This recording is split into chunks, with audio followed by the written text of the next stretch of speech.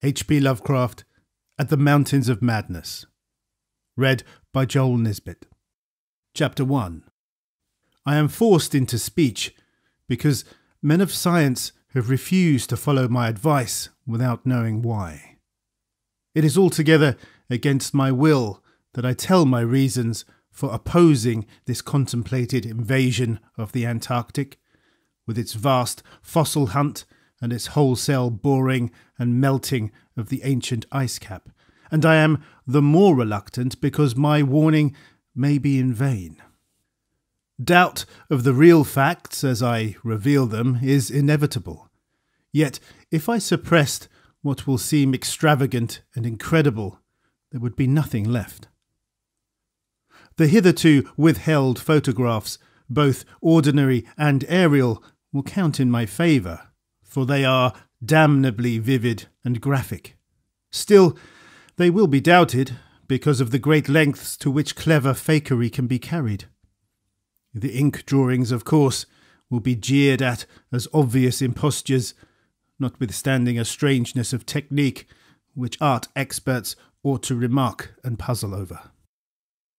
In the end, I must rely on the judgment and standing of the few scientific leaders who have, on the one hand, sufficient independence of thought to weigh my data on its own hideously convincing merits, or in the light of certain primordial and highly baffling myth cycles, and on the other hand, sufficient influence to deter the exploring world in general from any rash and over-ambitious program in the region of those mountains of madness. It is an unfortunate fact that relatively obscure men like myself and my associates, connected only with a small university, have little chance of making an impression where matters of a wildly bizarre or highly controversial nature are concerned. It is further against us that we are not, in the strictest sense, specialists in the field which came primarily to be concerned.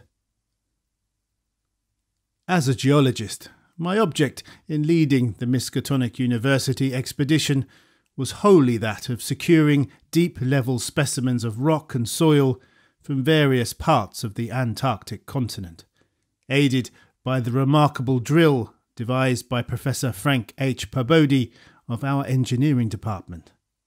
I had no wish to be a pioneer in any other field than this, but I did hope that the use of this new mechanical appliance at different points along previously explored paths would bring to light materials of a sort hitherto unreached by the ordinary methods of collection.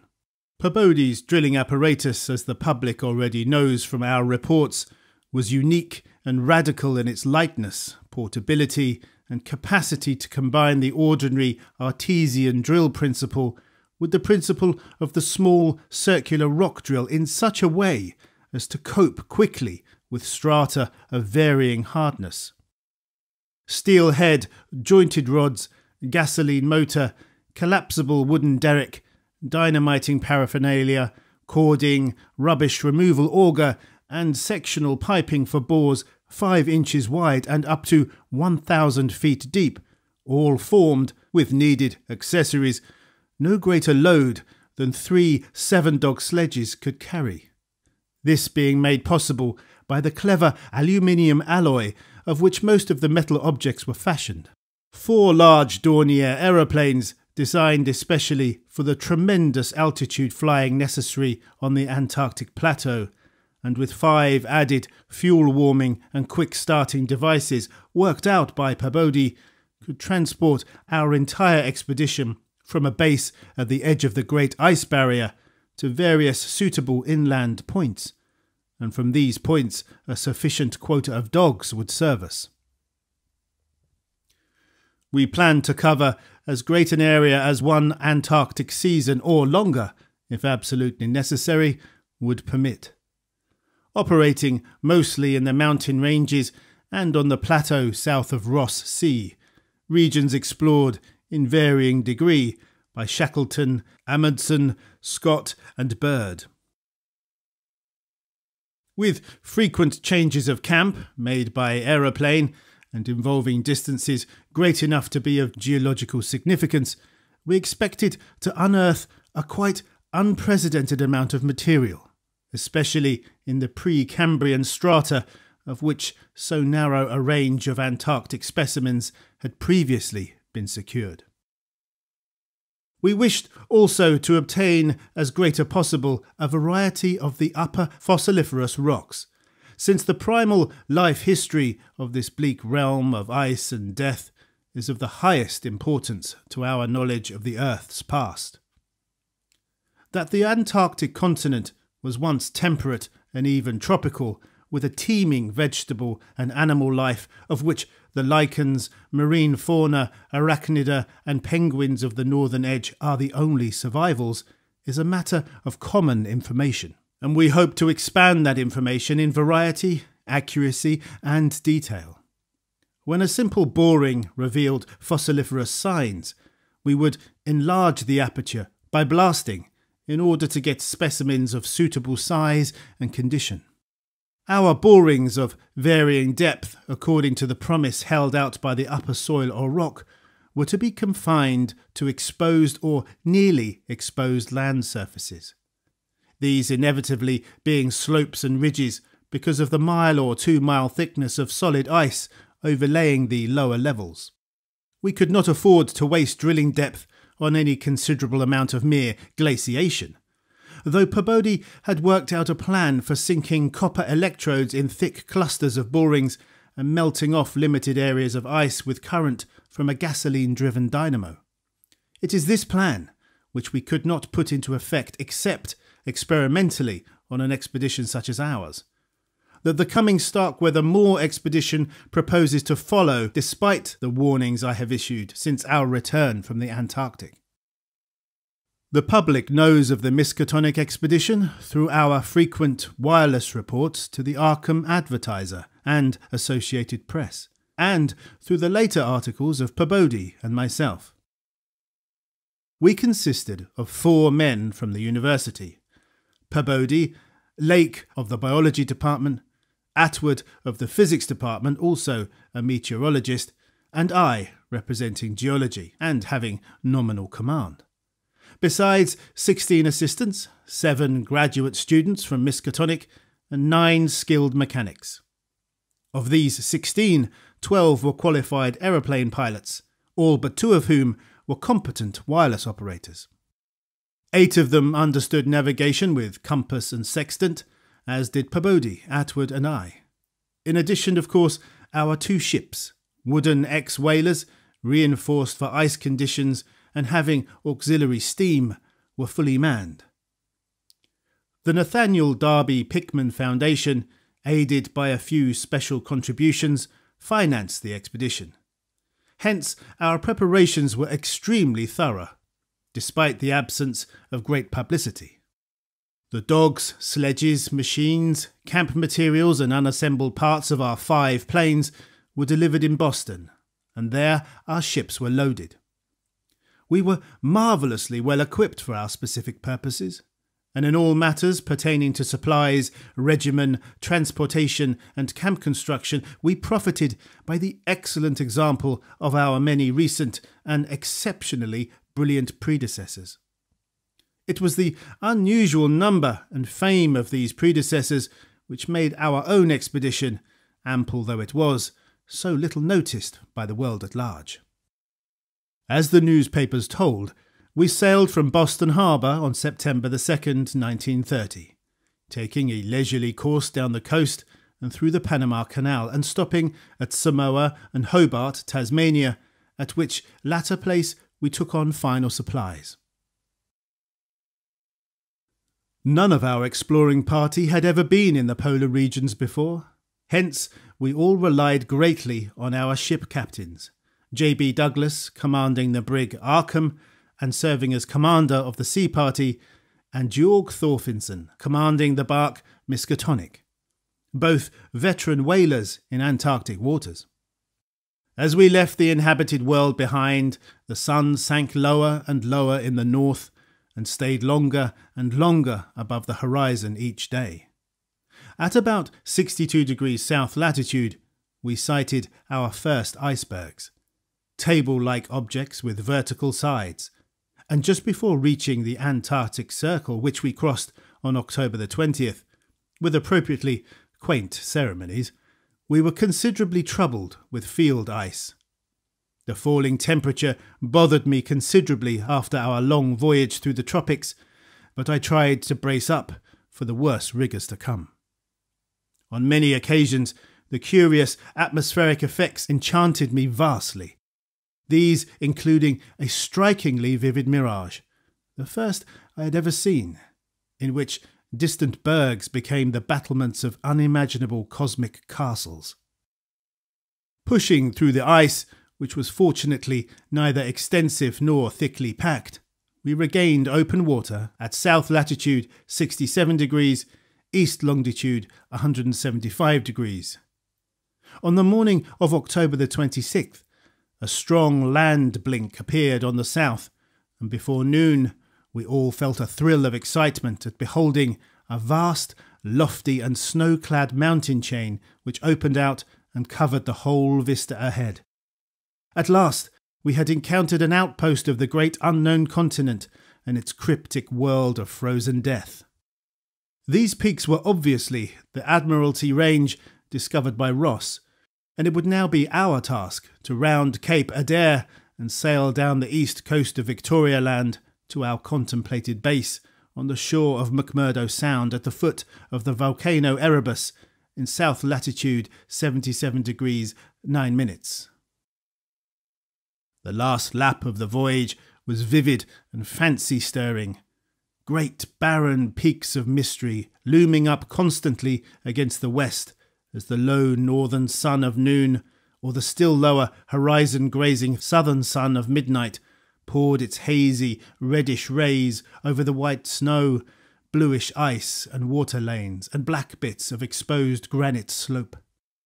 Through the desolate summits swept raging, intermittent gusts of the terrible Antarctic wind, whose cadences sometimes held vague suggestions of a wild and half-sentient musical piping, with notes extending over a wide range, and which, for some subconscious mnemonic reason, seemed to me disquieting and even dimly terrible. Something about the scene reminded me of the strange and disturbing Asian paintings of Nicholas Roerich, and of the still stranger and more disturbing descriptions of the evilly fabled plateau of Leng, which occur in the dreaded Necronomicon of the mad Arab Abdul al-Hazred. I was rather sorry, later on, that I had ever looked into that monstrous book at the college library. On the 7th of November, sight of the westward range having been temporarily lost, we passed Franklin Island, and the next day descried the cones of Mounts Erebus and Terror on Ross Island ahead, with the long line of the Parry Mountains beyond. There now stretched off to the east the low, white line of the Great Ice Barrier, rising perpendicularly to a height of 200 feet, like the rocky cliffs of Quebec, and marking the end of southern navigation. In the afternoon, we entered McMurdo Sound and stood off the coast in the lee of smoking Mount Erebus.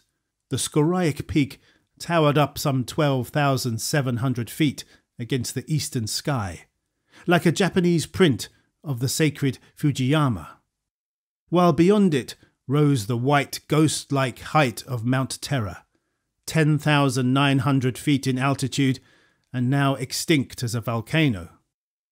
Puffs of smoke from Erebus came intermittently, and one of the graduate assistants, a brilliant young fellow named Danforth, pointed out what looked like lava on the snowy slope, remarking that this mountain, discovered in 1840, had undoubtedly been the source of Poe's image when he wrote 7 years later of "the lavas that restlessly roll their sulphurous currents down Yarnek in the ultimate climes of the pole, that groan as they roll down Mount Yarnek in the realms of the boreal pole." Danforth was a great reader of bizarre material, and had talked a good deal of Poe. I was interested myself because of the Antarctic scene of Poe's only long story, the disturbing and enigmatical Arthur Gordon Pym. On the barren shore and on the lofty ice barrier in the background, myriads of grotesque penguins squawked and flapped their fins, while many fat seals were visible on the water, swimming or sprawling across large cakes of slowly drifting ice. Using small boats, we effected a difficult landing on Ross Island shortly after midnight on the morning of the 9th, carrying a line of cable from each of the ships and preparing to unload supplies by means of a breeches buoy arrangement. Our sensations on first treading Antarctic soil were poignant and complex. Even though at this particular point the Scott and Shackleton expeditions had preceded us. Our camp on the frozen shore below the volcano's slope was only a provisional one, headquarters being kept aboard the Arkham. We landed all our drilling apparatus, dogs, sledges, tents, provisions, gasoline tanks, experimental ice melting outfit, cameras, both ordinary and aerial, aeroplane parts and other accessories, including 3 small portable wireless outfits, beside those in the planes, capable of communicating with the Arkham's large outfit from any part of the Antarctic continent that we would be likely to visit. The ship's outfit, communicating with the outside world, was to convey press reports to the Arkham Advertiser's powerful wireless station on Kingsport Head, Massachusetts. We hoped to complete our work during a single Antarctic summer, but if this proved impossible, we would winter on the Arkham, sending the Miskatonic north before the freezing of the ice for another summer's supplies. I need not repeat what the newspapers have already published about our early work, of our ascent of Mount Erebus, our successful mineral borings at several points on Ross Island, and the singular speed with which Peabody's apparatus accomplished them. Even through solid rock layers, our provisional test of the small ice-melting equipment, our perilous ascent of the Great Barrier with sledges and supplies, and our final assembling of 5 huge aeroplanes at the camp atop the barrier. The health of our land party, 20 men and 55 Alaskan sledge dogs, was remarkable, though of course we had so far encountered no really destructive temperatures or windstorms.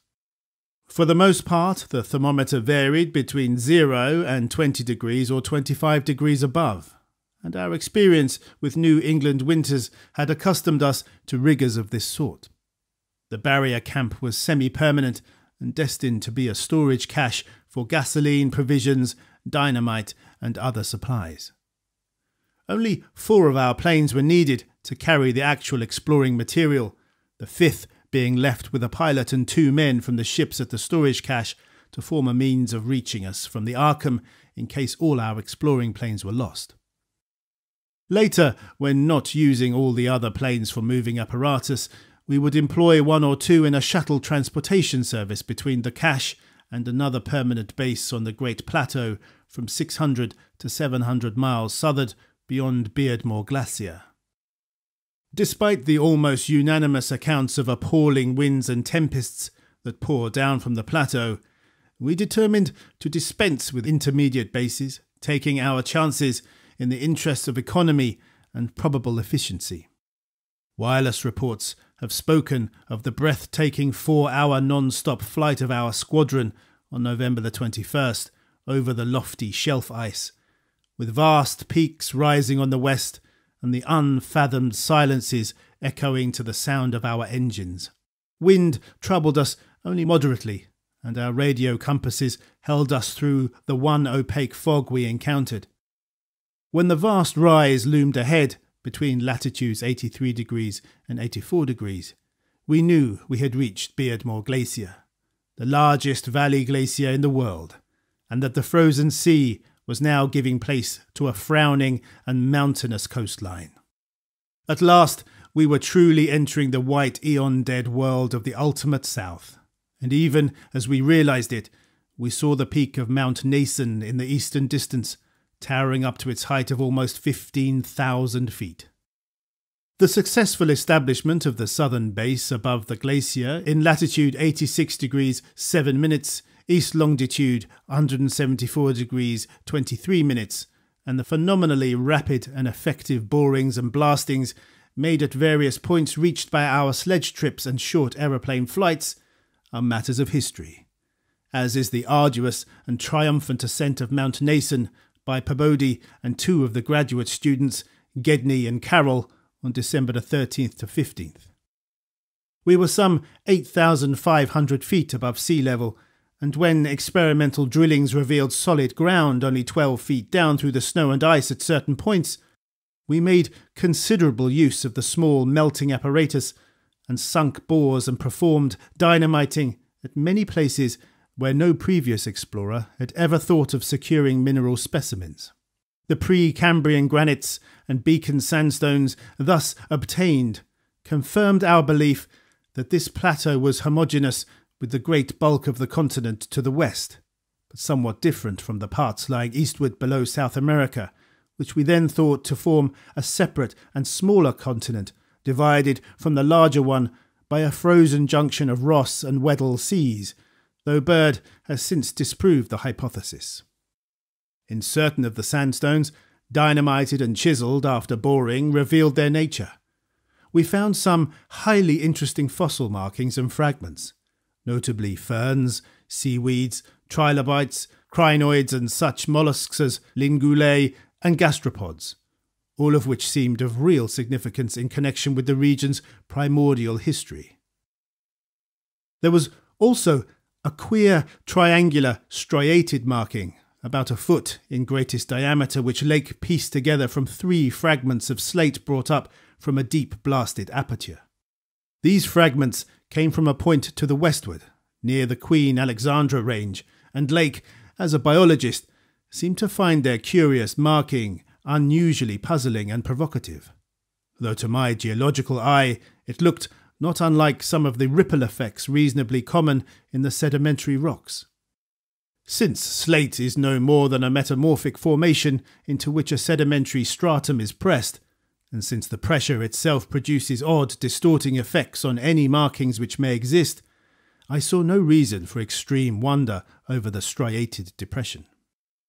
On January the 6th, 1931, Lake, Peabody, Danforth, all 6 of the students, 4 mechanics and I, flew directly over the South Pole in 2 of the Great Plains, being forced down once by a sudden high wind which fortunately did not develop into a typical storm.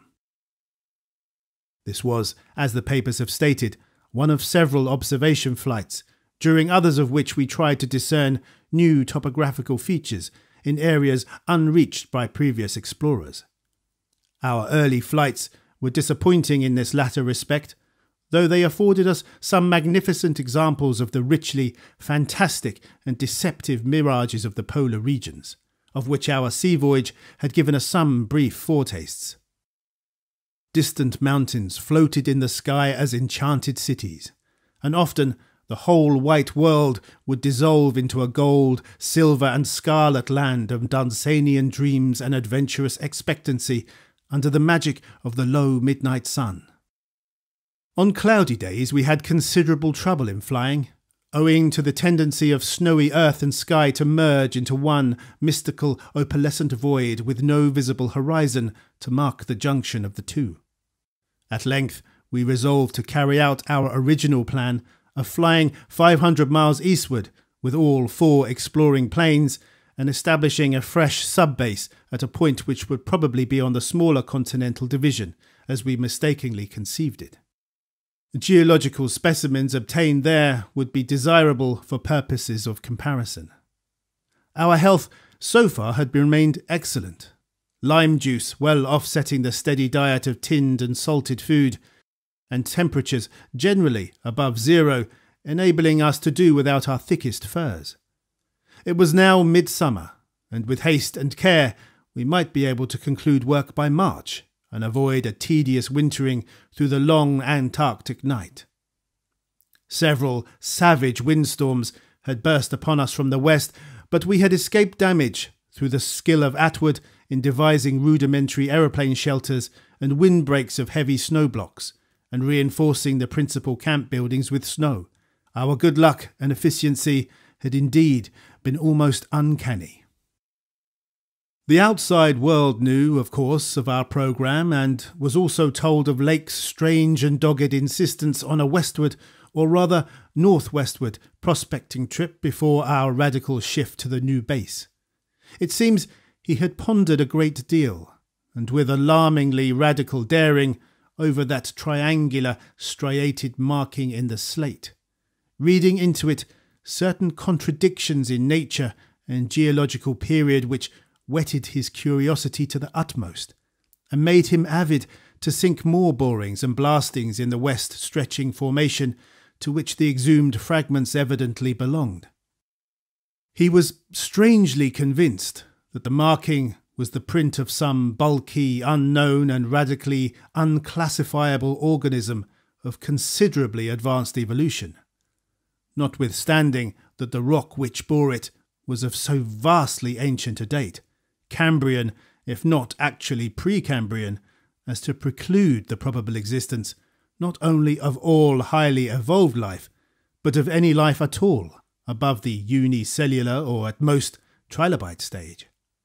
These fragments, with their odd marking, must have been 500 million to 1,000 million years old.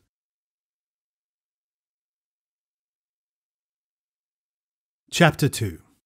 Popular imagination, I judge, responded actively to our wireless bulletins of Lake's start northwestward into regions never trodden by human foot or penetrated by human imagination, though we did not mention his wild hopes of revolutionizing the entire sciences of biology and geology. His preliminary sledging and boring journey of January 11th to the 18th with Peabody and 5 others, marred by the loss of 2 dogs in an upset when crossing one of the great pressure ridges in the ice, had brought up more and more of the Archean slate, and even I was interested by the singular profusion of evident fossil markings in that unbelievably ancient stratum. These markings, however, were of very primitive life forms involving no great paradox except that any life form should occur in rock as definitely Precambrian as this seemed to be. Hence, I still failed to see the good sense of Lake's demand for an interlude in our time-saving programme, an interlude requiring the use of all 4 planes, many men, and the whole of the expedition's mechanical apparatus. I did not in the end veto the plan, though I decided not to accompany the northwestward party, despite Lake's plea for my geological advice. While they were gone, I would remain at the base with Peabody and 5 men and work out final plans for the eastward shift. In preparation for this transfer, one of the planes had begun to move up a good gasoline supply from McMurdo Sound, but this could wait temporarily. I kept with me 1 sledge and 9 dogs, since it is unwise to be at any time without possible transportation in an utterly tenantless world of eon-long death. Lake's sub-expedition into the unknown, as everyone will recall, sent out its own reports from the short-wave transmitters on the plains, these being simultaneously picked up by our apparatus at the southern base and by the Arkham at McMurdo Sound, whence they were relayed to the outside world on wavelengths of up to 50 metres. The start was made January 22nd at 4 a.m, and the first wireless message we received came only 2 hours later when Lake spoke of descending and starting a small-scale ice melting and bore at a point some 300 miles away from us. 6 hours after that, a second and very excited message told of the frantic, beaver-like work whereby a shallow shaft had been sunk and blasted, culminating in the discovery of slate fragments with several markings approximately like the one which had caused the original puzzlement. 3 hours later, a brief bulletin announced the resumption of the flight in the teeth of a raw and piercing gale, and when I dispatched a message of protest against further hazards, Lake replied curtly that his new specimens made any hazard worth taking. I saw that his excitement had reached the point of mutiny, and that I could do nothing to check this headlong risk of the whole expedition's success. But it was appalling to think of his plunging deeper and deeper into that treacherous and sinister white immensity of tempests and unfathomed mysteries which stretched off for some 1,500 miles to the half-known, half-suspected coastline of Queen Mary and Knox lands.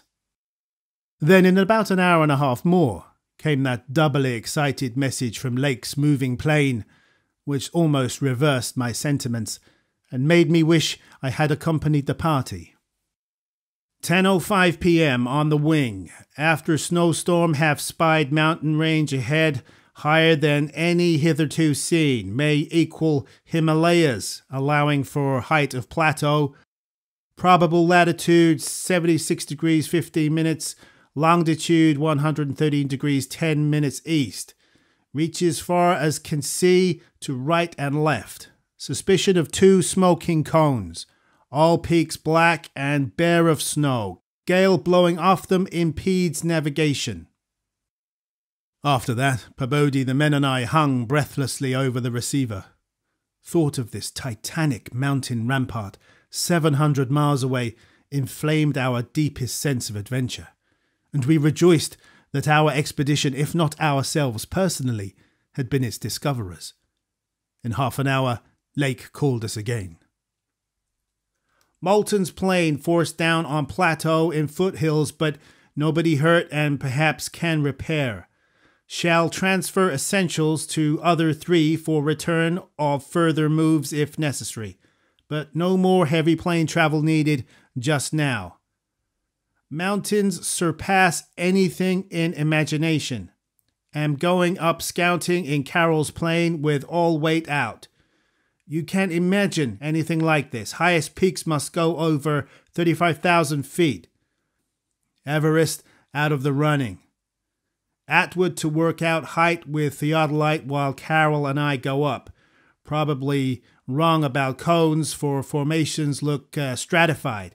Possibly Precambrian slate with other strata mixed in.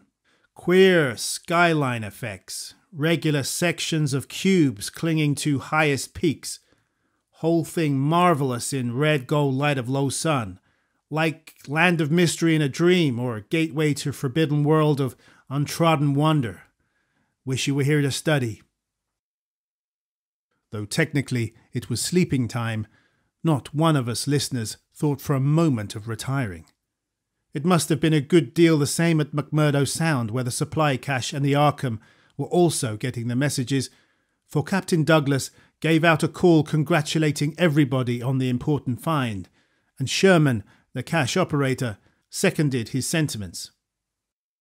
We were sorry, of course, about the damaged aeroplane, but hoped it could be easily mended. Then, at 11 p.m, came another call from Lake. Up with Carroll over highest foothills. Don't dare try really tall peaks in present weather, but shall later. Frightful work climbing and hard going at this altitude, but worth it. Great range, fairly solid, hence can't get any glimpses beyond. Main summits exceed Himalayas, and very queer. Range looks like Precambrian slate with plain signs of many other upheaved strata. Was wrong about volcanism, goes farther in either direction than we can see. Swept clear of snow above about 21,000 feet. Odd formations on slopes of highest mountains. Great low square blocks with exactly vertical sides, and rectangular lines of low vertical ramparts like the old Asian castles clinging to steep mountains in Roerich's paintings. Impressive from distance. Flew close to some, and Carroll thought they were formed of smaller separate pieces, but that is probably weathering. Most edges crumbled and rounded off as if exposed to storms and climate changes for millions of years. Parts, especially upper parts, seem to be of lighter colored rock than any visible strata on slopes proper, hence an evidently crystalline origin. Close flying shows many cave mouths, some unusually regular in outline, square or semicircular. You must come and investigate. Think I saw rampart squarely on top of one peak. Height seems about 30,000 to 35,000 feet. Am up 21,500 myself in devilish gnawing cold. Wind whistles and pipes through passes in and out of caves, but no flying danger so far. From then on, for another half hour, Lake kept up a running fire of comment and expressed his intention of climbing some of the peaks on foot. I replied that I would join him as soon as he could send a plane, and that Peabody and I would work out the best gasoline plan, just where and how to concentrate our supply in view of the expedition's altered character. Obviously, Lake's boring operations, as well as his aeroplane activities, would need a great deal delivered for the new base which he was to establish at the foot of the mountains, and it was possible that the eastward flight might not be made after all this season. In connection with this business, I called Captain Douglas and asked him to get as much as possible out of the ships and up the barrier with the single dog team we had left there. A direct route across the unknown region between Lake and McMurdo Sound was what we really ought to establish. Lake called me later to say that he had decided to let the camp stay where Moulton's plane had been forced down and where repairs had already progressed somewhat. The ice sheet was very thin, with dark ground here and there visible, and he would sink some borings and blasts at that very point before making any sledge trips or climbing expeditions.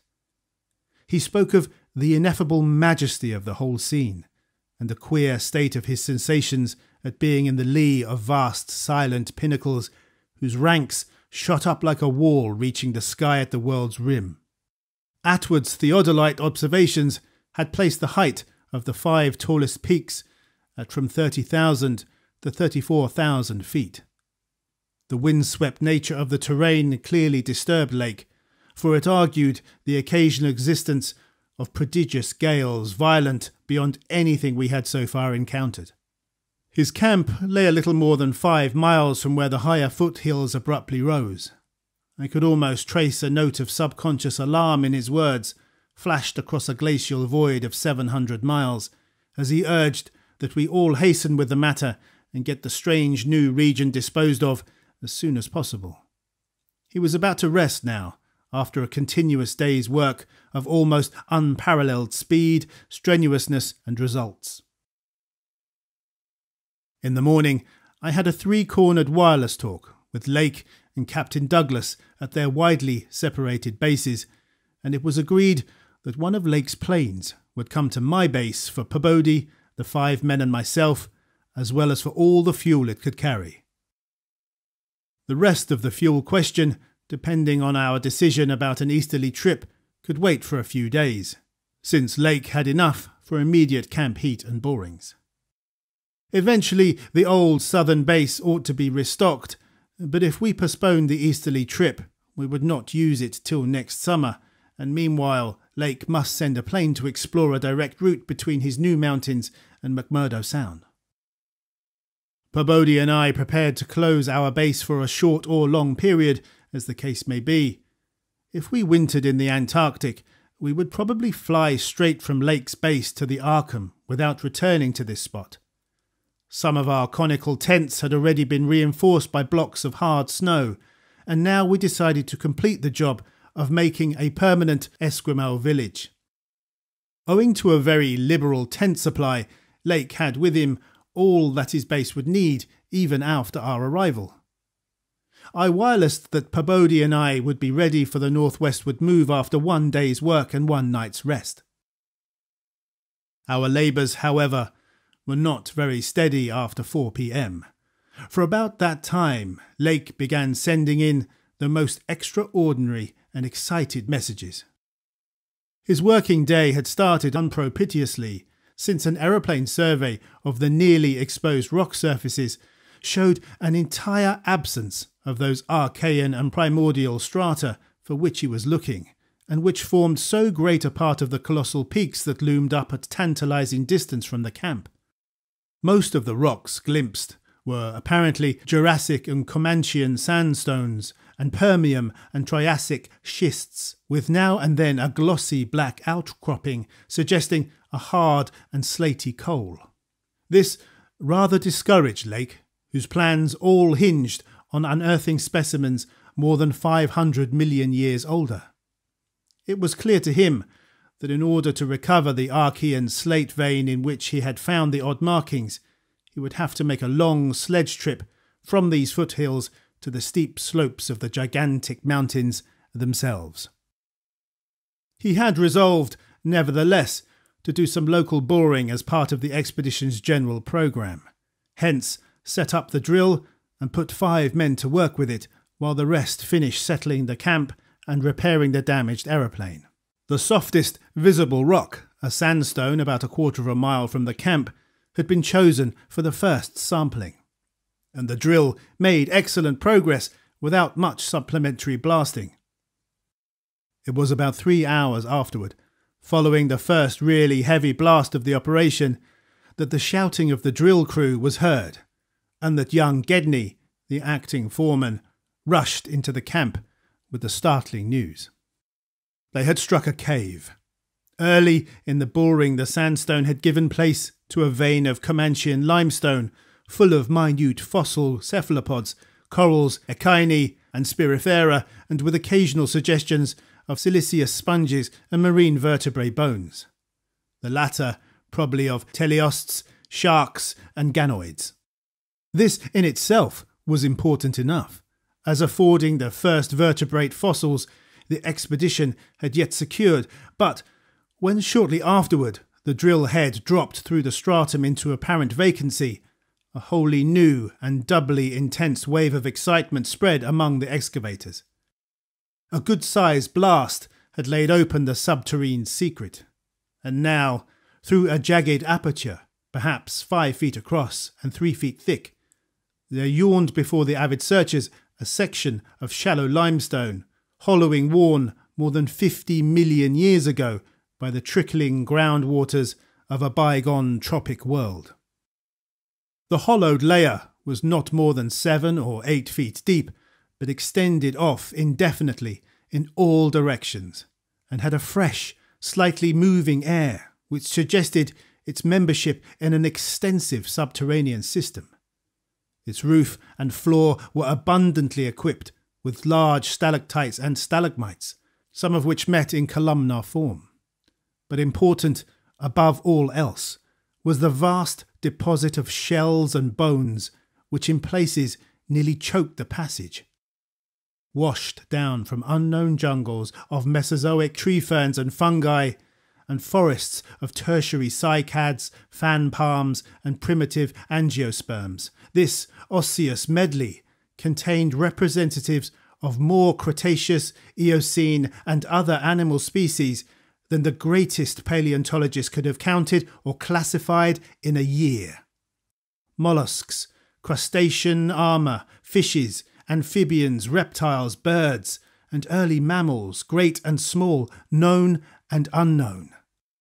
No wonder Gedney ran back to the camp shouting, and no wonder everyone else dropped work and rushed headlong through the biting cold to where the tall derrick marked a new-found gateway to secrets of inner earth and vanished eons. When Lake had satisfied the first keen edge of his curiosity, he scribbled a message in his notebook and had young Moulton run back to the camp to dispatch it by wireless. This was my first word of the discovery, and it told of the identification of early shells, bones of ganoids and plasioderms, remnants of labyrinthodonts and thesodonts, great mosasaur skull fragments, dinosaur vertebrae and armour plates, pterodactyl teeth and wing bones, Archaeopteryx debris, Miocene shark's teeth, primitive bird skulls and skulls, vertebrae and other bones of archaic mammals such as Paleotheres, Xiphodons, Dinosaurices, Eohypi, Oreodons and Titanotheres. There was nothing as recent as a mastodon, elephant, true camel, deer or bovine animal, hence Lake concluded that the last deposits had occurred during the Oligocene age and that the hollowed stratum had lain in its present dried, dead and inaccessible state for at least 30 million years. On the other hand, the prevalence of very early life forms was singular in the highest degree. Though the limestone formation was, on the evidence of such typical embedded fossils as ventriculites, positively and unmistakably Comanchean, and not a particle earlier. The free fragments in the hollow space included a surprising proportion from organisms hitherto considered as peculiar to older periods, even rudimentary fishes, mollusks, and corals as remote as the Silurian or Ordovician. The inevitable inference was that in this part of the world there had been a remarkable and unique degree of continuity between the life of over 300 million years ago and that of only 30 million years ago. How far this continuity had extended beyond the Oligocene age when the cavern was closed was, of course, past all speculation. In any event, the coming of the frightful ice in the Pleistocene some 500,000 years ago, a mere yesterday as compared with the age of this cavity, must have put an end to any of the primal forms which had locally managed to outlive their common terms. Lake was not content to let his first message stand, but had another bulletin written and dispatched across the snow to the camp before Moulton could get back. After that, Moulton stayed at the wireless in one of the planes, transmitting to me and to the Arkham for relaying to the outside world the frequent postscripts which Lake sent him by a succession of messengers. Those who followed the newspaper will remember the excitement created among men of science by that afternoon's reports. Reports which have finally led, after all these years, to the organisation of that very Starkweather Moor expedition which I am so anxious to dissuade from its purposes. I had better give the messages literally as Lake sent them, and as our base operator McTeague translated them from his pencil shorthand. Fowler makes discovery of highest importance in sandstone and limestone fragments from blasts. Several distinct triangular striated prints like those in Archean slate, proving that source survived from over 600 million years ago to Comanchean times without more than moderate morphological changes and decrease in average size. Comanchean prints apparently more primitive or decadent, if anything, than older ones. Emphasize importance of discovery and press. Will mean to biology what Einstein has meant to mathematics and physics. Joins up with my previous work and amplifies conclusions. Appears to indicate, as I suspected, that Earth has seen whole cycle or cycles of organic life before known one that begins with archaeozoic cells, was evolved and specialized not later than 1,000 million years ago when planet was young and recently uninhabitable for any life forms or normal protoplasmic structure. Question arises, when, where, and how development took place. Later, examining certain skeletal fragments of large land and marine saurians and primitive mammals, find singular local wounds or injuries to bony structure not attributable to any known predatory or carnivorous animal of any period. Of two sorts, straight, penetrant bores and apparently hacking incisions. One or two cases of cleanly severed bone. Not many specimens affected. Am sending to camp for electric torches. Will extend search area underground by hacking away stalactites. Still later, have found peculiar soapstone fragment, about 6 inches across and 1.5 inches thick, wholly unlike any visible local formation. Greenish, but no evidences to place its period.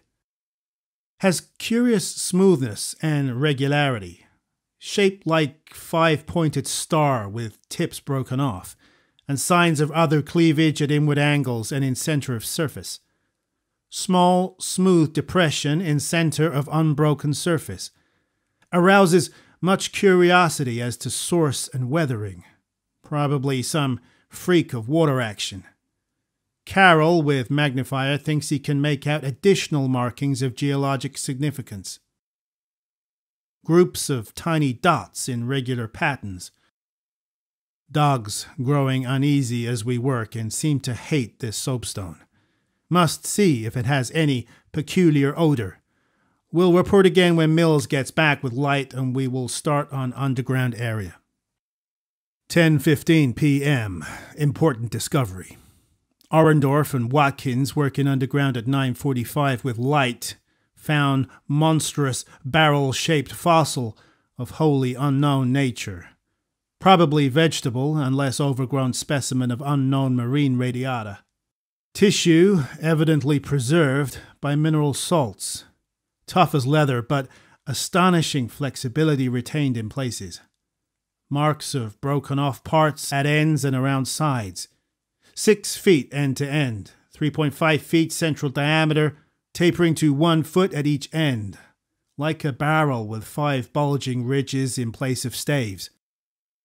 Lateral breakages, as of thinnish stalks, are at equator in middle of these ridges. In furrows between ridges are curious growths, combs or wings that fold up and spread out like fans. All greatly damaged but one, which gives almost 7-foot wing spread. Arrangement reminds one of certain monsters of primal myth, especially fabled elder things in Necronomicon. These wings seem to be membranous, stretched on framework of glandular tubing.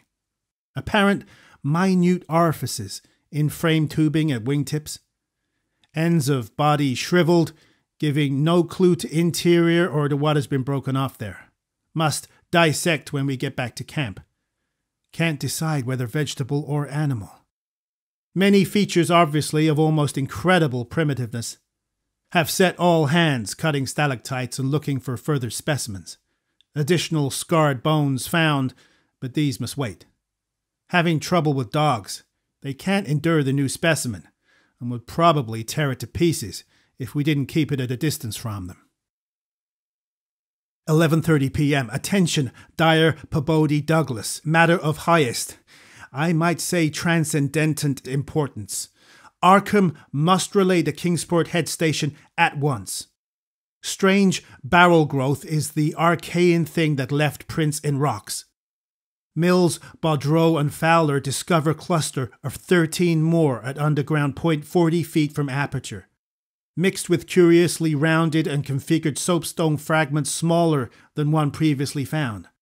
Star-shaped, but no marks of breakage except at some of the points. Of organic specimens, 8 apparently perfect, with all appendages. Have brought all to surface, leading off dogs to distance. They cannot stand the things. Give close attention to description and repeat back for accuracy. Papers must get this right. Objects are 8 feet long all over. 6 foot, 5 ridged barrel torso, 3.5 central diameter, 1 foot end diameters. Dark grey, flexible and infinitely tough. 7-foot membranous wings of same color, found folded, spread out of furrows between ridges. Wing framework, tubular or glandular of lighter grey with orifices at wing tips. Spread wings have serrated edge. Around equator, one at central apex of each of the 5 vertical stave-like ridges are 5 systems of light grey flexible arms or tentacles, found tightly folded to torso but expansible to a maximum length of over 3 feet, like arms of primitive crinoid. Single stalks, 3 inches diameter, branch after 6 inches into 5 substalks, each of which branches after 8 inches into 5 small tapering tentacles or tendrils, giving each stalk a total of 25 tentacles. At top of torso, blunt, bulbous neck of lighter grey with gill-like suggestions holds yellowish, 5-pointed, starfish-shaped apparent head covered with 3-inch wiry cilia of various prismatic colours. Head thick and puffy, about 2 feet point to point, with 3-inch flexible yellowish tubes projecting from each point. Slit in exact center of top, probably breathing aperture. At the end of each tube is spherical expansion where yellowish membrane rolls back on handling to reveal glassy, red irised globe, evidently an eye. 5 slightly longer, reddish tubes start from inner angles of starfish-shaped head and end in sac-like swellings of same color, which, upon pressure, opened to bell-shaped orifices 2 inches maximum diameter and lined with sharp white tooth-like projections, probable mouths. All these tubes, cilia and points of starfish head found folded tightly down. Tubes and points clinging to bulbous neck and torso. Flexibility surprising despite vast toughness. At bottom of torso, rough but dissimilarly functioning counterparts of head arrangements exist. Bulbous, light grey pseudo-neck without gill suggestions holds greenish, 5-pointed starfish arrangement. Tough, muscular arms, 4 feet long and tapering from 7 inches diameter at base to about 2.5 at point. To each point is attached small end of a greenish, 5-veined membranous triangle, 8 inches long and 6 wide at farther end. This is the paddle, fin or pseudofoot which has made prints in rocks from 1,000 million to 50 or 60 million years old. From inner angles of starfish arrangement project 2-foot reddish tubes tapering from 3 inches diameter at base to 1 at tip, orifices at tips. All these parts infinitely tough and leathery, but extremely flexible. 4-foot arms with paddles undoubtedly used for locomotion of some sort, marine or otherwise. When moved, display suggestions of exaggerated muscularity. As found, all these projections tightly folded over pseudo-neck and end of torso, corresponding to projections at other end. Cannot yet assign positively to animal or vegetable kingdom, but odds now favor animal. Probably represents incredibly advanced evolution of radiata without loss of certain primitive features. Echinoderm resemblance is unmistakable despite local contradictory evidences. Wing structure puzzles in view of probable marine habitat, but may have use in water navigation. Symmetry is curiously vegetable-like, suggesting vegetables essentially up and down structure rather than animals fore and aft structure.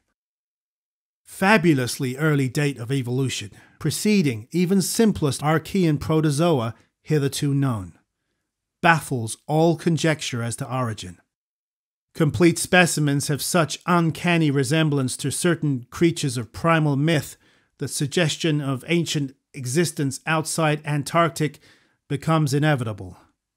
Dyer and Peabody have read Necronomicon and seen Clark Ashton Smith's nightmare paintings based on text, and will understand when I speak of elder things supposed to have created all Earth life as jest or mistake. Students have always thought conception formed from morbid imaginative treatment of very ancient tropical radiata, also like prehistoric folklore things Wilmarth has spoken of, Cthulhu cult appendages, etc. Vast field of study open, deposits probably of late Cretaceous or early Eocene period judging from associated specimens, massive stalagmites deposited above them. Hard work hewing out, but toughness prevented damage. State of preservation miraculous, evidently owing to limestone action. No more found so far, but we'll resume search later.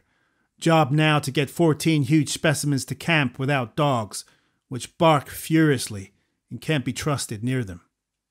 With 9 men, 3 left to guard the dogs, we ought to manage the 3 sledges fairly well, though wind is bad.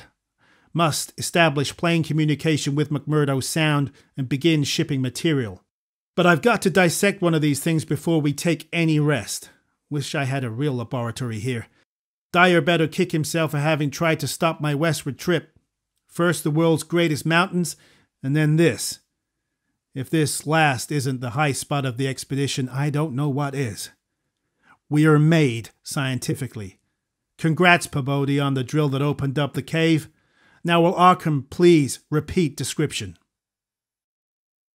The sensations of Peabody and myself at receipt of this report were almost beyond description. Nor were our companions much behind us in enthusiasm. McTeague, who had hastily translated a few high spots as they came from the droning receiving set, wrote out the entire message from his shorthand version as soon as Lake's operator signed off. All appreciated the epoch-making significance of the discovery, and I sent Lake congratulations as soon as the Arkham's operator had repeated back the descriptive parts as requested. And my example was followed by Sherman from his station at the McMurdo Sound supply cache, as well as by Captain Douglas of the Arkham. Later, as head of the expedition, I added some remarks to be relayed through the Arkham to the outside world.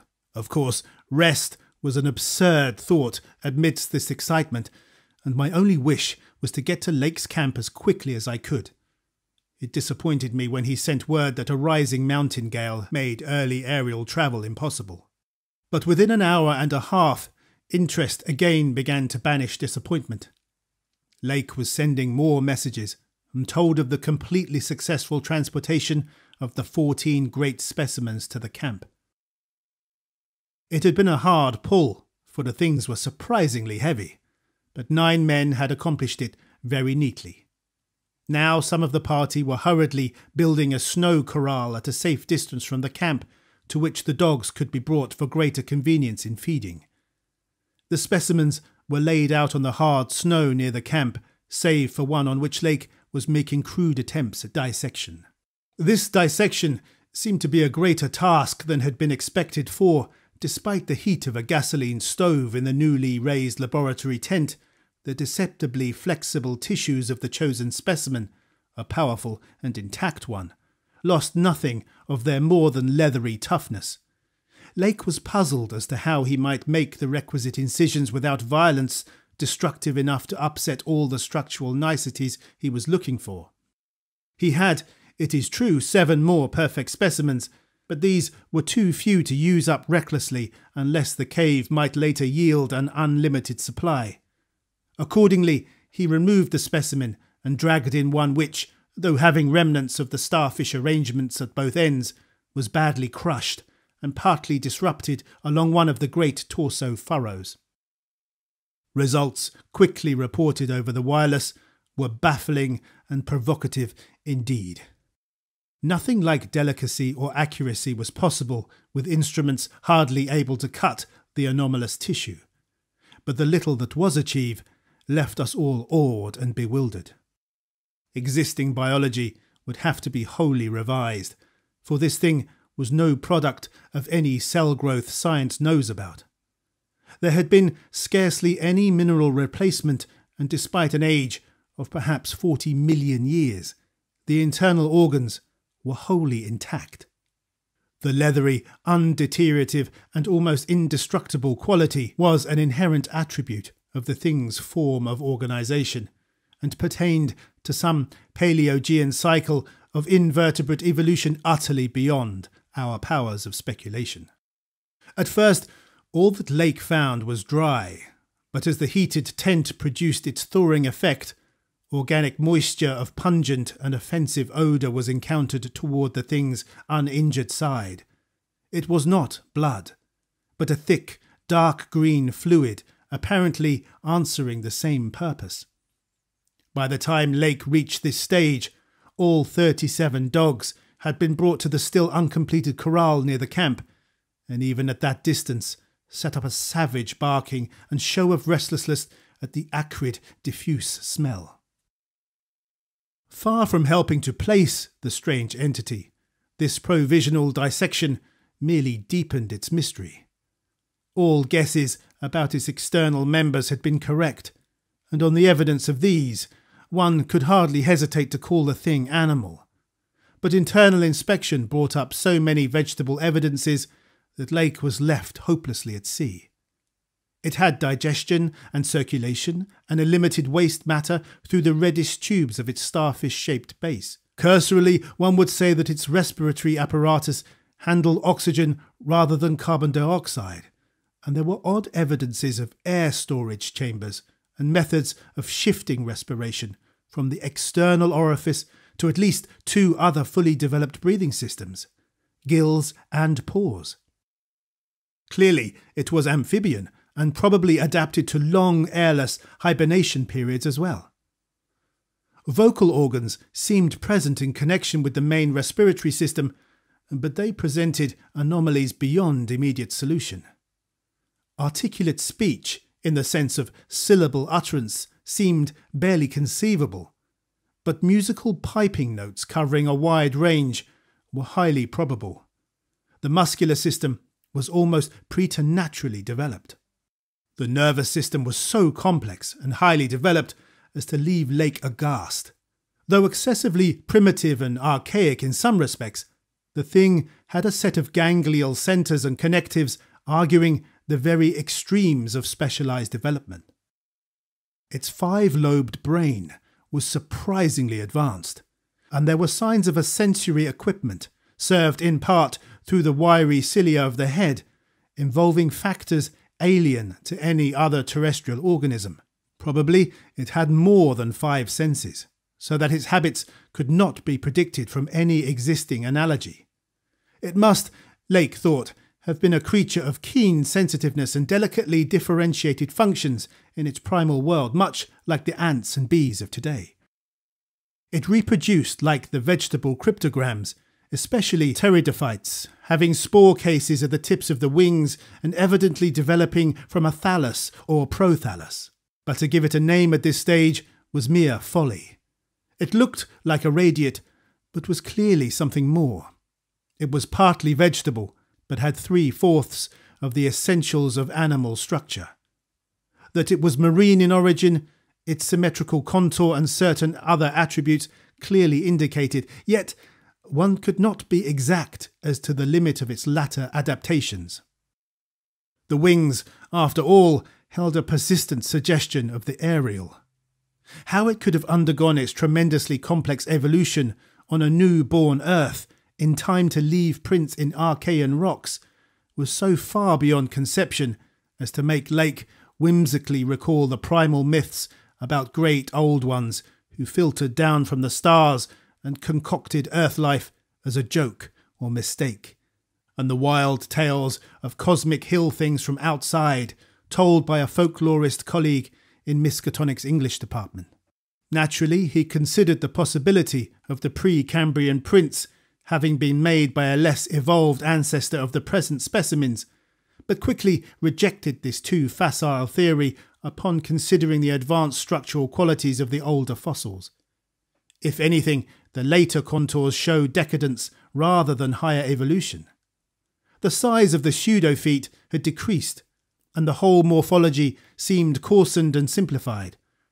Moreover, the nerves and organs just examined held singular suggestions of retrogression from forms still more complex.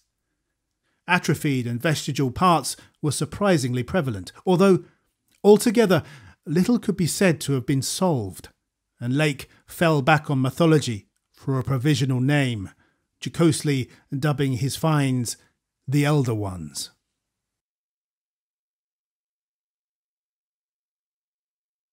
At about 2:30 a.m, having decided to postpone further work and get a little rest, he covered the dissected organism with a tarpaulin, emerged from the laboratory tent and studied the intact specimens with renewed interest. The ceaseless Antarctic sun had begun to limber up their tissues a trifle, so the head points and tubes of 2 or 3 showed signs of unfolding.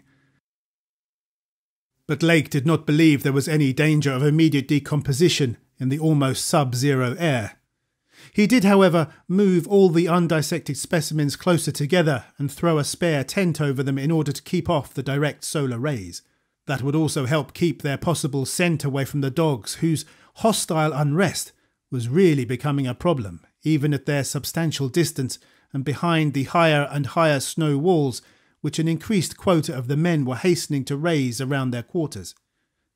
He had to weigh down the corners of the tent cloth with heavy blocks of snow to hold it in place amidst the rising gale, for the Titan Mountains seemed about to deliver some gravely severe blasts. Early apprehensions about sudden Antarctic winds were revived, and under Atwood's supervision, precautions were taken to bank the tents, new dog corral and crude aeroplane shelters with snow on the mountainward side. These latter shelters, begun with hard snow blocks during odd moments, were by no means as high as they should have been, and Lake finally detached all hands from other tasks to work on them. It was after 4 when Lake at last prepared to sign off and advised us all to share the rest period his outfit would take when the shelter walls were a little higher. He held some friendly chat with Pabodie over the ether and repeated his praise of the really marvellous drills that had helped him make his discovery. Atwood also sent greetings and praises. I gave Lake a warm word of congratulation, owning up that he was right about the western trip, and we all agreed to get in touch by wireless at 10 in the morning. If the gale was then over, Lake would send a plane for the party at my base. Just before retiring, I dispatched a final message to the Arkham, with instructions about toning down the day's news for the outside world, since the full details seemed radical enough to rouse a wave of incredulity until further substantiated.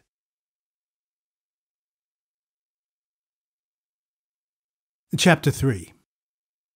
None of us, I imagine, slept very heavily or continuously that morning, for both the excitement of Lake's discovery and the mounting fury of the wind were against such a thing. So savage was the blast, even where we were, that we could not help wondering how much worse it was at Lake's camp, directly under the vast, unknown peaks that bred and delivered it. McTeague was awake at 10 o'clock and tried to get Lake on the wireless, as agreed, but some electrical condition in the disturbed air to the westward seemed to prevent communication. We did, however, get the Arkham, and Douglas told me that he had likewise been vainly trying to reach Lake. He had not known about the wind, for very little was blowing at McMurdo Sound, despite its persistent rage where we were. Throughout the day we all listened anxiously and tried to get Lake at intervals, but invariably without results. About noon, a positive frenzy of wind stampeded out of the west, causing us to fear for the safety of our camp. But it eventually died down, with only a moderate relapse at 2 p.m. After 3 o'clock, it was very quiet, and we redoubled our efforts to get Lake. Reflecting that he had 4 planes, each provided with an excellent short-wave outfit, we could not imagine any ordinary accident capable of crippling all his wireless equipment at once. Nevertheless, the stony silence continued, and when we thought of the delirious force the wind must have had in his locality, we could not help making the most direful conjectures. By 6 o'clock, our fears had become intense and definite, and after a wireless consultation with Douglas and Thorfinson, I resolved to take steps toward investigation.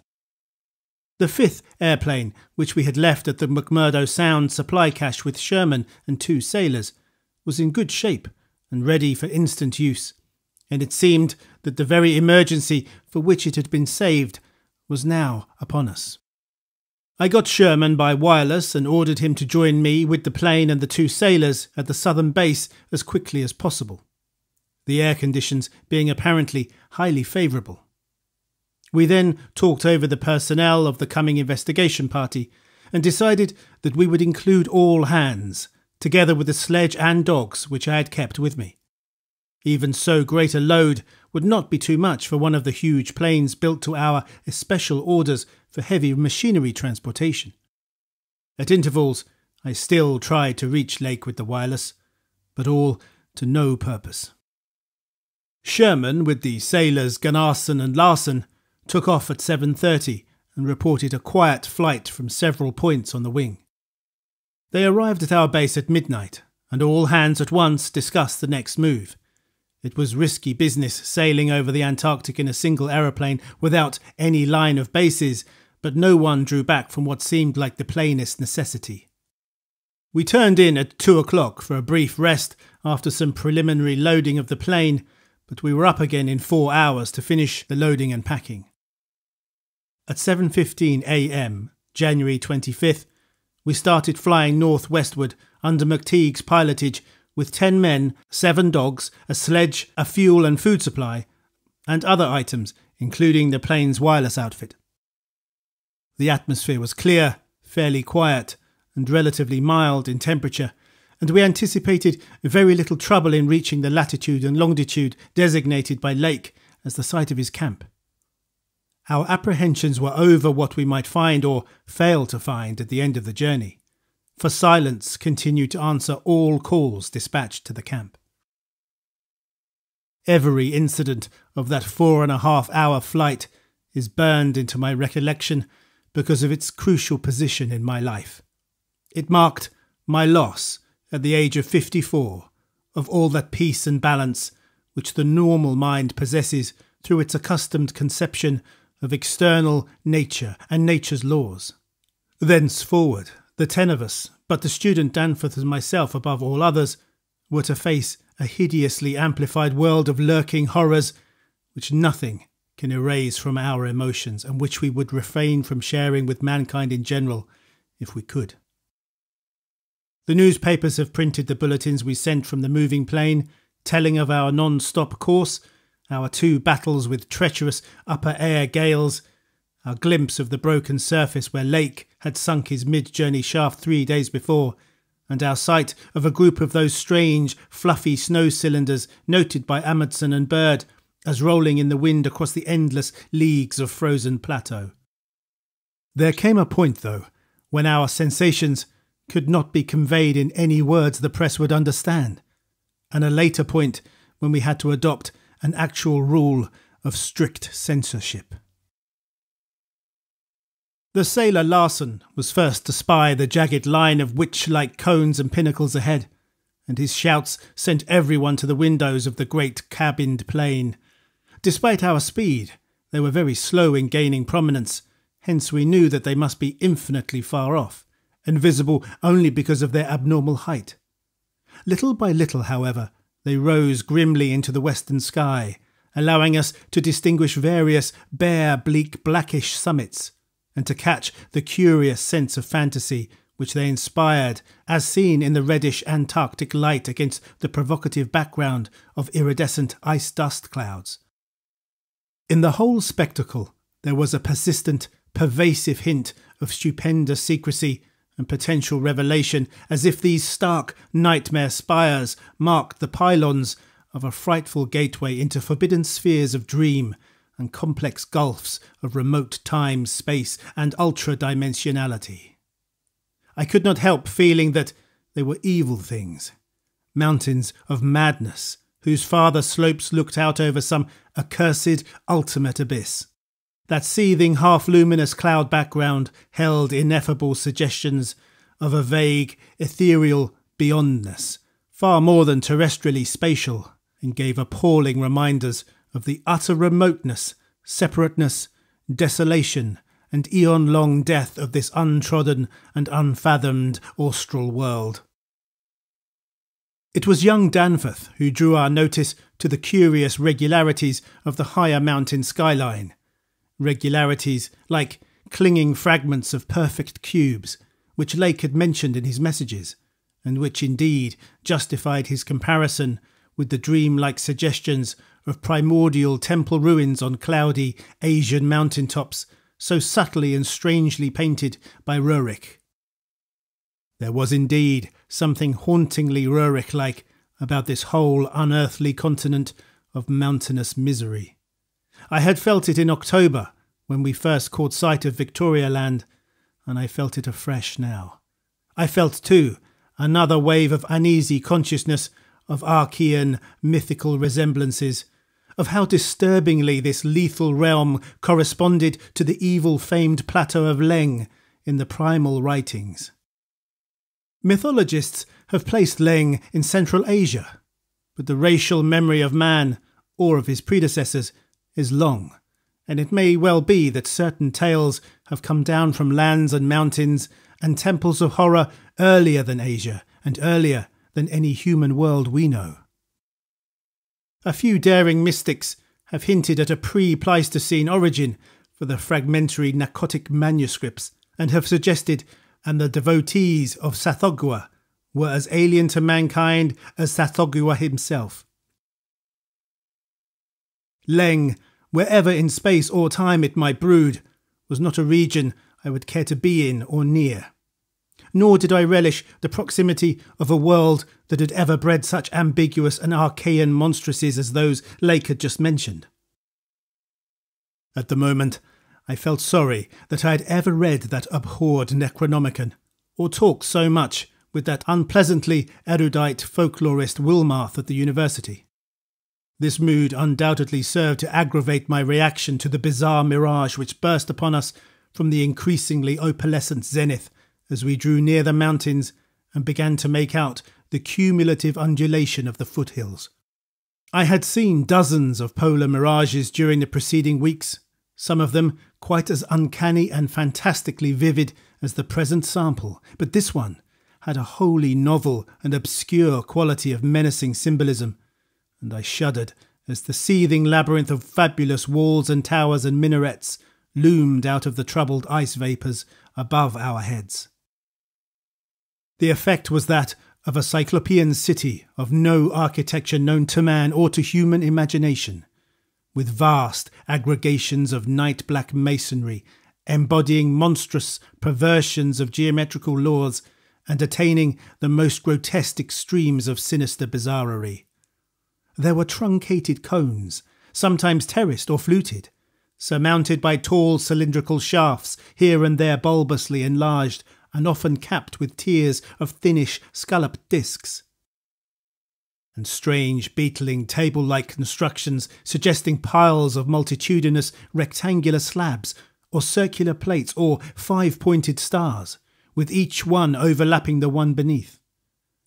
There were composite cones and pyramids, either alone or surmounting cylinders or cubes, or flatter, truncated cones and pyramids, and occasional needle-like spires in curious clusters of 5. All of these febrile structures seemed knit together by tubular bridges crossing from one to the other at various dizzy heights, and the implied scale of the whole was terrifying and impressive in its sheer giganticism. The general type of mirage was not unlike some of the wilder forms observed and drawn by the Arctic whaler Scoresby in 1820. But at this time and place, with those dark, unknown mountain peaks soaring stupendously ahead, that anomalous elder world discovery in our minds, and the pall of probable disaster enveloping the greater part of our expedition, we all seemed to find it a taint of latent malignity and infinitely evil portent. I was glad when the mirage began to break up, though in the process the various nightmare turrets and cones assumed distorted, temporary forms of even vaster hideousness. As the whole illusion dissolved to churning opalescence, we began to look earthward again, and saw that our journey's end was not far off. The unknown mountains ahead rose dizzyingly up like a fearsome rampart of giants, their curious regularities showing with startling clearness even without a field glass.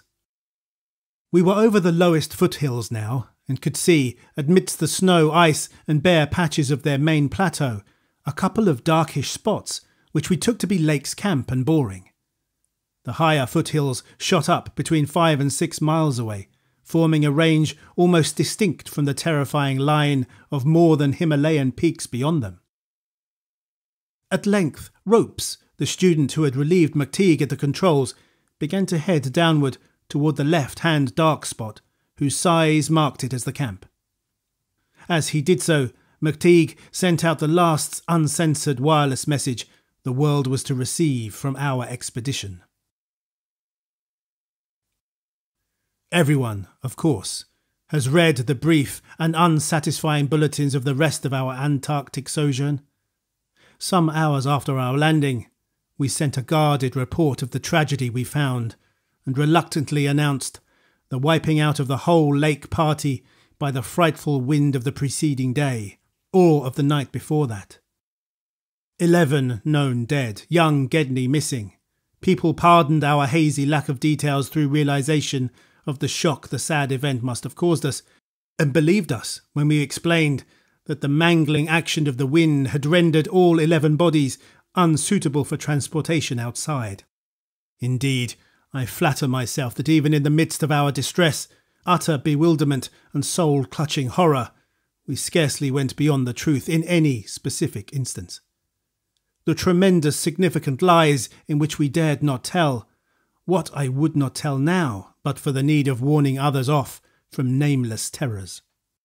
It is a fact that the wind had wrought dreadful havoc. Whether all could have lived through it, even without the other thing, is gravely open to doubt. The storm, with its fury of madly driven ice particles, must have been beyond anything our expedition had encountered before.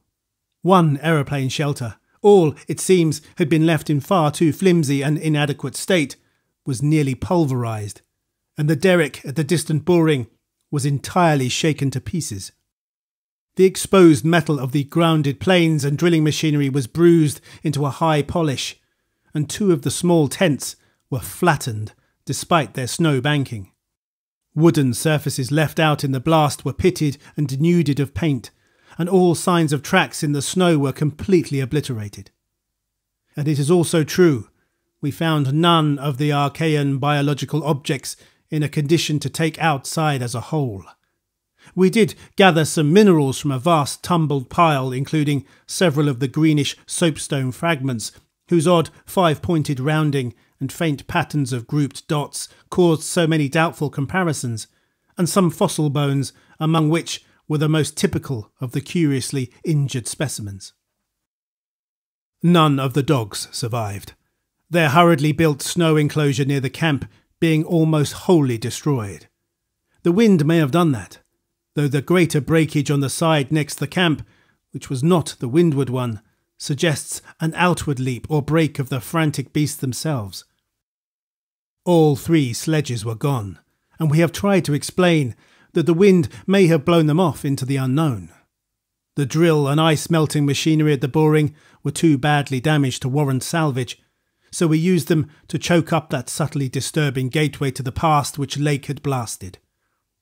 We likewise left at the camp the two most shaken up of the planes, since our surviving party had only 4 real pilots, Sherman, Danforth, McTeague and Ropes, in all with Danforth in a poor nervous shape to navigate.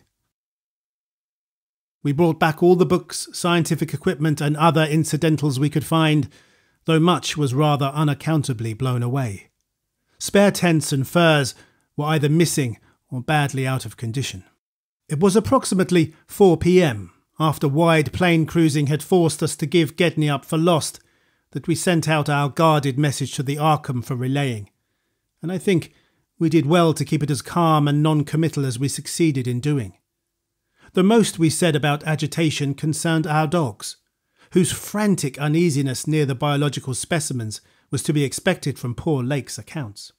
We did not mention, I think, their display of the same uneasiness when sniffing around the queer greenish soapstones and certain other objects in the disordered region, objects including scientific instruments, aeroplanes and machinery both at the camp and at the boring, whose parts had been loosened, moved, or otherwise tampered with by winds that must have harboured singular curiosity and investigativeness. About the 14 biological specimens, we were pardonably indefinite. We said that only the ones we discovered were damaged, but that enough was left of them to prove Lake's description wholly and impressively accurate. It was hard work keeping our personal emotions out of this matter, and we did not mention numbers or say exactly how we had found those which we did find. We had, by that time, agreed not to transmit anything suggesting madness on the part of Lake's men, and it surely looked like madness to find 6 imperfect monstrosities carefully buried upright in 9-foot snow graves under 5-pointed mounds, punched over with groups of dots in patterns exactly like those on the queer greenish soapstones dug up from Mesozoic or Tertiary times. The 8 perfect specimens mentioned by Lake seemed to have been completely blown away. We were careful too about the public's general peace of mind, hence Danforth and I said little about that frightful trip over the mountains the next day. It was the fact that only a radically lightened plane could possibly cross a range of such height which mercifully limited that scouting tour to the 2 of us.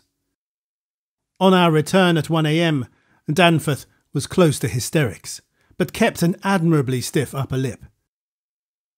It took no persuasion to make him promise not to show our sketches and the other things we brought away in our pockets, not to say anything more to the others than what we had agreed to relay outside, and to hide our camera films for private development later on, so that part of my present story will be as new to Peabody, McTeague, Ropes, Sherman, and the rest, as it will be to the world in general.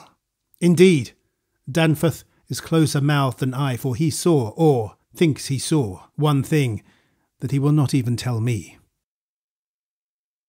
As all know, our report included a tale of a hard ascent, a confirmation of Lake's opinion that the great peaks are of Archean slate and other very primal crumpled strata, unchanged since at least Middle Comanchean times.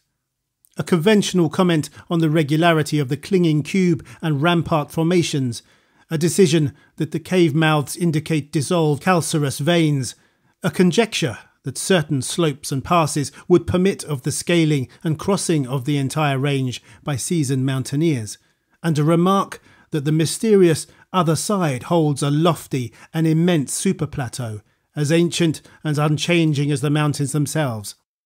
20,000 feet in elevation, with grotesque rock formations protruding through a thin glacial layer, and with low gradual foothills between the general plateau surface and the sheer precipices of the highest peaks. This body of data is in every respect true so far as it goes, and it completely satisfied the men at the camp. We laid our absence of 16 hours, a longer time than our announced flying, landing, reconnoitring and rock collecting program called for, to a long mythical spell of adverse wind conditions, and told truly of our landing on the farther foothills. Fortunately, our tale sounded realistic and prosaic enough not to tempt any of the others into emulating our flight. Had any tried to do that, I would have used every ounce of my persuasion to stop them, and I do not know what Danforth would have done. While we were gone, Peabody, Sherman, Ropes, McTeague and Williamson had worked like beavers over Lake's two best planes, fitting them again for use, despite the altogether unaccountable juggling of their operative mechanism. We decided to load all the planes the next morning and start back for our old base as soon as possible. Even though indirect, that was the safest way to work towards McMurdo Sound, for a straight-line flight across the most utterly unknown stretches of the eon-dead continent would involve many additional hazards. Further exploration was hardly feasible in view of our tragic decimation and the ruin of our drilling machinery, and the doubts and horrors around us, which we did not reveal, made us only wish to escape from this austral world of desolation and brooding madness as swiftly as we could. As the public knows, our return to the world was accomplished without further disasters. All planes reached the old base on the evening of the next day, January 27th, after a swift, non-stopped flight, and on the 28th we made McMurdo Sound in 2 laps, the one pause being very brief and occasioned by a faulty rudder in the furious wind over the ice shelf after we had cleared the Great Plateau. In 5 days more, the Arkham and Miskatonic, with all hands and equipment on board, were shaking clear of the thickening field of ice and working up Ross Sea with the mocking mountains of Victoria Land looming westward against the troubled Antarctic sky and twisting the wind's wails into a wide-ranged musical piping which chilled my soul to the quick. Less than a fortnight later, we left the last hint of polar land behind us and thanked heaven that we were clear of a haunted, accursed realm where life and death, space and time have made black and blasphemous alliances in the unknown epochs since matter first writhed and swam on the planet's scarce cooled crust. Since our return, we have all constantly worked to discourage Antarctic exploration and have kept certain doubts and guesses to ourselves with splendid unity and faithfulness. Even young Danforth, with his nervous breakdown, has not flinched or babbled to his doctors. Indeed, as I have said, there is one thing he thinks he alone saw, which he will not even tell me, though I think it would help his psychological state if he would consent to do so. It might explain and relieve much, though perhaps the thing was no more than the delusive aftermath of an earlier shock. That is the impression I gather after those rare irresponsible moments when he whispers disjointed things to me, things which he repudiates vehemently as soon as he gets a grip on himself again. It will be hard work deterring others from the great white South, and some of our efforts may directly harm our cause by drawing inquiring notice. We might have known from the first that human curiosity is undying, and that the results we announced would be enough to spur others ahead on the same age-long pursuit of the unknown. Lake's reports of those biological monstrosities had aroused naturalists and paleontologists to the highest pitch. Though we were sensible enough not to show the detached parts we had taken from the actual buried specimens or our photographs of those specimens as they were found, we also refrained from showing the more puzzling of the scarred bones and greenish soapstones, while Danforth and I have closely guarded the pictures we took or drew on the super plateau across the range, and the crumpled things were smoothed, studied in terror, and brought away in our pockets. But now that Starkweather Moor party is organising, and with a thoroughness far beyond anything our outfit attempted. If not dissuaded, they will get to the innermost nucleus of the Antarctic and melt and bore until they bring up that which may end the world we know. So I must break through all reticences at last, even about that ultimate nameless thing beyond the mountains of madness.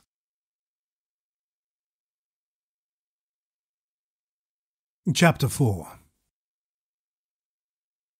It is only with vast hesitancy and repugnance that I let my mind go back to Lake's camp and what we really found there, and to that other thing beyond the frightful mountain wall. I am constantly tempted to shirk the details and to let hints stand for actual facts and inelucutable deductions. I hope I have said enough already to let me glide briefly over the rest, that is, of the horror at the camp. I have told of the wind-ravaged terrain, the damaged shelters, the disarranged machinery, the varied uneasiness of our dogs, the missing sledges and other items, the deaths of men and dogs, the absence of Gedney, and the 6 insanely buried biological specimens, strangely sound in texture for all their structural injuries, from a world 40 million years dead. I do not recall whether I mentioned that upon checking up the canine bodies, we found one dog missing. We did not think much about that till later. Indeed, only Danforth and I have thought of it at all. The principal things I have been keeping back relate to the bodies, and to certain subtle points which may or may not lend a hideous and incredible kind of rationale to the apparent chaos.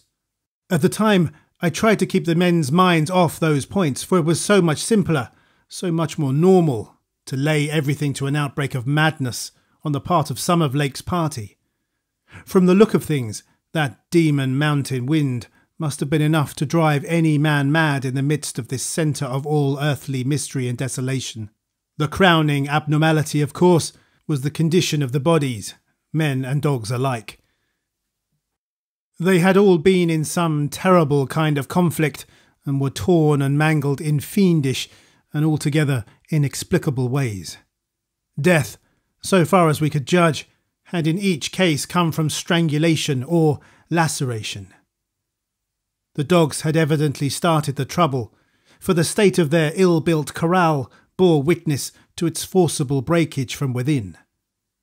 It had been set some distance from the camp because of the hatred of the animals for those hellish Archaean organisms, but the precaution seems to have been taken in vain. When left alone in that monstrous wind, behind flimsy walls of insufficient height, they must have stampeded, whether from the wind itself or from some subtle, increasing odour emitted by the nightmare specimens, one could not say. Those specimens, of course, had been covered with a tent cloth, yet the low Antarctic sun had beat steadily upon that cloth, and Lake had mentioned that solar heat tended to make the strangely sound and tough tissues of the things relax and expand. Perhaps the wind had whipped the cloth from over them and jostled them about in such a way that their more pungent olfactory qualities became manifest despite their unbelievable antiquity. But whatever had happened, it was hideous and revolting enough. Perhaps I had better put squeamishness aside and tell the worst at last, though with a categorical statement of opinion based on the first-hand observation and most rigid deductions of both Danforth and myself, that the then missing Gedney was in no way responsible for the loathsome horrors we found. I have said that the bodies were frightfully mangled. Now, I must add that some were incised and subtracted from in the most curious, cold-blooded and inhuman fashion. It was the same with dogs and men. All the healthier, fatter bodies, quadrupedal or bipedal, had had their most solid masses of tissue cut out and removed, as by a careful butcher, and around them was a strange sprinkling of salt, taken from the ravaged provision chests on the plains, which conjured up the most horrible associations. The thing had occurred in one of the crude aeroplane shelters from which the plane had been dragged out, and subsequent winds had effaced all tracks which could have supplied any plausible theory. Scattered bits of clothing, roughly slashed from the human incision subjects, hinted no clues.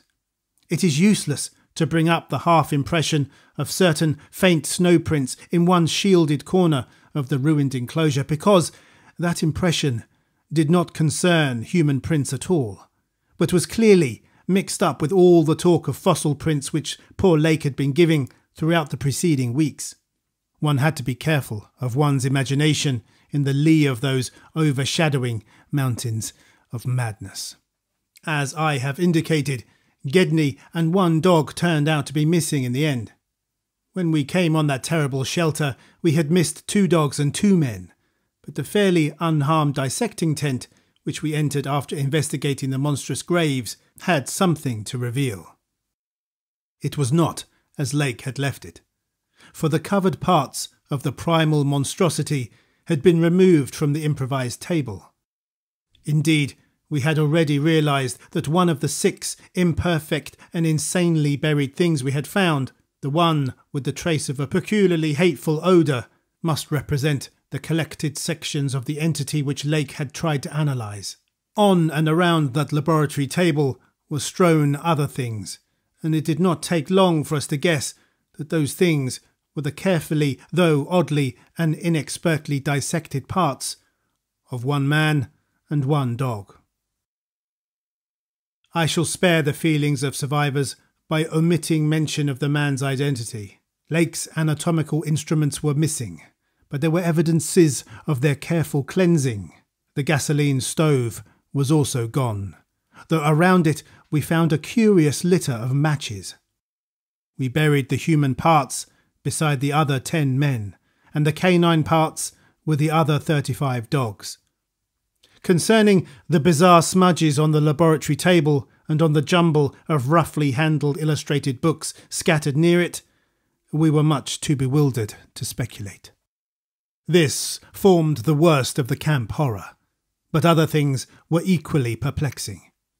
The disappearance of Gedney, the 1 dog, the 8 uninjured biological specimens, the 3 sledges and certain instruments, illustrated technical and scientific books, writing materials, electric torches and batteries, food and fuel, heating apparatus, spare tents, fur suits, and the like, was utterly beyond sane conjecture, as we were likewise the spatter-fringed ink blots on certain pieces of paper, and the evidences of curious alien fumbling and experimentation around the planes and all mechanical devices both at the camp and at the boring. The dogs seemed to abhor this oddly disordered machinery. Then, too, there was the upsetting of the larder, the disappearance of certain staples, and the jarringly comical heap of tin cans pried open in the most unlikely ways and at the most unlikely places. The profusion of scattered matches, intact, broken, or spent, formed another minor enigma, as did the 2 or 3 tent cloths and fur suits which we found lying about, with peculiar and unorthodox slashings, conceivably due to clumsy efforts at unimaginable adaptations.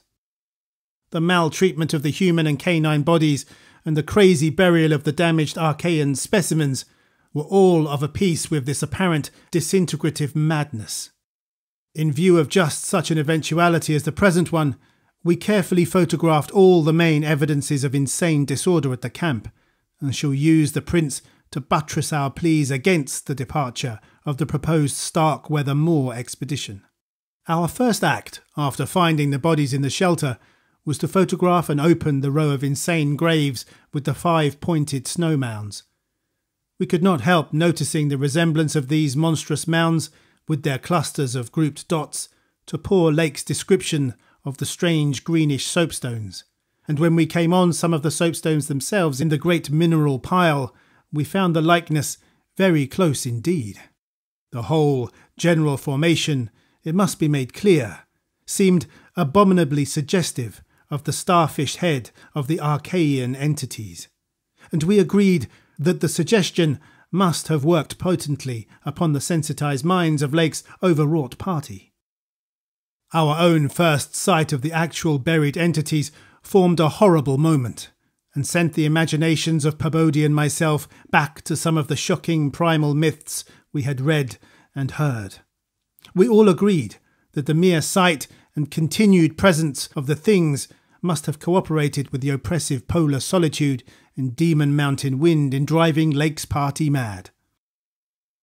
For madness, centering in Gedney as the only possible surviving agent, was the explanation spontaneously adopted by everybody so far as spoken utterance was concerned, though I will not be so naive as to deny that each of us may have harboured wild guesses which sanity forbade him to formulate completely. Sherman, Pabodie and McTeague made an exhaustive aeroplane cruise over all the surrounding territory in the afternoon, sweeping the horizon with field glasses in quest of Gedney and of the various missing things, but nothing came to light. The party reported that the Titan Barrier Range extended endlessly to right and left alike, without any diminution in height or essential structure. On some of the peaks, though, the regular cube and rampart formations were bolder and plainer, having doubly fantastic similitudes to Rurik-painted Asian hill ruins.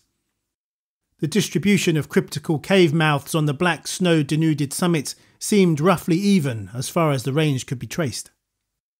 In spite of all the prevailing horrors, we were left with enough sheer scientific zeal and adventurousness to wonder about the unknown realm beyond those mysterious mountains. As our guarded messages stated, we rested at midnight after our day of terror and bafflement, but not without a tentative plan for one or more range-crossing altitude flights in a lightened plane with aerial camera and geologist's outfit beginning the following morning. It was decided that Danforth and I try it first, and we awaked at 7 a.m, intending an early trip, though heavy winds mentioned in our brief bulletin to the outside world delayed our start until nearly 9 o'clock. I have already repeated the non-committal story we told the men at camp and relayed outside after our return 16 hours later. It is now my terrible duty to amplify this account by filling in the merciful blanks with hints of what we really saw in the hidden transmontane world, hints of the revelations which have finally driven Danforth to a nervous collapse. I wish he would add a really frank word about the thing which he thinks he alone saw, even though it was probably a nervous delusion, and which was perhaps the last straw that put him where he is, but he is firm against that. All I can do is to repeat his later disjointed whispers about what set him shrieking as the plane soared back through the wind-tortured mountain pass after that real and tangible shock which I shared. This will form my last word. If the plain signs of surviving elder horrors in what I disclose be not enough to keep others from meddling with the inner Antarctic, or at least from prying too deeply beneath the surface of that ultimate waste of forbidden secrets and unhuman, eon-cursed desolation, the responsibility for unnameable and perhaps immeasurable evils will not be mine. Danforth and I, studying the notes made by Pabodie in his afternoon flight and checking up with a sextant, had calculated that the lowest available pass in the range lay somewhat to the right of us, within sight of camp, and about 23,000 or 24,000 feet above sea level. For this point, then, we first headed in the lightened plain as we embarked on our flight of discovery. The camp itself, on foothills which sprang from a high continental plateau, was some 12,000 feet in altitude. Hence the actual height increase necessary was not so vast as it might seem. Nevertheless, we were acutely conscious of the rarefied air and intense cold as we rose, for on account of visibility conditions, we had to leave the cabin windows open. We were dressed, of course, in our heaviest furs. As we drew near the forbidding peaks, dark and sinister above the line of crevasse-riven snow and interstitial glaciers, we noticed more and more the curiously regular formations clinging to the slopes, and thought again of the strange Asian paintings of Nicholas Roerich. The ancient and wind-weathered rock strata fully verified all of Lake's bulletins, and proved that those hoary pinnacles had been towering up in exactly the same way since a surprisingly early time in Earth's history, perhaps over 50 million years. How much higher they had once been, it was futile to guess, but everything about this strange region pointed to obscure atmospheric influences unfavourable to change and calculated to retard the usual climactic process of rock disintegration. But it was the mountainside tangle of regular cubes, ramparts and cave mouths which fascinated and disturbed us most. I studied them with a field glass and took aerial photographs while Danforth drove and at times relieved him at the controls, though my aviation knowledge was purely an amateur's, in order to let him use the binoculars. We could easily see that much of the material of the things was a lightish Archean quartzite, unlike any formation visible over broad areas of the general surface, and that their regularity was extreme and uncanny to an extent which poor Lake had scarcely hinted. As he had said, their edges were crumbled and rounded from untold eons of savage weathering, but their preternatural solidity and tough material had saved them from obliteration.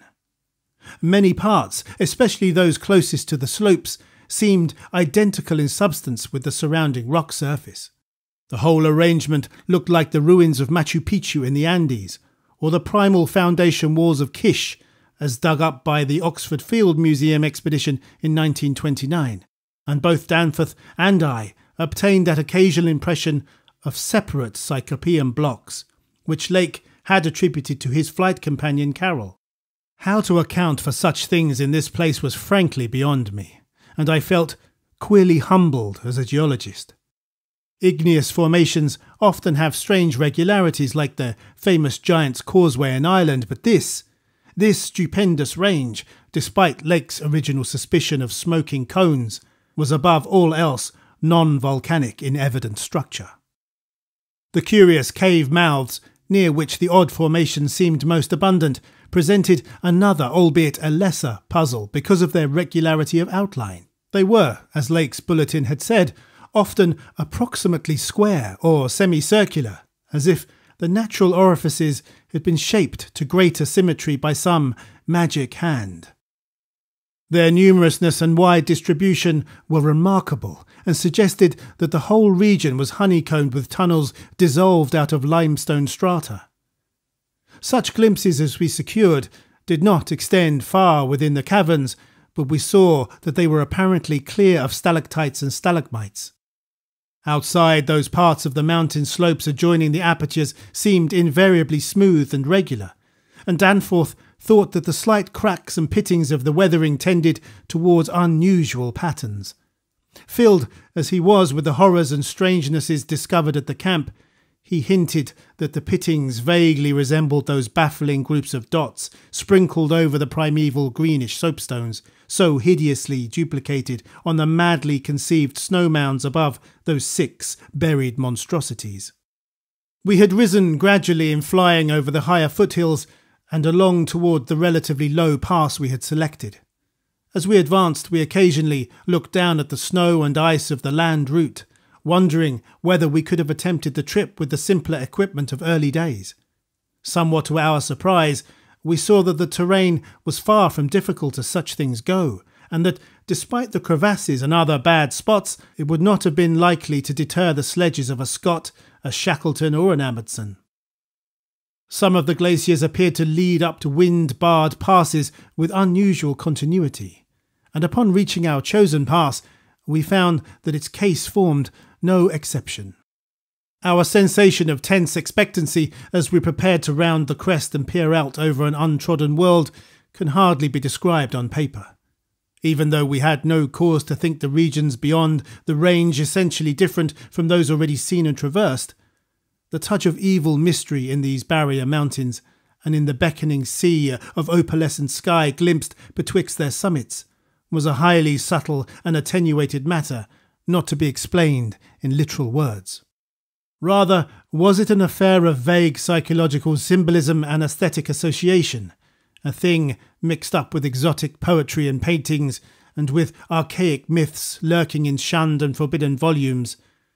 Even the wind's burden held a peculiar strain of conscious malignity, and for a second it seemed that the composite sound included a bizarre musical whistling or piping over a wide range as the blast swept in and out of the omnipresent and resonant cave mouths. There was a cloudy note of reminiscent repulsion in this sound, as complex and implacable as any of the other dark impressions. We were now, after a slow ascent, at a height of 23,570 feet, according to the aneroid, and had left the region of clinging snow definitely below us. Up here were only dark, bare rock slopes and the start of rough-ribbed glaciers, but with those provocative cubes, ramparts and echoing cave mouths to add a portent of the unnatural, the fantastic and the dreamlike.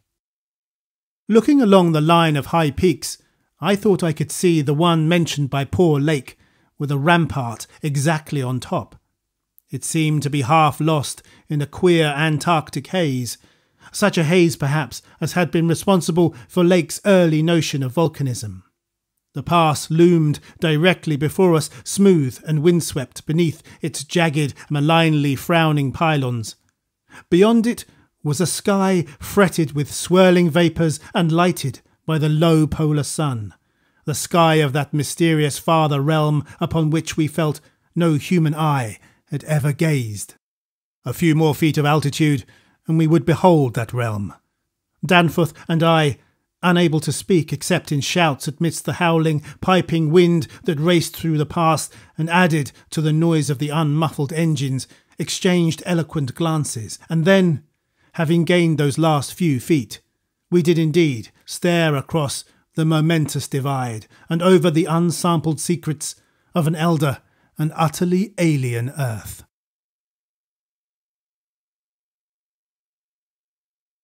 Chapter 5. I think that both of us simultaneously cried out in mixed awe, wonder, terror and disbelief in our own senses as we finally cleared the pass and saw what lay beyond. Of course, we must have had some natural theory in the back of our heads to steady our faculties for the moment. Probably we thought of such things as the grotesquely weathered stones of the Garden of the Gods in Colorado, or the fantastically symmetrical wind-carved rocks of the Arizona desert. Perhaps we even half thought the sight a mirage, like that we had seen the morning before on first approaching those mountains of madness. We must have had some such normal notions to fall back upon as our eyes swept that limitless, tempest-scarred plateau and grasped the almost endless labyrinth of colossal, regular and geometrically eurythmic stone masses which reared their crumbled and pitted crests above a glacial sheet not more than 40 or 50 feet deep at its thickest, and in places obviously thinner. The effect of the monstrous sight was indescribable, for some fiendish violation of known natural law seemed certain at the outset. Here, on a hellishly ancient tableland fully 20,000 feet high, and in a climate deadly to habitation since a pre-human age not less than 500,000 years ago, there stretched, nearly to the vision's limit, a tangle of orderly stone which only the desperation of mental self-defence could possibly attribute to any but a conscious and artificial cause. We had previously dismissed, so far as serious thought was concerned, any theory that the cubes and ramparts of the mountainsides were other than natural in origin. How could they be otherwise, when man himself could scarcely have been differentiated from the great apes at the time when this region succumbed to the present unbroken reign of glacial death? Yet now the sway of reason seemed irrefutably shaken, for this cyclopean maze of squared, curved and angled blocks had features which cut off all comfortable refuge. It was, very clearly, the blasphemous city of the mirage in stark, objective and inelucutable reality. That damnable portent had had a material basis after all. There had been some horizontal stratum of ice dust in the upper air, and this shocking stone survival had projected its image across the mountains according to the simple laws of reflection. Of course, the phantom had been twisted and exaggerated and had contained things which the real source did not contain. Yet now, as we saw that real source, we thought it even more hideous and menacing than its distant image. Only the incredible, unhuman massiveness of these vast stone towers and ramparts has saved the frightful thing from utter annihilation in the hundreds of thousands, perhaps millions of years it had brooded there amidst the blasts of a bleak upland. Corona Mundi, roof of the world. All sorts of fantastic phrases sprang to our lips as we looked dizzily down at the unbelievable spectacle. I thought again of the eldritch primal myths that so persistently haunted me since my first sight of this dead Antarctic world. Of the demoniac plateau of Leng, of the Migo, or abominable snowmen of the Himalayas, of the narcotic manuscripts with their pre-human implications, of the Cthulhu cult, of the Necronomicon, and of the Hyperborean legends of formless Sathogua and the worse than formless star spawn associated with that semi-entity. For boundless miles, in every direction, the thing stretched off with very little thinning. Indeed, as our eyes followed it to the right and left along the base of the low, gradual foothills which separated it from the actual mountain rim, we decided that we could see no thinning at all, except for an interruption at the left of the pass through which we had come. We had merely struck at random a limited part of something of incalculable extent. The foothills were more sparsely sprinkled with grotesque stone structures linking the terrible city to the already familiar cubes and ramparts which evidently formed its mountain outposts. These latter, as well as the queer cave mouths, were as thick on the inner as on the outer sides of the mountains. The nameless stone labyrinth consisted, for the most part, of walls from 10 to 150 feet in ice-clear height, and of a thickness varying from 5 to 10 feet. It was composed mostly of prodigious blocks of dark primordial slate, schist and sandstone, blocks in many cases as large as 4 by 6 by 8 feet, though in several places it seemed to be carved out of a solid, uneven bedrock of pre-Cambrian slate. The buildings were far from equal in size, there being innumerable honeycomb arrangements of enormous extent, as well as smaller, separate structures. The general shape of these things tended to be conical, pyramidal or terraced, though there were many perfect cylinders, perfect cubes, clusters of cubes and other rectangular forms, and a peculiar sprinkling of angled edifices whose five-pointed ground plan roughly suggested modern fortifications. The builders had made constant and expert use of the principle of the arch, and domes had probably existed in the city's heyday. The whole tangle was monstrously weathered, and the glacial surface from which the towers projected was strewn with fallen blocks and immemorial debris.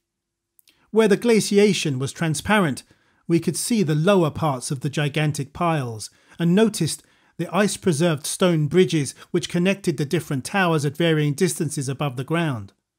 On the exposed walls, we could detect the scarred places where other and higher bridges of the same sort had existed. Closer inspection revealed countless largish windows, some of which were closed with shutters of a petrified material, originally wood, though most gaped open in a sinister and menacing fashion. Many of the ruins, of course, were roofless and with uneven, though wind-rounded upper edges, whilst others of a more sharply conical or pyramidal model, or else protected by higher surrounding structures, preserved intact outlines despite the omnipresent crumbling and pitting. With the field glass, we could barely make out what seemed to be sculptural decorations in horizontal bands, decorations including those curious groups of dots whose presence on the ancient soapstones now assumed a vastly larger significance. In many places, the buildings were totally ruined, and the ice sheet deeply riven from various geologic causes. In other places, the stonework was worn down to the very level of the glaciation. One broad swath, extending from the plateau's interior to a cleft in the foothills about a mile to the left of the pass we had traversed, was wholly free from buildings, and probably represented, we concluded, the course of some great river which, in tertiary times, millions of years ago, had poured through the city and into some prodigious subterranean abyss of the Great Barrier Range. Certainly, this was above all a region of caves, gulfs, and underground secrets beyond human penetration. Looking back to our sensations and recalling our dazedness at viewing this monstrous survival from eons we had thought pre-human, I can only wonder that we preserved the semblance of equilibrium which we did. Of course, we knew that something, chronology, scientific theory, or our own consciousness, was woefully awry, yet we kept enough poise to guide the plane, observe many things quite minutely, and take a careful series of photographs which may yet serve both us and the world in good stead. In my case, ingrained scientific habit may have helped, for above all my bewilderment and sense of menace, there burned a dominant curiosity to fathom more of this age-old secret, to know what sort of beings had built and lived in this incalculably gigantic place, and what relation to the general world of its time, or of other times, so unique a concentration of life could have had. For this place could be no ordinary city. It must have formed the primary nucleus and centre of some archaic and unbelievable chapter of Earth's history, whose outward ramifications, recalled only dimly in the most obscure and distorted myths, had vanished utterly amidst the chaos of terrene convulsions long before any human race we know had shambled out of apedom. Here sprawled a Paleogean megalopolis, compared with which the fabled Atlantis and Lemuria, Comorium and Uzuldarum and Olatho in the hand of Lomar are recent things of today, not even of yesterday. A megalopolis ranking with such whispered pre-human blasphemies as Valusia, Arlae, Ib in the land of Na, and the nameless city of Arabia Deserta. As we flew above the tangle of stark Titan towers, my imagination sometimes escaped all bounds and roved aimlessly in realms of fantastic associations, even weaving links betwixt this lost world and some of my own wildest dreams concerning the mad horror at the camp. The plane's fuel tank, in the interest of greater lightness, had been only partly filled. Hence we now had to exert caution in our explorations. Even so, however, we covered an enormous extent of ground, or rather air, after swooping down to a level where the wind became virtually negligible. There seemed to be no limit to the mountain range, or to the length of the frightful stone city which bordered its inner foothills. 50 miles of flight in each direction showed no major change in the labyrinth of rock and masonry that clawed up corpse-like through the eternal ice. There were, though, some highly absorbing diversifications, such as the carvings on the canyon where that broad river had once pierced the foothills and approached its sinking place in the Great Range. The headlands at the stream's entrance had been boldly carved into cyclopean pylons, and something about the ridgy, barrel-shaped designs stirred up oddly vague, hateful and confusing semi-remembrances in both Danforth and me. We also came upon several star-shaped open spaces, evidently public squares, and noted various undulations in the terrain. Where a sharp hill rose, it was generally hollowed out into some sort of rambling stone edifice, but there were at least 2 exceptions. Of these latter, one was too badly weathered to disclose what had been on the jutting eminence, while the other still bore a fantastic conical monument carved out of the solid rock, and roughly resembling such things as the well-known Snake Tomb in the ancient valley of Petra. Flying inland from the mountains, we discovered that the city was not of infinite width, even though its length along the foothills seemed endless. About 30 miles, the grotesque stone buildings began to thin out, and in 10 more miles we came to an unbroken waste, virtually without signs of sentient artifice. The course of the river beyond the city seemed marked by a broad depressed line, while the land assumed a somewhat greater ruggedness, seeming to slope slightly upward as it receded into the mist-hazed west. So far, we had made no landing, yet to leave the plateau without an attempt at entering some of the monstrous structures would have been inconceivable.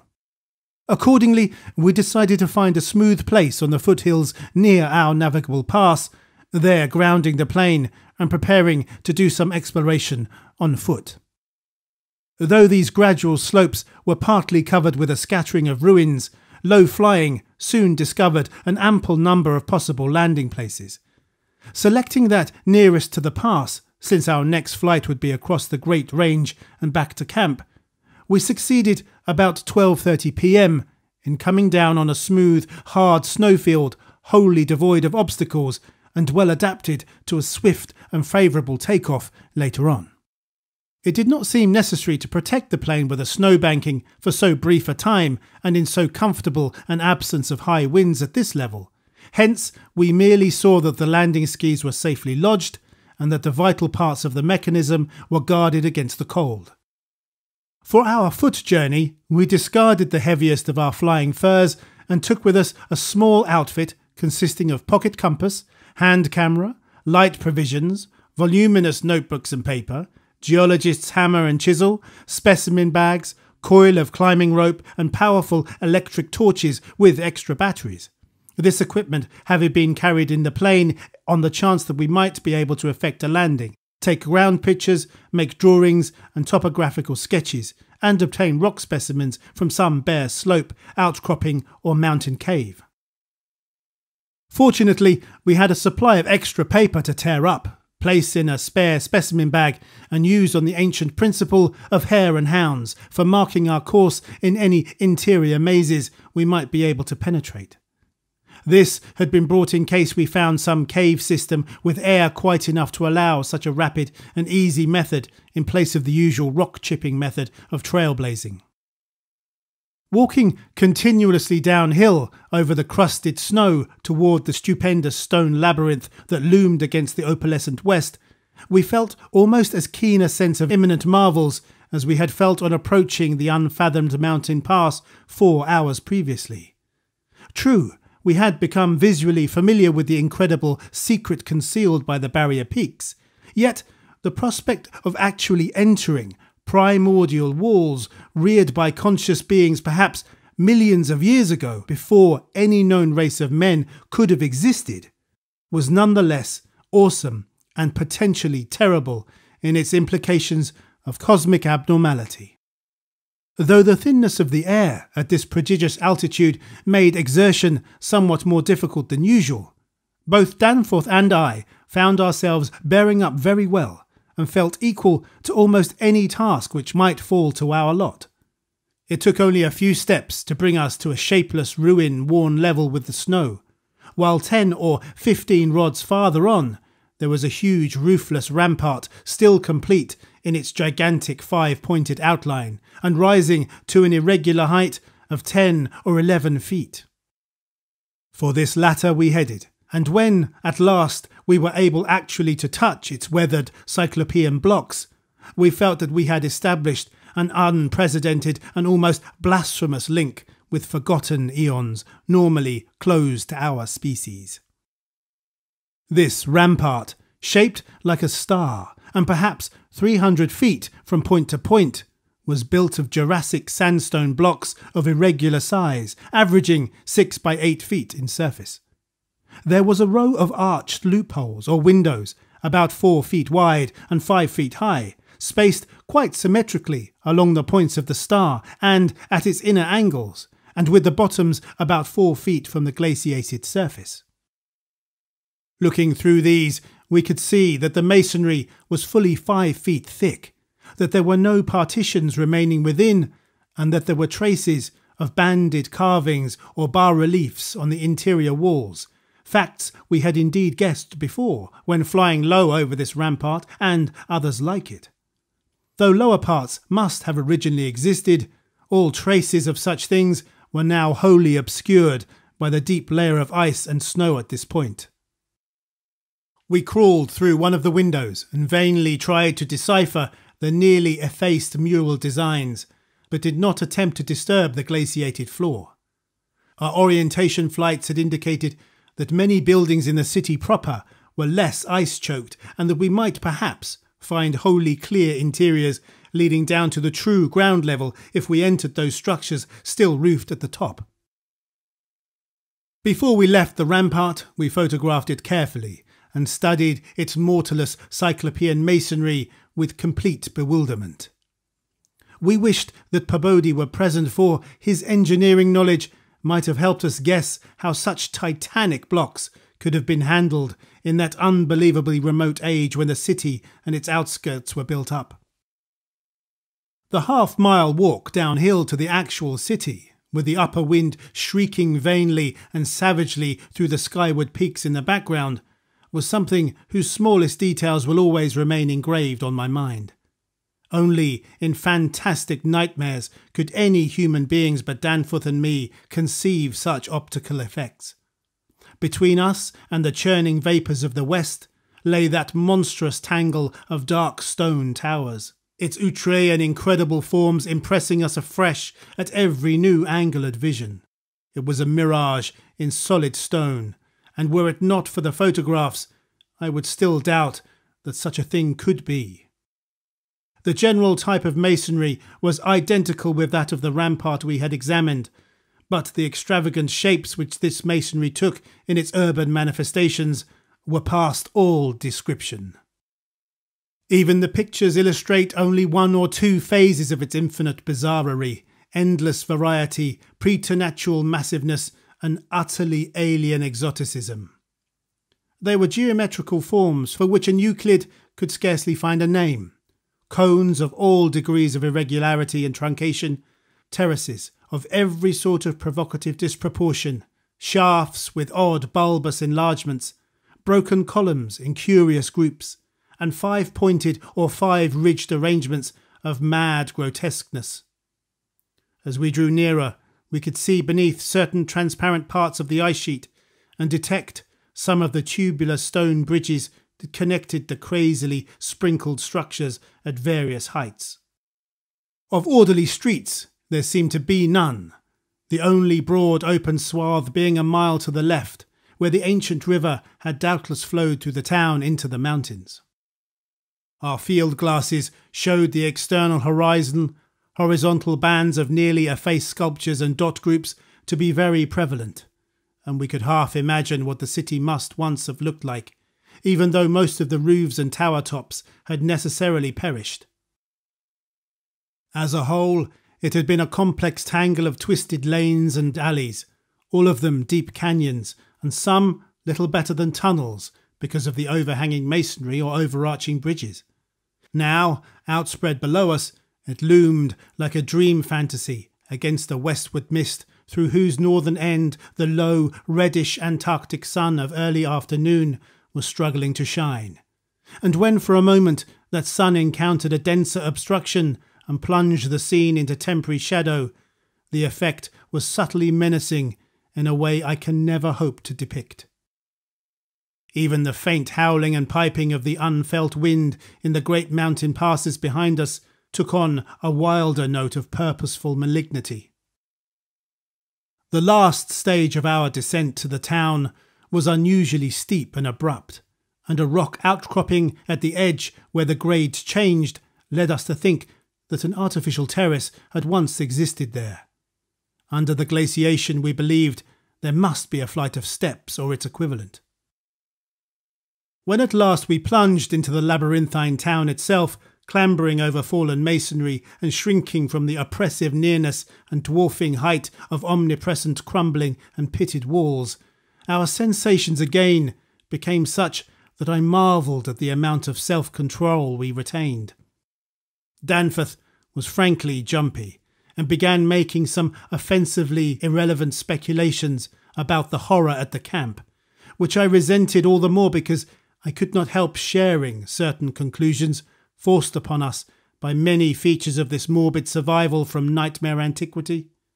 The speculations worked on his imagination too, for in one place, where a debris-littered alley turned a sharp corner, he insisted that he saw faint traces of ground markings which he did not like, whilst elsewhere he stopped to listen to a subtle, imaginary sound from some undefined point, a muffled musical piping, he said, not unlike that of the wind in the mountain caves, yet somehow disturbingly different. The ceaseless five-pointedness of the surrounding architecture and of the few distinguishable mural arabesques had a dimly sinister suggestiveness we could not escape, and gave us a touch of terrible subconscious certainty concerning the primal entities which had reared and dwelt in this unhallowed place. Nevertheless, our scientific and adventurous souls were not wholly dead, and we mechanically carried out our programme of chipping specimens from all of the different rock types represented in the masonry. We wished a rather full set in order to draw better conclusions regarding the age of the place. Nothing in the great outer walls seemed to date from later than the Jurassic and Comanchean periods, nor was any piece of stone in the entire place of a greater recency than the Pliocene age. In stark certainty, we were wandering amidst a death which had reigned at least 500,000 years, and in all probability even longer. As we proceeded through this maze of stone-shadowed twilight, we stopped at all available apertures to study interiors and investigate entrance possibilities. Some were above our reach, whilst others led only into ice-choked ruins as unroofed and barren as the rampart on the hill. One, though spacious and inviting, opened on a seemingly bottomless abyss without visible means of descent. Now and then we had a chance to study the petrified wood of a surviving shutter, and were impressed by the fabulous antiquity implied in the still discernible grain. These things had come from Mesozoic gymnosperms and conifers, especially Cretaceous cycads, and from fan palms and early angiosperms of plainly tertiary date. Nothing definitely later than the Pliocene could be discovered. In the placing of these shutters, whose edges showed the former presence of queer and long-vanished hinges, usage seemed to be varied, some being on the outer and some on the inner side of the deep embrasures. They seem to have become wedged in place, thus surviving the rusting of their former and probably metallic fixtures and fastenings. After a time, we came across a row of windows in the bulges of a colossal five-ridged cone of undamaged apex, which led into a vast, well-preserved room with stone flooring, but these were too high in the room to permit of descent without a rope. We had a rope with us, but did not wish to bother with this 20-foot drop unless obliged to, especially in this thin plateau air where great demands were made upon the heart action. This enormous room was probably a hall or concourse of some sort, and our electric torches showed bold, distinct and potentially startling sculptures arranged round the walls in broad horizontal bands separated by equally broad strips of conventional arabesques. We took careful note of this spot, planning to enter here unless a more easily gained interior were encountered. Finally, though, we did encounter exactly the opening we wished. An archway about 6 feet wide and 10 feet high, marking the former end of an aerial bridge which had spanned an alley about 5 feet above the present level of glaciation. These archways, of course, were flush with upper-storey floors, and in this case, one of the floors still existed. The building, thus accessible, was a series of rectangular terraces on our left facing westward. That across the alley, where the other archway yawned, was a decrepit cylinder with no windows and with a curious bulge about 10 feet above the aperture. It was totally dark inside, and the archway seemed to open on a well of illimitable emptiness. Heaped debris made the entrance to the vast left-hand building doubly easy, yet for a moment we hesitated before taking advantage of the long-wished chance, for though we had penetrated into this tangle of archaic mystery, it required fresh resolution to carry us actually inside a complete and surviving building of a fabulous elder world whose nature was becoming more and more hideously plain to us. In the end, however, we made the plunge and scrambled up over the rubble into the gaping embrasure. The floor beyond was of great slate slabs and seemed to form the outlet of a long, high corridor with sculptured walls. Observing the many inner archways which led off from it, and realizing the probable complexity of the nest of apartments within, we decided that we must begin our system of hare and hound trailblazing. Hitherto our compasses, together with frequent glimpses of the vast mountain range between the towers in our rear, had been enough to prevent our losing our way, but from now on the artificial substitute would be necessary. Accordingly, we reduced our extra paper to shreds of suitable size, placed these in a bag to be carried by Danforth, and prepared to use them as economically as safety would allow. This method would probably gain us immunity from straying, since there did not appear to be any strong air currents inside the primordial masonry. If such should develop, or if our paper supply should give out, we could of course fall back on the more secure, though more tedious and retarding method of rock chipping. Just how extensive a territory we had opened up, it was impossible to guess without a trial. The close and frequent connection of the different buildings made it likely that we might cross from one to another on bridges underneath the ice, except where impeded by local collapses and geologic rifts, for very little glaciation seemed to have entered the massive constructions.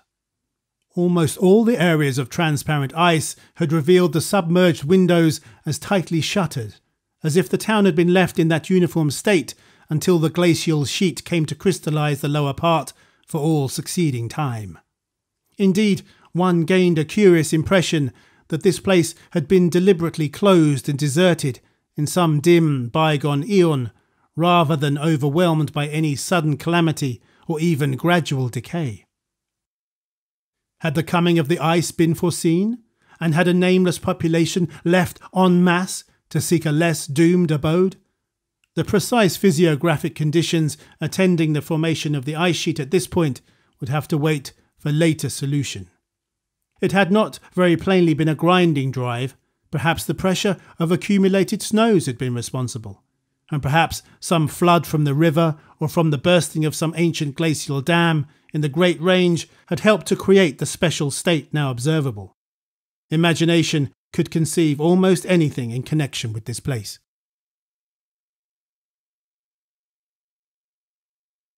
Chapter 6. It would be cumbrous to give a detailed consecutive account of our wanderings inside that cavernous, eon-dead honeycomb of primal masonry, that monstrous lair of elder secrets, which now echoed for the first time after uncounted epochs to the tread of human feet. This is especially true because so much of the horrible drama and revelation came from a mere study of the omnipresent mural carvings. Our flashlight photographs of those carvings will do much toward proving the truth of what we are now disclosing, and it is lamentable that we had not a larger film supply with us. As it was, we made crude notebook sketches of certain salient features after all our films were used up. The building which we had entered was one of great size and elaborateness, and gave us an impressive notion of the architecture of that nameless geologic past. The inner partitions were less massive than the outer walls, but on the lower levels were excellently preserved.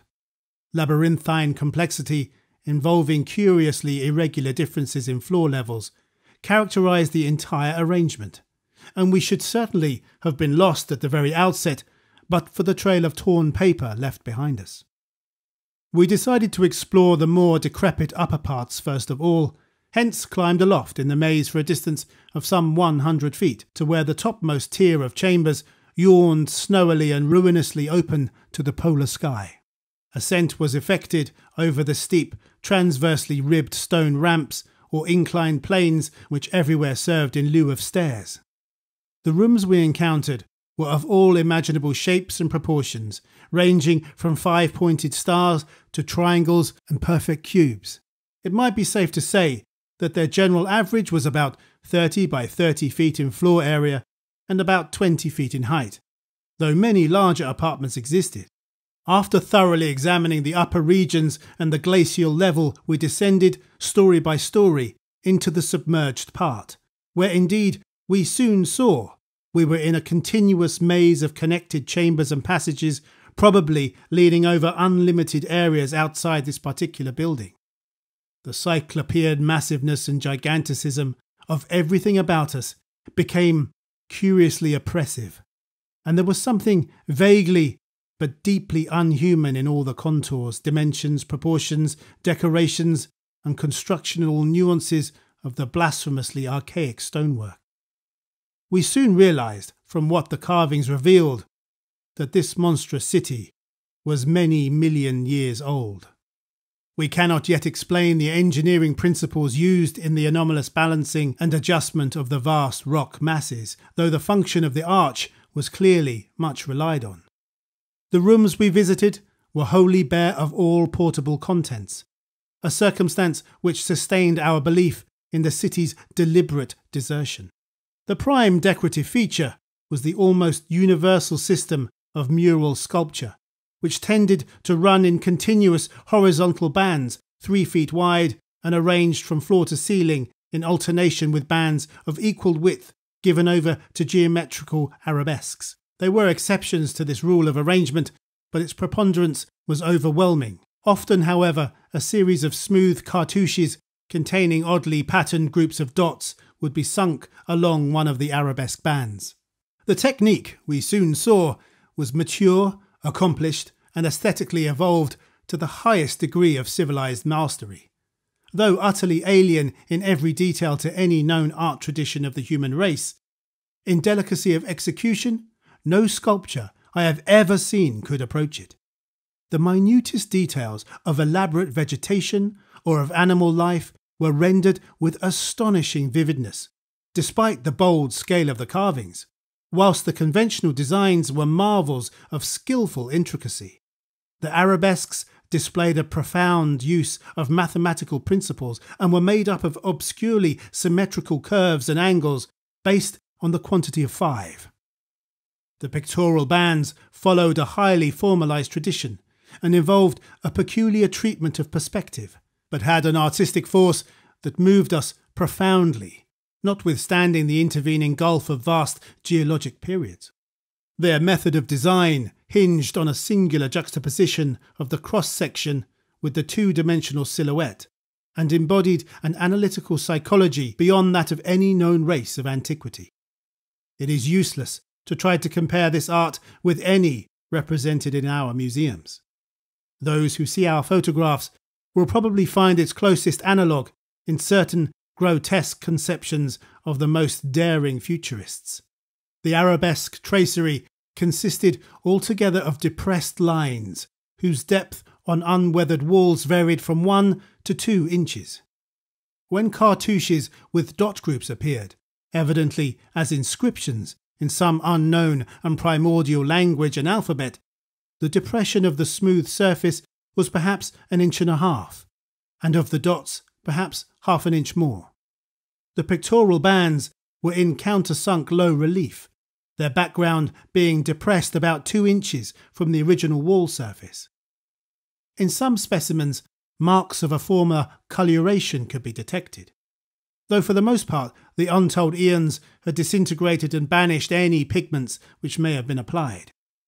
The more one studied the marvellous technique, the more one admired the things. Beneath their strict conventionalization, one could grasp the minute and accurate observation and graphic skill of the artists. And indeed, the very conventions themselves serve to symbolize and accentuate the real essence or vital differentiation of every object delineated. We felt, too, that besides these recognizable excellences, there were others lurking beyond the reach of our perceptions. Certain touches here and there gave vague hints of latent symbols and stimuli which another mental and emotional background and a fuller or different sensory equipment might have made of profound and poignant significance to us. The subject matter of the sculptures obviously came from the life of the vanished epoch of their creation and contained a large proportion of evident history. It is this abnormal historic mindedness of the primal race, a chance circumstance operating through coincidence miraculously in our favour, which made the carvings so awesomely informative to us, and which caused us to place their photography and transcription above all other considerations. In certain rooms, the dominant arrangement was varied by the presence of maps, astronomical charts, and other scientific designs on an enlarged scale.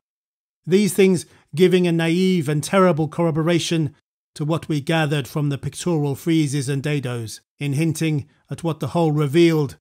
I can only hope that my account will not arouse a curiosity greater than sane caution on the part of those who believe me at all. It would be tragic if any were to be allured to that realm of death and horror by the very warning meant to discourage them.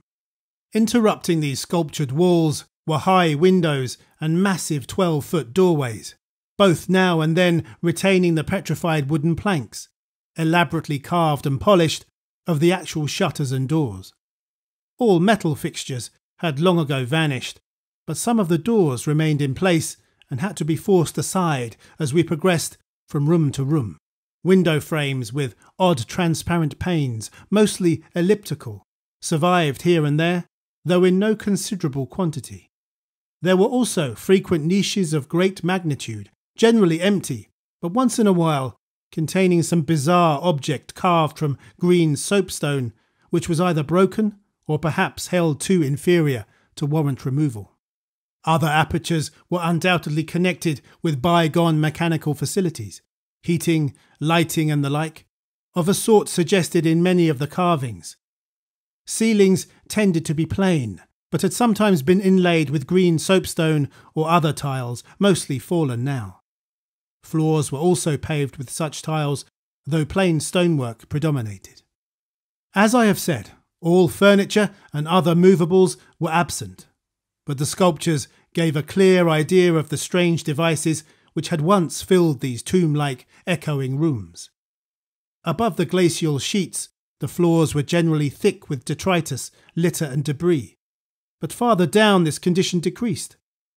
In some of the lower chambers and corridors, there was little more than gritty dust or ancient incrustations, while occasional areas had an uncanny air of newly swept immaculateness. Of course, where rifts or collapses had occurred, the lower levels were as littered as the upper ones. A central court, as in other structures we had seen from the air, saved the inner regions from total darkness, so that we seldom had to use our electric torches in the upper rooms, except when studying sculptured details. Below the ice cap, however, the twilight deepened, and in many parts of the tangled ground level there was an approach to absolute blackness. To form even a rudimentary idea of our thoughts and feelings as we penetrated this eon-silent maze of unhuman masonry, one must correlate a hopelessly bewildering chaos of fugitive moods, memories and impressions.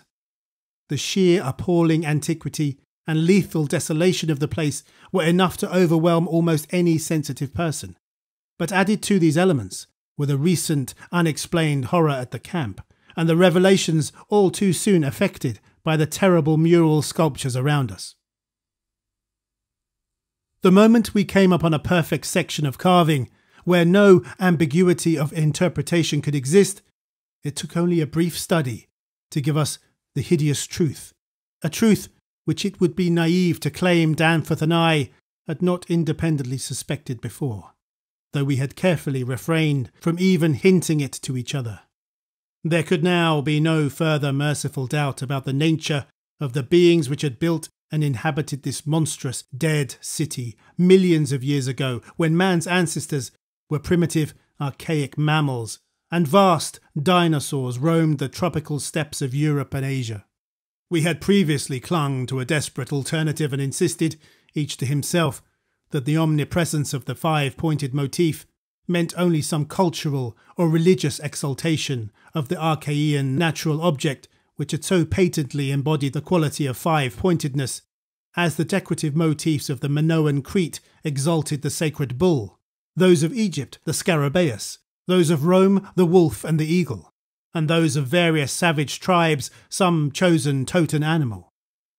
But this lone refuge was now stripped from us, and we were forced to face, definitely, the reason-shaking realization which the reader of these pages has doubtless long ago anticipated. I can scarcely bear to write it down in black and white even now, but perhaps that will not be necessary. The things once rearing and dwelling in this frightful masonry in the age of dinosaurs were not indeed dinosaurs, but far worse. Mere dinosaurs were new and almost brainless objects, but the builders of the city were wise and old, and had left certain traces in rocks even then laid down well nigh 1,000 million years. Rocks laid down before the true life of Earth had advanced beyond plastic groups of cells. Rocks laid down before the true life of Earth had existed at all. They were the makers and enslavers of that life, and above all doubt, the originals of the fiendish elder myths, which things like the narcotic manuscripts and the Necronomicon affrightedly hint about. They were the great old ones that had filtered down from the stars when Earth was young, the beings whose substance an alien evolution had shaped, and whose powers were such as this planet had never bred. And to think that only the day before, Danforth and I had actually looked upon fragments of their millennially fossilized substance, and that poor Lake and his party had seen their complete outlines. It is, of course, impossible for me to relate in proper order the stages by which we picked up what we know of that monstrous chapter of pre-human life. After the first shock of the certain revelation, we had to pause a while to recuperate, and it was fully 3 o'clock before we got started on our actual tour of systematic research. The sculptures in the building we entered were of relatively late date, perhaps 2 million years ago, as checked up by biological and astronomical features, and embodied an art which would be called decadent in comparison with that of specimens we found in older buildings after crossing bridges under the glacial sheet. One edifice, hewn from the solid rock, seemed to go back 40 or possibly even 50 million years, to the lower Eocene or Upper Cretaceous, and contained bas-reliefs of an artistry surpassing anything else. That was, we have since agreed, the oldest domestic structure we traversed. Were it not for the support of those flashlights soon to be made public, I would refrain from telling what I found and inferred, lest I be confined as a madman. Of course, the infinitely early parts of the patchwork tale, representing the pre-terrestrial life of the star-headed beings on other planets and in other galaxies and in other universes, can readily be interpreted as the fantastic mythology of those beings themselves, yet such parts sometimes involve designs and diagrams so uncannily close to the latest findings of mathematics and astrophysics that I scarcely know what to think. Let others judge when they see the photographs I shall publish. Naturally, no one set of carvings which we encountered told more than a fraction of any connected story, nor did we even begin to come upon the various stages of that story in their proper order. Some of the vast rooms were independent units so far as their designs were concerned, whilst in other cases a continuous chronicle would be carried through a series of rooms and corridors. The best of the maps and diagrams were on the walls of a frightful abyss below even the ancient ground level, a cavern perhaps 200 feet square and 60 feet high, which had almost undoubtedly been an educational centre of some sort. There were many provoking repetitions of the same material in different rooms and buildings, since certain chapters of experience and certain summaries of phrases of racial history had evidently been favourites with different decorators or dwellers. Sometimes, though, variant versions of the same theme proved useful in settling debatable points and filling in gaps. I still wonder that we deduced so much in the short time at our disposal. Of course, we even now have only the barest outline, and much of that was obtained later on by a study of the photographs and sketches we made. It may be the effect of this later study, the revived memories and vague impressions acting in conjunction with his general sensitiveness and with that final supposed horror glimpse whose essence he will not reveal even to me, which has been the immediate source of Danforth's present breakdown.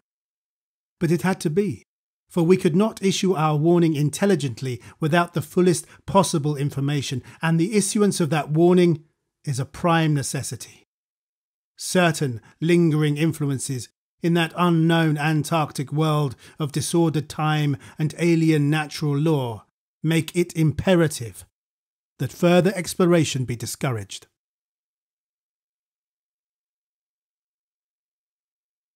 Chapter 7. The full story, so far as deciphered, will shortly appear in an official bulletin of Miskatonic University. Here I shall sketch only the salient highlights in a formless, rambling way.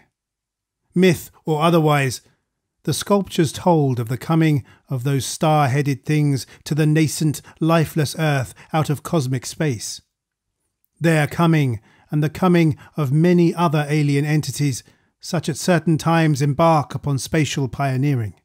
They seemed able to traverse the interstellar ether on their vast membranous wings, thus oddly confirming some curious hill folklore long ago told me by an antiquarian colleague. They had lived under the sea a good deal, building fantastic cities and fighting terrific battles with nameless adversaries by means of intricate devices employing unknown principles of energy. Evidently, their scientific and mechanical knowledge far surpassed man's today, though they made use of its more widespread and elaborate forms only when obliged to. Some of the sculptures suggested that they had passed through a stage of mechanized life on other planets, but had receded upon finding its effects emotionally unsatisfying.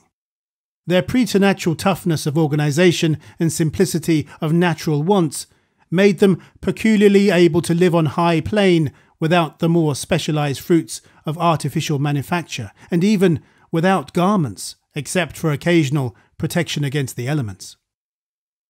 It was under the sea, at first for food and later for other purposes, that they first created Earth life, using available substances according to long-known methods.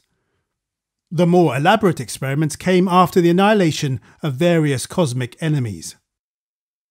They had done the same thing on other planets, having manufactured not only necessary foods, but certain multicellular protoplasmic masses capable of moulding their tissues into all sorts of temporary organs under hypnotic influence and thereby forming ideal slaves to perform the heavy work of the community.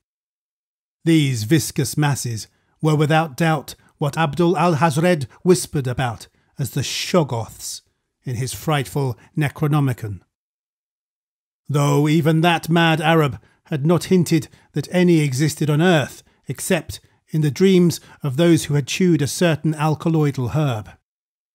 When the star-headed old ones on this planet had synthesized their simple food forms and bred a good supply of Shoggoths, they allowed other cell groups to develop into other forms of animal and vegetable life for sundry purposes, extirpating any whose presence became troublesome.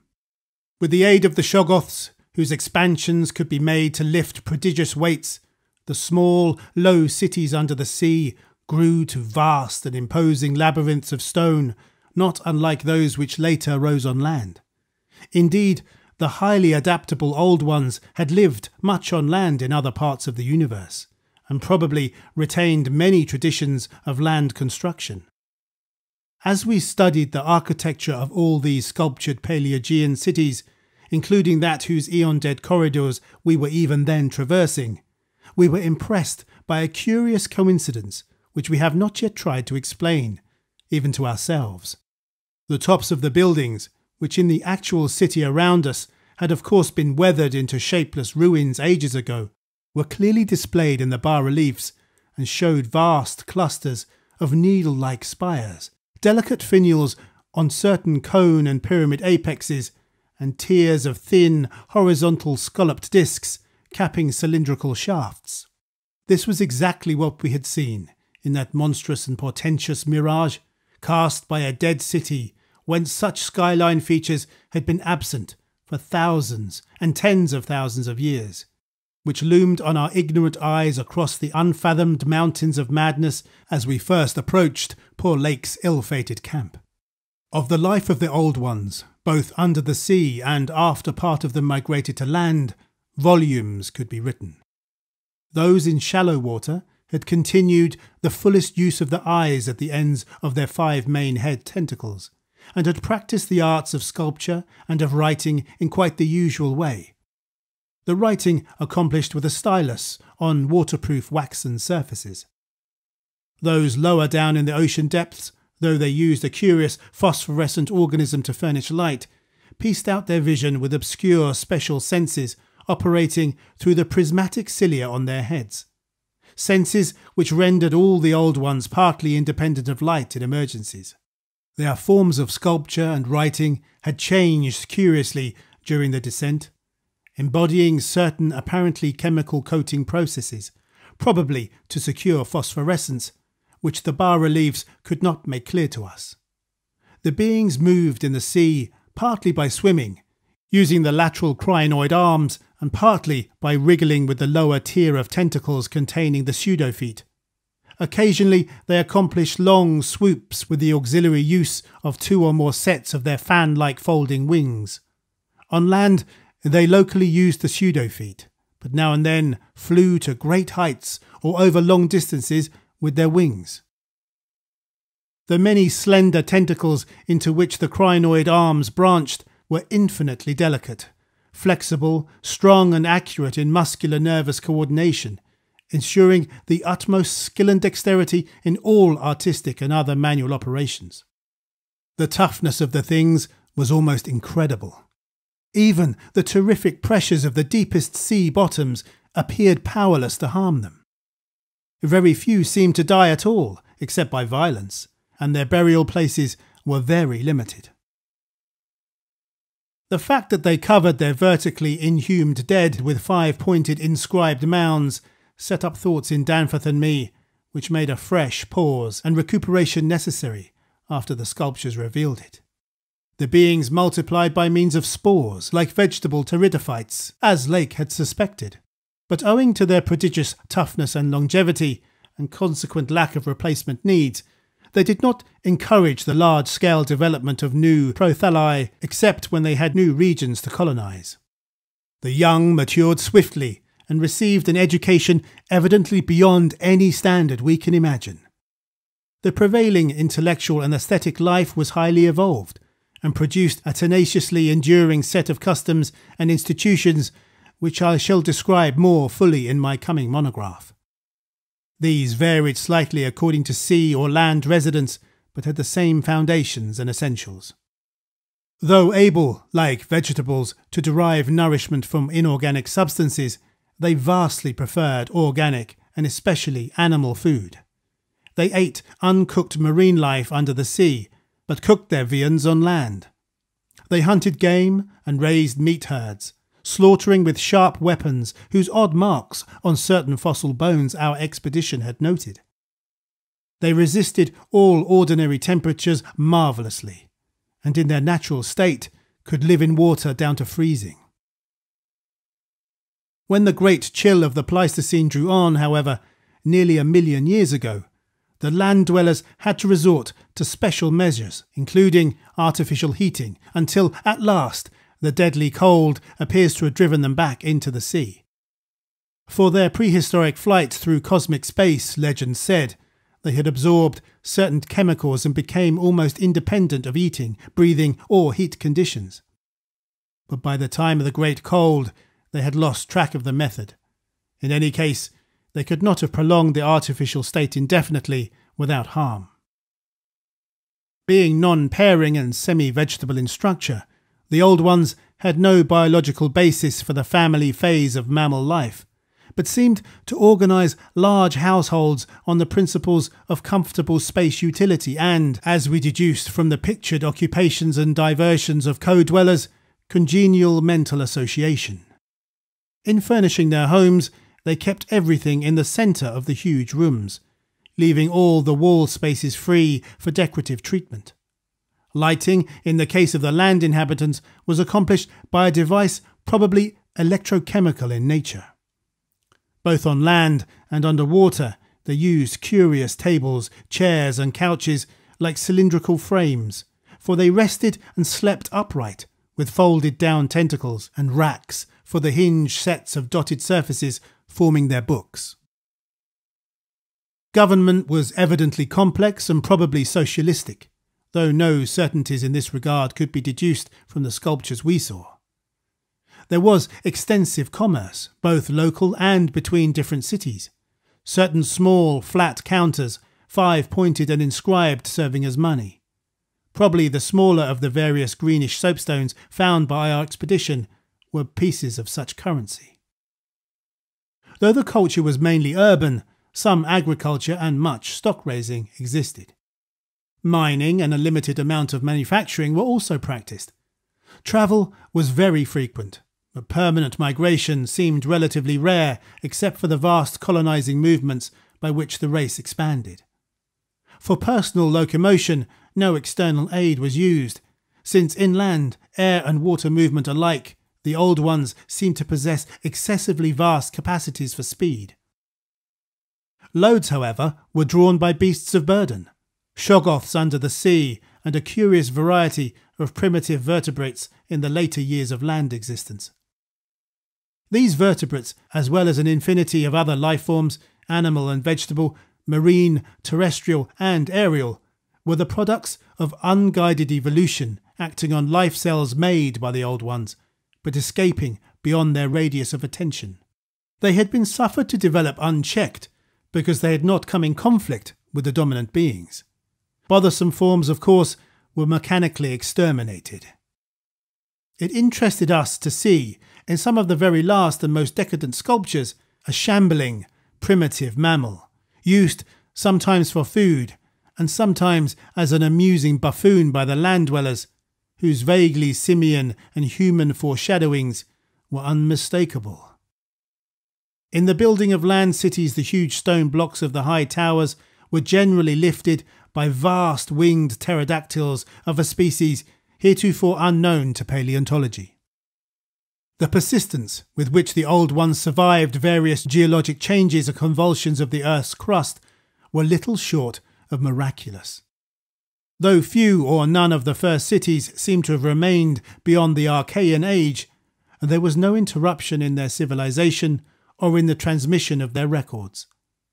Their original place of advent to the planet was the Antarctic Ocean, and it is likely that they came not long after the matter forming the moon was wrenched from the neighbouring South Pacific. According to one of the sculptured maps, the whole globe was then underwater, with stone cities scattered farther and farther from the Antarctic as eons passed. Another map shows a vast bulk of dry land around the South Pole, where it is evident that some of the beings made experimental settlements, though their main centres were transferred to the nearest sea bottom. Later maps, which display this land mass as cracking and drifting and sending certain detached parts northwards, uphold in a striking way the theories of continental drift lately advanced by Taylor, Wegener and Joly. With the upheaval of new land in the South Pacific, tremendous events began. Some of the marine cities were hopelessly shattered, yet that was not the worst misfortune. Another race, a land race of beings shaped like Occupy and probably corresponding to the fabulous pre-human spawn of Cthulhu, soon began filtering down from cosmic infinity and precipitated a monstrous war for which a time drove the Old Ones wholly back to the sea. A colossal blow in view of the increasing land settlements. Later peace was made, and the new lands were given to the Cthulhu spawn, whilst the Old Ones held the sea and the older lands.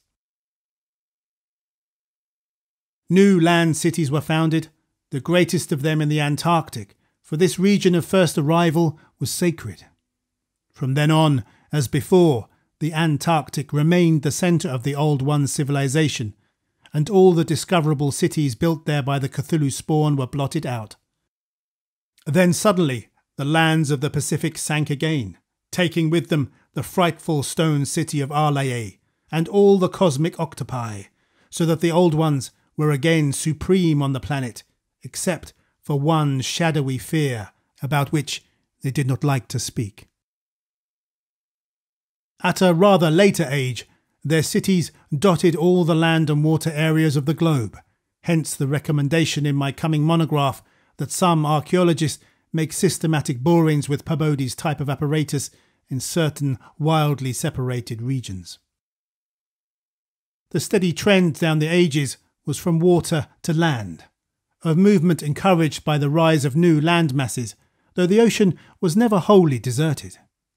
Another cause of the landward movement was the new difficulty in breeding and managing the shoggoths upon which successful sea life depended.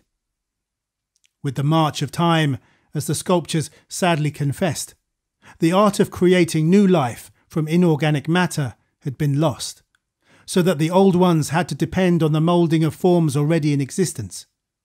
On land, the great reptiles proved highly tractable, but the shoggoths of the sea, reproducing by fission and acquiring a dangerous degree of accidental intelligence, presented for a time a formidable problem. They had always been controlled through the hypnotic suggestion of the Old Ones and had modelled their tough plasticity into various useful temporary limbs and organs, but now their self-modelling powers were sometimes exercised independently, and in various imitative forms implanted by past suggestion. They had, it seems, developed a semi-stable brain, whose separate and occasionally stubborn volition echoed the will of the Old Ones without always obeying it. Sculptured images of these shoggoths filled Danforth and me with horror and loathing. They were normally shapeless entities, composed of a viscous jelly, which looked like an agglutination of bubbles, and each averaged about 15 feet in diameter when a sphere. They had, however, a constantly shifting shape and volume, throwing out temporary developments or forming apparent organs of sight, hearing and speech in imitation of their masters, either spontaneously or according to suggestion. They seem to have been particularly intractable toward the middle of the Permian Age, perhaps 150 million years ago, when a veritable war of resubjugation was waged upon them by the marine Old Ones. Pictures of this war and of the headless, slime-coated fashion in which the shoggoths typically left their slain victims held a marvellously fearsome quality, despite the intervening abyss of untold ages.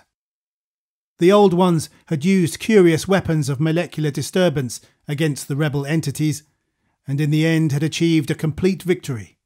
Thereafter, the sculptures showed a period in which shoggoths were tamed and broken by armed Old Ones, as the wild horses of the American West were tamed by cowboys. Though during the rebellion, the shoggoths had shown an ability to live out of water. This transition was not encouraged, since their usefulness on land would hardly have been commensurate with the trouble of their management. During the Jurassic Age, the Old Ones met fresh adversity in the form of a new invasion from outer space, this time by half fungus, half crustacean creatures from a planet identifiable as the remote and recently discovered Pluto. Creatures undoubtedly the same as those figuring in certain whispered hill legends of the north and remembered in the Himalayas as the Migo, or abominable snowmen. To fight these beings, the Old Ones attempted, for the first time since their terrene advent, to sally forth again into the planetary ether, but despite all traditional preparations, found it no longer possible to leave the Earth's atmosphere. Whatever the old secret of interstellar travel had been, it was now definitely lost to the race. In the end, the Mi-Go drove the Old Ones out of all the northern lands, though they were powerless to disturb those in the sea. Little by little, the slow retreat of the elder race to their original Antarctic habitat was beginning. It was curious to note from the pictured battles that both the Cthulhu spawn and the Mi-Go seem to have been composed of matter more wildly different from that which we know than was the substance of the Old Ones.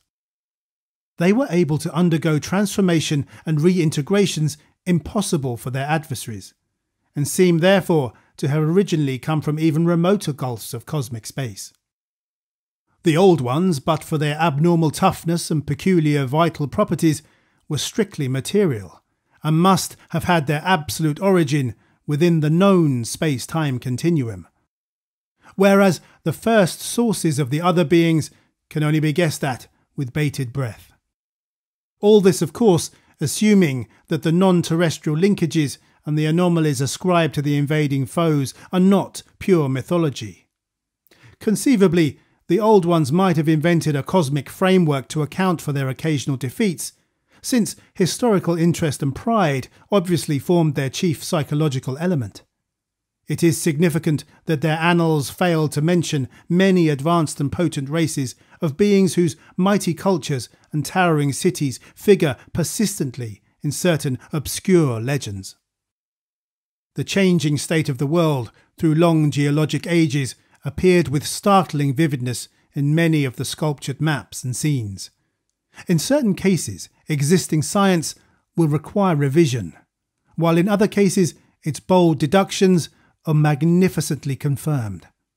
As I have said, the hypothesis of Taylor, Wegener and Joly that all continents are fragments of an original Antarctic landmass which cracked from centrifugal force and drifted apart over a technically viscous lower surface, and hypotheses suggested by such things as the complementary outlines of Africa and South America and the way the great mountain chains are rolled and shoved up, received striking support from this uncanny source. Maps evidently showing the Carboniferous world of 100 million or more years ago displayed significant rifts and chasms destined later to separate Africa from the once continuous realms of Europe, then the Valusia of hellish primal legend, Asia, the Americas and the Antarctic continent. Other charts, and most significantly one in connection with the founding 50 million years ago of the vast dead city around us, showed all the present continents well differentiated, and in the latest discoverable specimen, dating perhaps from the Pliocene age, the approximate world of today appeared quite clearly, despite the linkage of Alaska with Siberia, of North America with Europe through Greenland, and of South America with the Antarctic continent through Graham Land.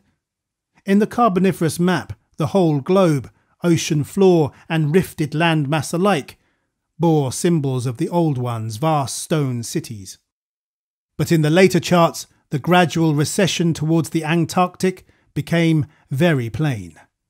The final Pliocene specimen showed no land cities, except on the Antarctic continent and the tip of South America, nor any ocean cities north of the 50th parallel of south latitude. Knowledge and interest in the northern world, save for a study of coastlines probably made during long exploration flights on those fan-like membranous wings, had evidently declined to zero among the Old Ones. Destruction of cities through the upthrust of mountains, the centrifugal rending of continents, the seismic convulsions of land or sea bottom, and other natural causes was a matter of common record, and it was curious to observe how fewer and fewer replacements were made as the ages wore on. The vast, dead megalopolis that yawned around us seemed to be the last general centre of the race. Built early in the Cretaceous age, after a titanic earth-buckling had obliterated a still vaster predecessor not far distant.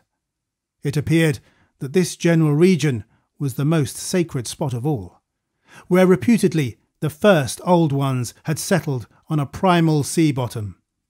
In the new city, many of whose features we could recognise in the sculptures, but which stretched fully 100 miles along the mountain range in every direction beyond the farthest limits of our aerial survey, there were reputed to be preserved certain sacred stones forming part of the first sea-bottom city, which were thrust up to light after long epochs in the course of the general crumpling of strata.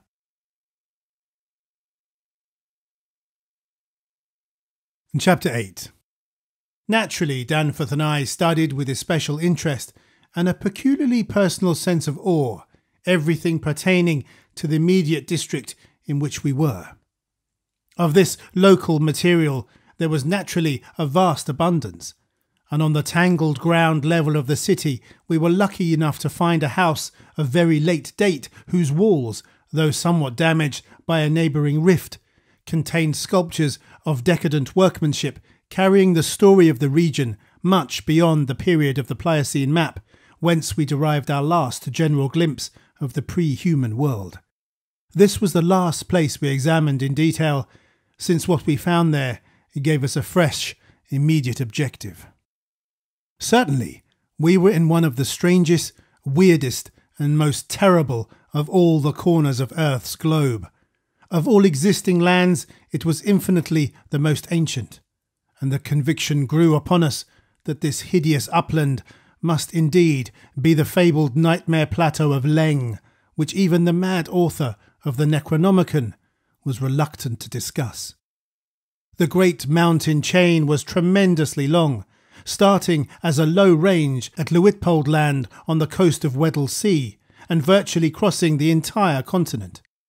The really high part stretched in a mighty arc from about latitude 82 degrees east, longitude 60 degrees to latitude 70 degrees, east longitude 115 degrees, with its concave side toward our camp and its seaward end in the region of that long, ice-locked coast whose hills were glimpsed by Wilkes and Mawson at the Antarctic Circle. Yet even more monstrous exaggerations of nature seem disturbingly close at hand. I have said that these peaks are higher than the Himalayas, but the sculptures forbid me to say that they are Earth's highest. That grim honour is beyond doubt reserved for something which half the sculptures hesitated to record at all, whilst others approached it with obvious repugnance and trepidation. It seems that there was one part of the ancient land, the first part that ever rose from the waters after the earth had flung off the moon and the old ones had seeped down from the stars, which had come to be shunned as vaguely and namelessly evil. Cities built there had crumbled before their time and had been found suddenly deserted. Then, when the first great earth-buckling had convulsed the region in the Comanchean age, a frightful line of peaks had shot suddenly up amidst the most appalling din and chaos, and earth had received her loftiest and most terrible mountains. If the scale of the carvings were correct, these abhorred things must have been much over 40,000 feet high, radically vaster than even the shocking mountains of madness we had crossed. They extended, it appeared, from about latitude 77 degrees east, longitude 70 degrees to latitude 70 degrees east, longitude 100 degrees, less than 300 miles away from the dead city, so that we would have spied their dreaded summits in the dim western distance had it not been for that vague opalescent haze. Their northern end must likewise be visible from the long Antarctic Circle coastline at Queen Mary Land. Some of the old ones in the decadent days had made strange prayers to those mountains, but none ever went near them or dared to guess what lay beyond. No human eye had ever seen them, and as I studied the emotions conveyed in the carvings, I prayed that none ever might. There are protecting hills along the coast beyond them, Queen Mary and Kaiser Wilhelm lands, and I thank heaven no one has been able to land and climb those hills. I am not as sceptical about old tales and fears as I used to be, and I do not now laugh at the pre-human sculptor's notion that lightning paused meaningfully now and then at each of the brooding crests, and that an unexplained glow shone from one of those terrible pinnacles all through the long polar night. There may be a very real and very monstrous meaning in the old narcotic whispers about Kadath in the cold wastes, but the terrain close at hand was hardly less strange, even if less namelessly accursed. Soon after the founding of the city, the great mountain range became the seat of the principal temples, and many carvings showed what grotesque and fantastic towers had pierced the sky where now we saw only the curiously clinging cubes and ramparts. In the course of ages, the caves had appeared and had been shaped into adjuncts of the temples. With the advance of still later epochs, all the limestone veins of the region were hollowed out by groundwaters, so that the mountains, the foothills and the plains below them were a veritable network of connected caverns and galleries. Many graphic sculptures told of explorations deep underground and of the final discovery of the Stygian sunless sea that lurked at Earth's bowels.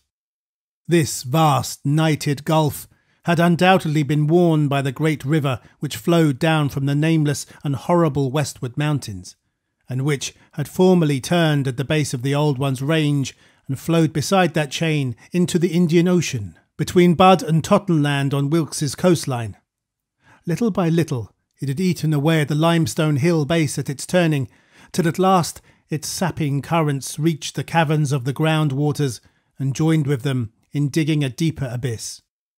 Finally, its whole bulk emptied into the hollow hills and left the old bed toward the ocean dry. Much of the later city as we now found it had been built over that former bed. The old ones, understanding what had happened and exercising their always keen artistic sense, had carved into ornate pylons those headlands of the foothills where the great stream began its descent into eternal darkness. This river, once crossed by scores of noble stone bridges, was plainly the one whose extinct course we had seen in our aeroplane survey.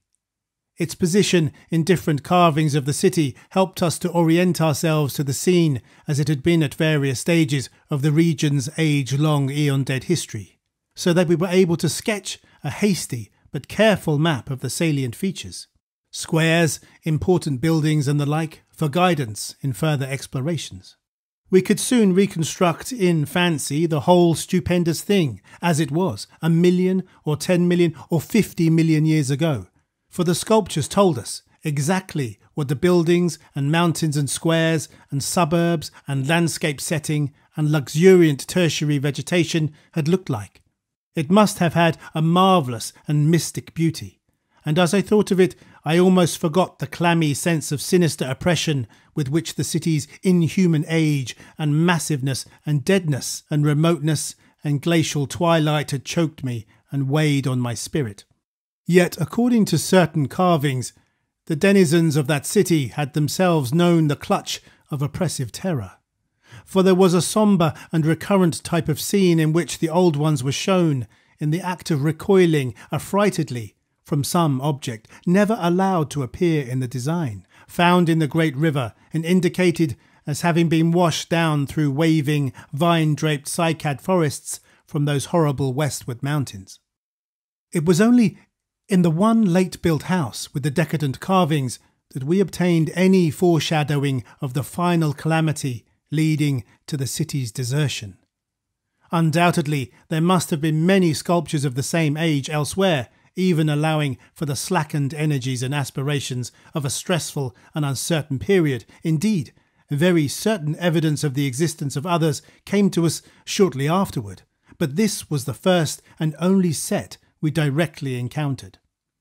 We meant to look farther later on, but, as I have said, immediate conditions dictated another present objective. There would, though, have been a limit, for after all, hope of a long future occupancy of the place had perished among the old ones. There could not but have been a complete cessation of mural decoration. The ultimate blow, of course, was the coming of the great cold which once held most of the earth in thrall, and which has never departed from the ill-fated poles. The great cold that, at the world's other extremity, put an end to the fabled lands of Lomar and Hyperborea. Just when this tendency began in the Antarctic, it would be hard to say in terms of exact years. Nowadays, we set the beginning of the general glacial periods at a distance of about 500,000 years from the present. But at the poles, the terrible scourge must have commenced much earlier. All quantitative estimates are partly guesswork, but it is quite likely that the decadent sculptures were made considerably less than 1,000,000 years ago, and that the actual desertion of the city was complete long before the conventional opening of the Pleistocene 500,000 years ago, as reckoned in terms of the Earth's whole surface.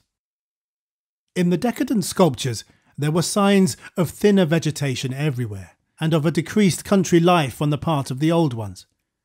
Heating devices were shown in the houses, and winter travellers were represented as muffled in protective fabrics. Then we saw a series of cartouches, the continuous band arrangement being frequently interrupted in these late carvings, depicting a constantly growing migration to the nearest refuges of greater warmth, some fleeing to cities under the sea off the faraway coast, and some clambering down through networks of limestone caverns in the hollow hills to the neighbouring black abyss of subterranean waters. In the end, it seems to have been the neighbouring abyss which received the greatest colonisation. This was partly due, no doubt, to the traditional sacredness of this especial region, but may have been more conclusively determined by the opportunities it gave for continuing the use of the great temples on the honeycombed mountains, and for retaining the vast land city as a place of summer residence and base of communication with various minds. The linkage of old and new abodes was made more effective by means of several gradings and improvements along the connecting routes, including the chiselling of numerous direct tunnels from the ancient metropolis to the Black Abyss, sharply down-pointing tunnels whose mouths we carefully drew, according to our most thoughtful estimates, on the guide map we were compiling. It was obvious that at least 2 of these tunnels lay within a reasonable exploring distance of where we were, both being on the mountainward edge of the city, one less than a quarter mile toward the ancient river course, and the other perhaps twice that distance in the opposite direction. The abyss, it seems, had shelving shores of dry land at certain places, but the old ones built their new city underwater, no doubt because of its greater certainty of uniform warmth. The depth of the hidden sea appears to have been very great, so that the Earth's internal heat could ensure its habitability for an indefinite period. The beings seem to have had no trouble in adapting themselves to part-time and eventually, of course, whole-time residence underwater, since they had never allowed their gill systems to atrophy. There were many sculptures which showed how they had always frequently visited their submarine kinsfolk elsewhere, and how they had habitually bathed on the deep bottom of their great river. The darkness of inner Earth could likewise have been no deterrent to a race accustomed to long Antarctic nights. Decadent though their style undoubtedly was, these latest carvings had a truly epic quality where they told of the building of the new city in the cavern sea. The old ones had gone about it scientifically, quarrying insoluble rocks from the heart of the honeycombed mountains and employing expert workers from the nearest submarine city to perform the construction according to the best methods. These workers brought with them all that was necessary to establish the new venture: shoggoth tissue, from which to breed stone lifters and subsequent beasts of burden for the cavern city, and other protoplasmic matter to mould into phosphorescent organisms for lighting purposes.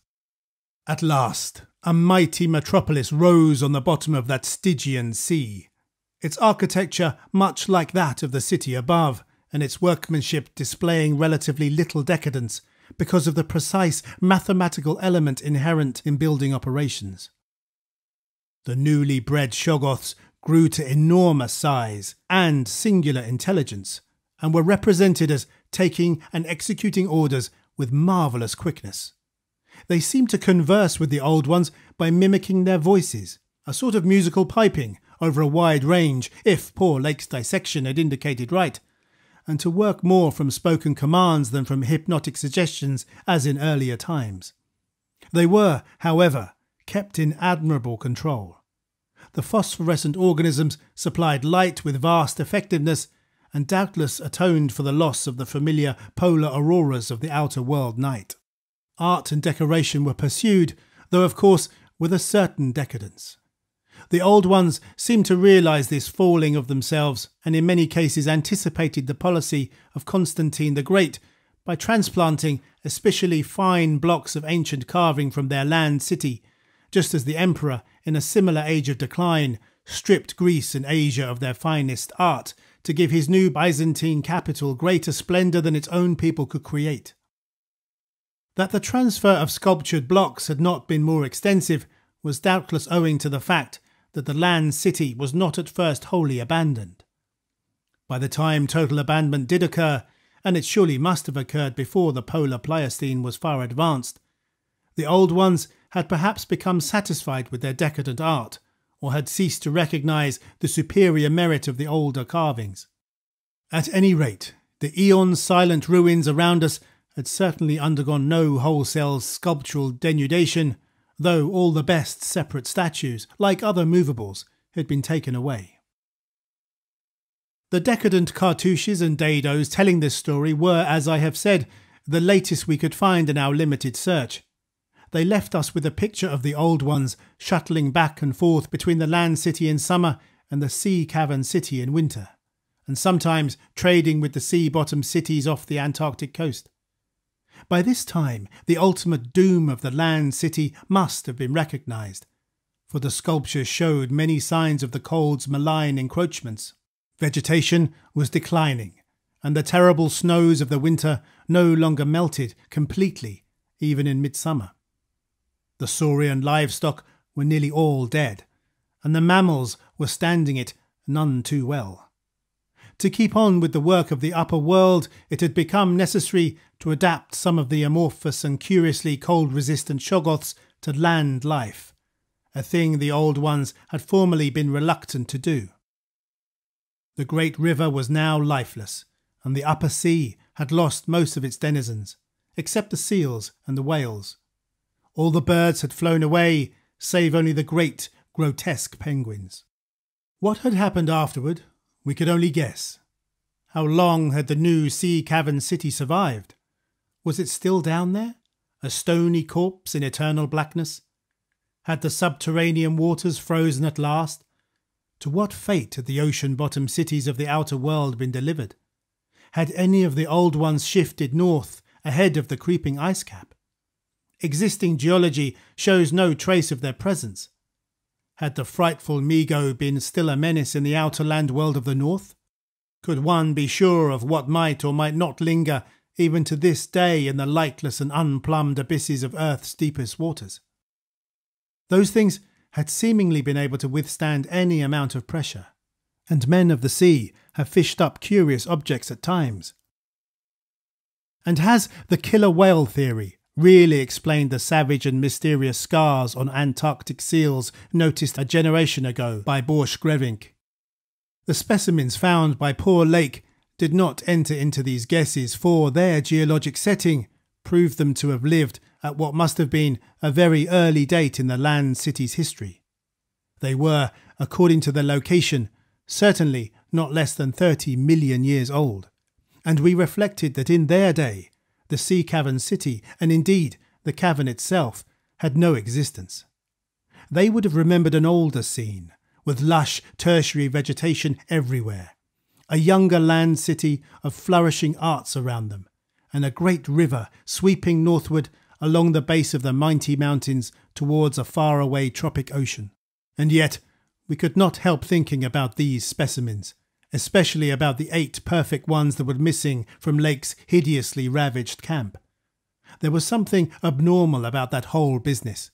The strange things we had tried so hard to lay to somebody's madness, those frightful graves, the amount and nature of the missing material, Gedney, the unearthly toughness of those archaic monstrosities, and the queer vital freaks the sculptures now showed the race to have.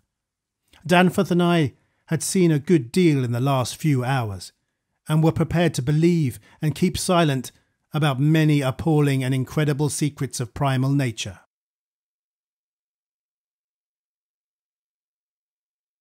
Chapter 9. I have said that our study of the decadent sculptures brought about a change in our immediate objective. This, of course, had to do with the chiselled avenues to the black inner world, of whose existence we had not known before, but which we were now eager to find and traverse. From the evident scale of the carvings, we deduced that a steeply descending walk of about a mile through either of the neighbouring tunnels would bring us to the brink of the dizzy, sunless cliffs above the great abyss, down whose side adequate paths, improved by the old ones, led to the rocky shore of the hidden and nighted ocean. To behold this fabulous gulf in stark reality was a lure which seemed impossible of resistance once we knew of the thing. Yet we realised we must begin the quest at once if we expected to include it in our present flight. It was now 8 p.m, and we had not enough battery replacements to let our torches burn on forever. We had done so much of our studying and copying below the glacial level that our battery supply had had at least 5 hours of nearly continuous use, and despite the special dry cell formula would obviously be good for only about 4 more. Though by keeping one torch unused, except for especially interesting or difficult places, we might manage to eke out a safe margin beyond that. It would not do to be without a light in those Cyclopean catacombs. Hence, in order to make the abyss trip, we must give up all further mural deciphering. Of course, we intended to revisit the place for days and perhaps weeks of intensive study and photography, curiously having long ago got the better of horror. But just now we must hasten. Our supply of trailblazing paper was far from unlimited, and we were reluctant to sacrifice spare notebooks or sketching paper to augment it. But we did let one large notebook go. If worst came to worst, we could resort to rock chipping, and of course it would be possible, even in the case of really lost direction, to work up to full daylight by one channel or another, if granted sufficient time for plentiful trial and error. So at last we set off eagerly in the indicated direction of the nearest tunnel. According to the carvings from which we had made our map, the desired tunnel mouth could not be much more than a quarter mile from where we stood, the intervening space showing solid-looking buildings quite likely to be penetrable still at a subglacial level. The opening itself would be in the basement, on the angle nearest the foothills, of a vast five-pointed structure of evidently public and perhaps ceremonial nature, which we tried to identify from our aerial survey of the ruins. No such structure came to our minds as we recalled our flight. Hence we concluded that its upper parts had been greatly damaged, or that it had been totally shattered in an ice rift we had noticed. In the latter case, the tunnel would probably turn out to be choked, so that we would have to try the next nearest one, the one less than a mile to the north. The intervening river course prevented our trying any of the more southerly tunnels on this trip, and indeed, if both of the neighbouring ones were choked, it was doubtful whether our batteries would warrant an attempt on the next northerly one, about a mile beyond our second choice. As we threaded our dim way through the labyrinth with aid of map and compass, traversing rooms and corridors in every stage of ruin or preservation, clambering up ramps, crossing upper floors and bridges, and clambering down again, encountering choked doorways and piles of debris, hastening now and then along finely preserved and uncannily immaculate stretches, taking false leads and retracing our way, in such cases removing the blind paper trail we had left, and once in a while striking the bottom of an open shaft through which daylight poured or trickled down. We were repeatedly tantalised by the sculptured walls along our route. Many must have told tales of immense historical importance, and only the prospect of later visits reconciled us to the need of passing them by. As it was, we slowed down once in a while and turned on our second torch. If we had had more films, we would certainly have paused briefly to photograph certain bas-reliefs, but time-consuming hand copying was clearly out of the question. I come now once more to a place where the temptation to hesitate, or to hint rather than state, is very strong. It is necessary, however, to reveal the rest in order to justify my course in discouraging further exploration. We had wormed our way very close to the computed site of the tunnel's mouth, having crossed a second-story bridge to what seemed plainly the tip of a pointed wall, and descended to a ruinous corridor, especially rich in decadently elaborate and apparently ritualistic sculptures of late workmanship, when, about 8:30 p.m, Danforth's keen young nostrils gave us the first hint of something unusual. If we had had a dog with us, I suppose we would have been warned before. At first, we could not precisely say what was wrong with the formerly crystal pure air, but after a few seconds, our memories reacted only too definitely. Let me try to state the thing without flinching. There was an odour, and that odour was vaguely, subtly, and unmistakably akin to what had nauseated us upon opening the insane grave of the horror poor Lake had dissected. Of course, the revelation was not as clearly cut at the time as it sounds now. There were several conceivable explanations, and we did a good deal of indecisive whispering. Most important of all, we did not retreat without further investigation, for having come this far, we were loath to be balked by anything short of certain disaster. Anyway, what we must have suspected was altogether too wild to believe. Such things did not happen in any normal world. It was probably sheer irrational instinct which made us dim our single torch, tempted no longer by the decadent and sinister sculptures that leered menacingly from the oppressive walls, and which softened our progress to a cautious tiptoeing and crawling over the increasingly littered floor and heaps of debris.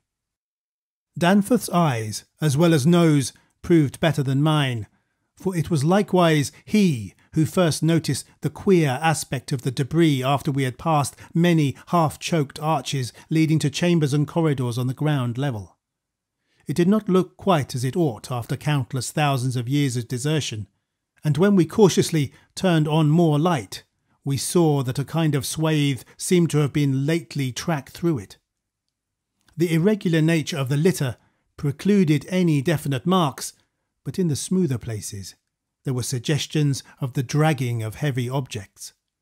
Once we thought there was a hint of parallel tracks, as if of runners. This was what made us pause again. It was during that pause that we caught, simultaneously this time, the other odour ahead. Paradoxically, it was both a less frightful and a more frightful odour. Less frightful intrinsically, but infinitely appalling in this place under the known circumstances, and less, of course, Gedney. For the odour was the plain and familiar one of common petrol, everyday gasoline. Our motivation after that is something I will leave to psychologists. We knew now that some terrible extension of the camp horrors must have crawled into this nighted burial place of the eons, hence could not doubt any longer the existence of nameless conditions, present or at least recent, just ahead. Yet in the end, we did let sheer burning curiosity or anxiety or auto-hypnotism or vague thoughts of responsibility toward Gedney or whatnot drive us on. Danforth whispered again of the print he thought he had seen in the alley turning at the ruins above, and of the faint musical piping, potentially of tremendous significance in the light of Lake's dissection report, despite its close resemblance to the cave-mouth echoes of the windy peaks, which he thought he had shortly afterwards half heard from unknown depths below. I, in my turn, whispered of how the camp was left, and of what had disappeared, and of how the madness of a lone survivor might have conceived the inconceivable, a wild trip across the monstrous mountains, and a descent into the unknown primal masonry. But we could not convince each other or even ourselves of anything definite. We had turned off all light as we stood still, and vaguely noticed that a trace of deeply filtered upper day kept the blackness from being absolute. Having automatically begun to move ahead, we guided ourselves by occasional flashes from our torch. The disturbed debris formed an impression we could not shake off, and the smell of gasoline grew stronger. More and more ruin met our eyes and hampered our feet until, very soon, we saw that the forward way was about to cease. We had been all too correct in our pessimistic guess about that rift glimpsed from the air. Our tunnel quest was a blind one, and we were not even going to be able to reach the basement out of which the abyssward aperture opened.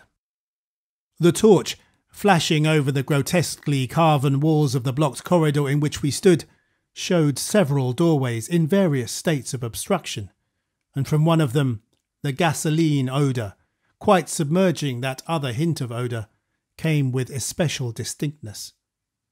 As we looked more steadily, we saw that beyond a doubt there had been a slight and recent clearing away of debris from that particular opening. Whatever the lurking horror might be, we believed the direct avenue toward it was now plainly manifest. I do not think anyone will wonder that we waited an appreciable time before making any further motion. And yet, when we did venture inside that black arch, our first impression was one of anticlimax. For amidst the littered expanse of that sculptured crypt, a perfect cube with sides of about 20 feet, there remained no recent object of instantly discernible size, so that we looked instinctively, though in vain, for a further doorway. In a moment, however, Danforth's sharp vision had descried a place where the floor debris had been disturbed, and we turned on both torches full strength. Though what we saw in that light was actually simple and trifling, I am none the less reluctant to tell of it because of what it implied. It was a rough levelling of the debris, upon which several small objects lay carelessly scattered, and at one corner of which a considerable amount of gasoline must have been spilled lately enough to leave a strong odour, even at this extreme super-plateau altitude. In other words, it could not be other than a sort of camp. A camp made by questing beings who, like us, had been turned back by the unexpectedly choked way to the abyss. Let me be plain.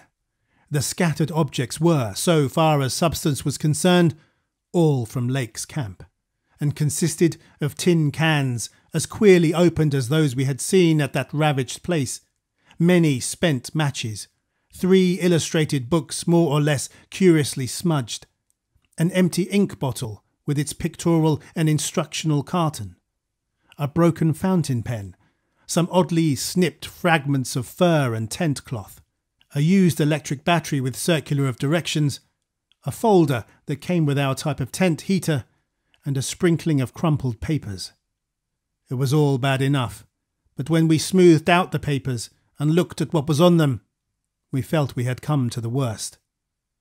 We had found certain inexplicably blotted papers at the camp which might have prepared us, yet the effect of the sight down there in the pre-human vaults of a nightmare city was almost too much to bear. A mad Gedney might have made the groups of dots in imitation of those found on the greenish soapstones, just as the dots on those insane 5-pointed grave mounds might have been made. He might conceivably have prepared rough, hasty sketches, varying in their accuracy or lack of it, which outlined the neighbouring parts of the city and traced the way from a circularly represented place outside our previous route, a place we identified as a great cylindrical tower in the carvings and as a vast circular gulf glimpsed in our aerial survey, to the present 5-pointed structure and the tunnel mouth therein. He might, I repeat, have prepared such sketches, for those before us were quite obviously compiled as our own had been from late sculptures somewhere in the glacial labyrinth, though not from the ones which we had seen and used. But what this art-blind bungler could never have done was to execute those sketches in a strange and assured technique, perhaps superior, despite haste and carelessness, to any of the decadent carvings from which they were taken. The characteristic and unmistakable technique of the old ones themselves in the dead city's heyday. There are those who will say Danforth and I were utterly mad not to flee for our lives after that, since our conclusions were now, notwithstanding their wildness, completely fixed, and of a nature I need not even mention to those who have read my account as far as this. Perhaps we were mad, for have I not said those horrible peaks were mountains of madness? But I think I can detect something of the same spirit, albeit in a less extreme form, in the men who stalk deadly beasts through African jungles to photograph them or study their habits. Half paralysed with terror though we were, there was nevertheless fanned within us a blazing flame of awe and curiosity which triumphed in the end. Of course, we did not mean to face that or those which we knew had been there, but we felt that they must be gone by now. They would by this time have found the other neighbouring entrance to the abyss and have passed within to whatever night-black fragments of the past might await them in the ultimate gulf they had never seen. Or if that entrance too was blocked, they would have gone on to the north seeking another. They were, we remembered, partly independent of light. Looking back to that moment, I can scarcely recall just what precise form our new emotions took, just what change of immediate objective it was that so sharpened our sense of expectancy.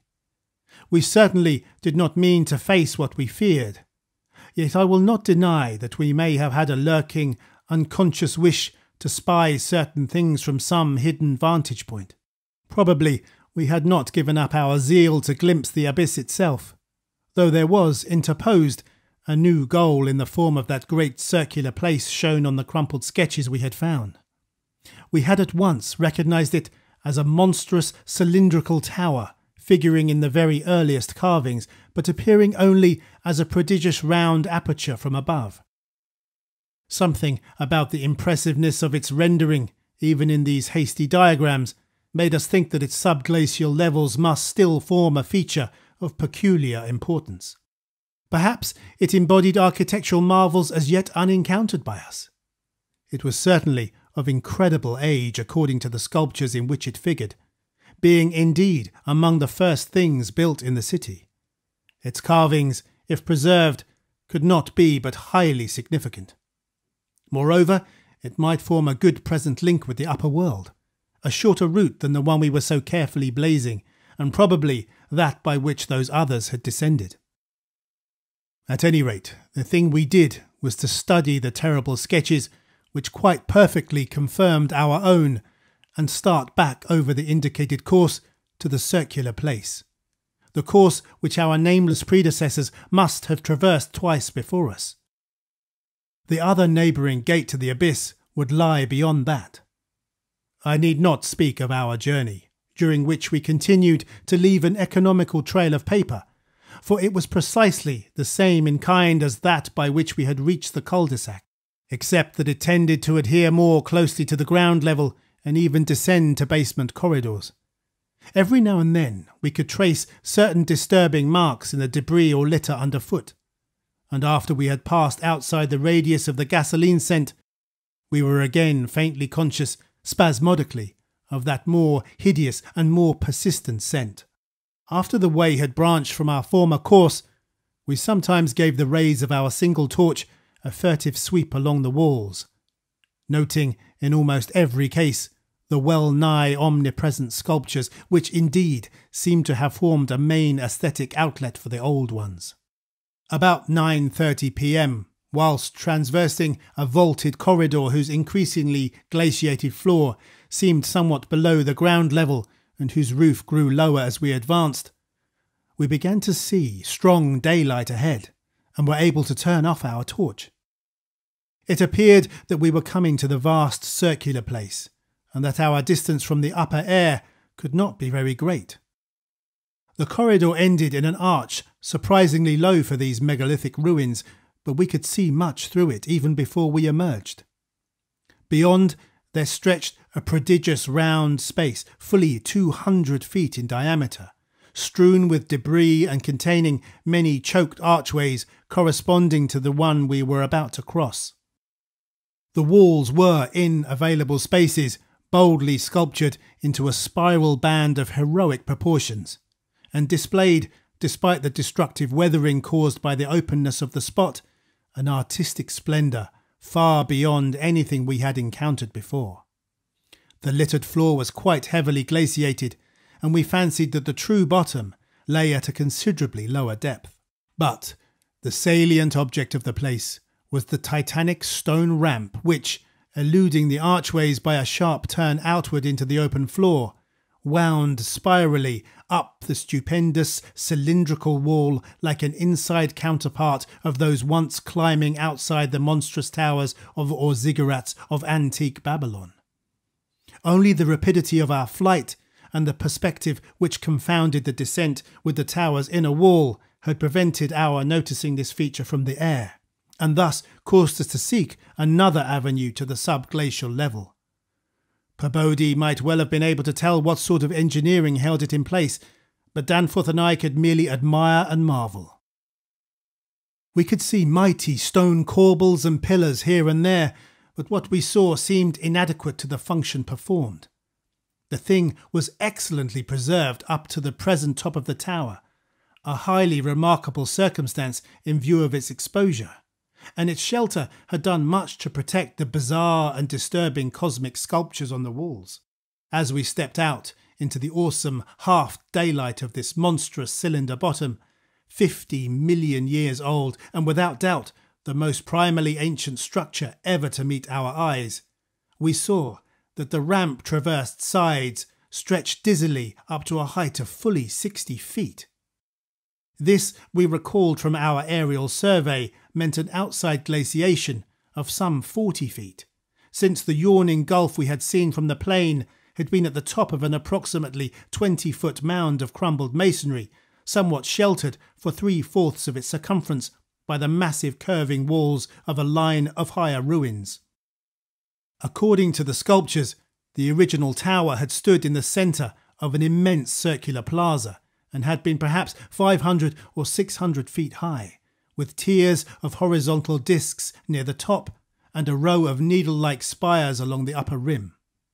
Most of the masonry had obviously toppled outward rather than inward, a fortunate happening, since otherwise the ramp might have been shattered and the whole interior choked.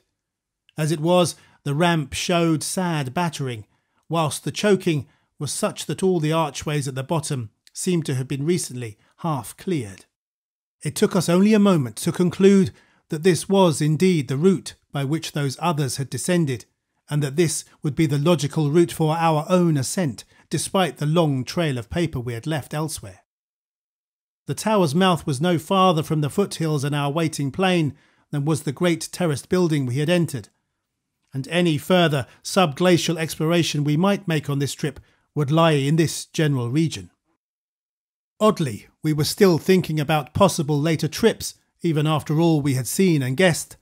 Then, as we picked our way cautiously over the debris of the great floor, there came a sight which for the time excluded all other matters.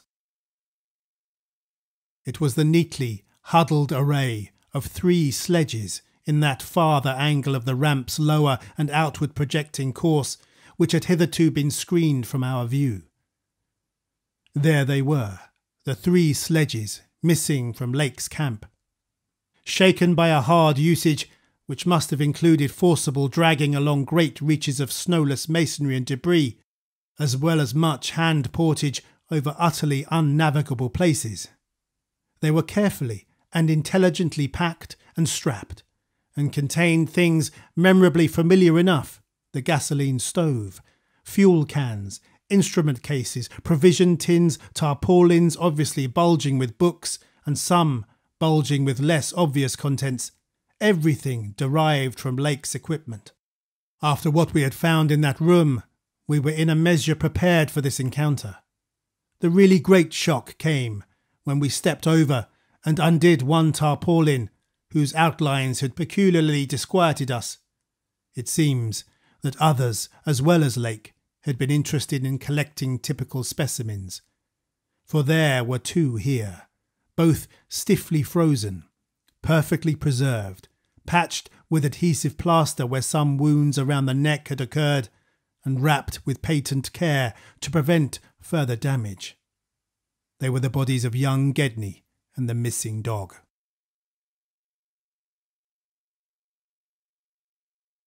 Chapter 10.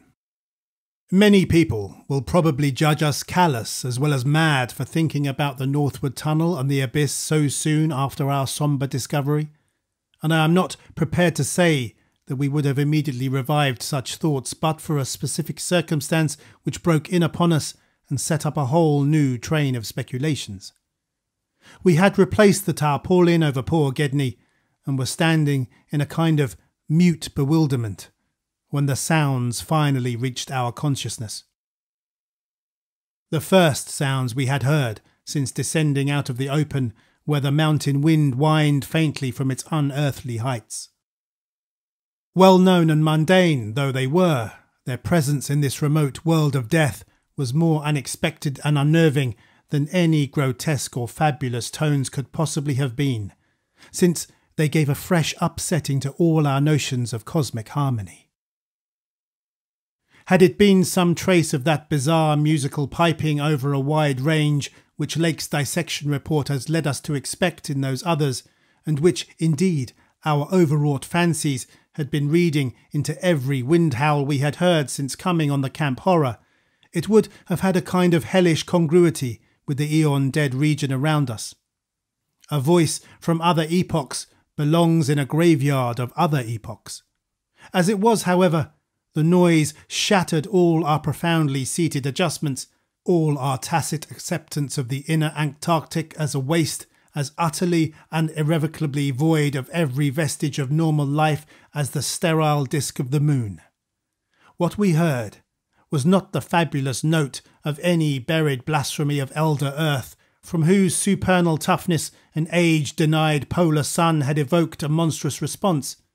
Instead, it was a thing so mockingly normal and so unerringly familiarised by our sea days off Victoria Land and our camp days of McMurdo Sound that we shuddered to think of it here, where such things ought not to be. To be brief, it was simply the raucous squawking of a penguin. The muffled sound floated from subglacial recesses nearly opposite to the corridor whence we had come, regions manifestly in the direction of that other tunnel to the vast abyss.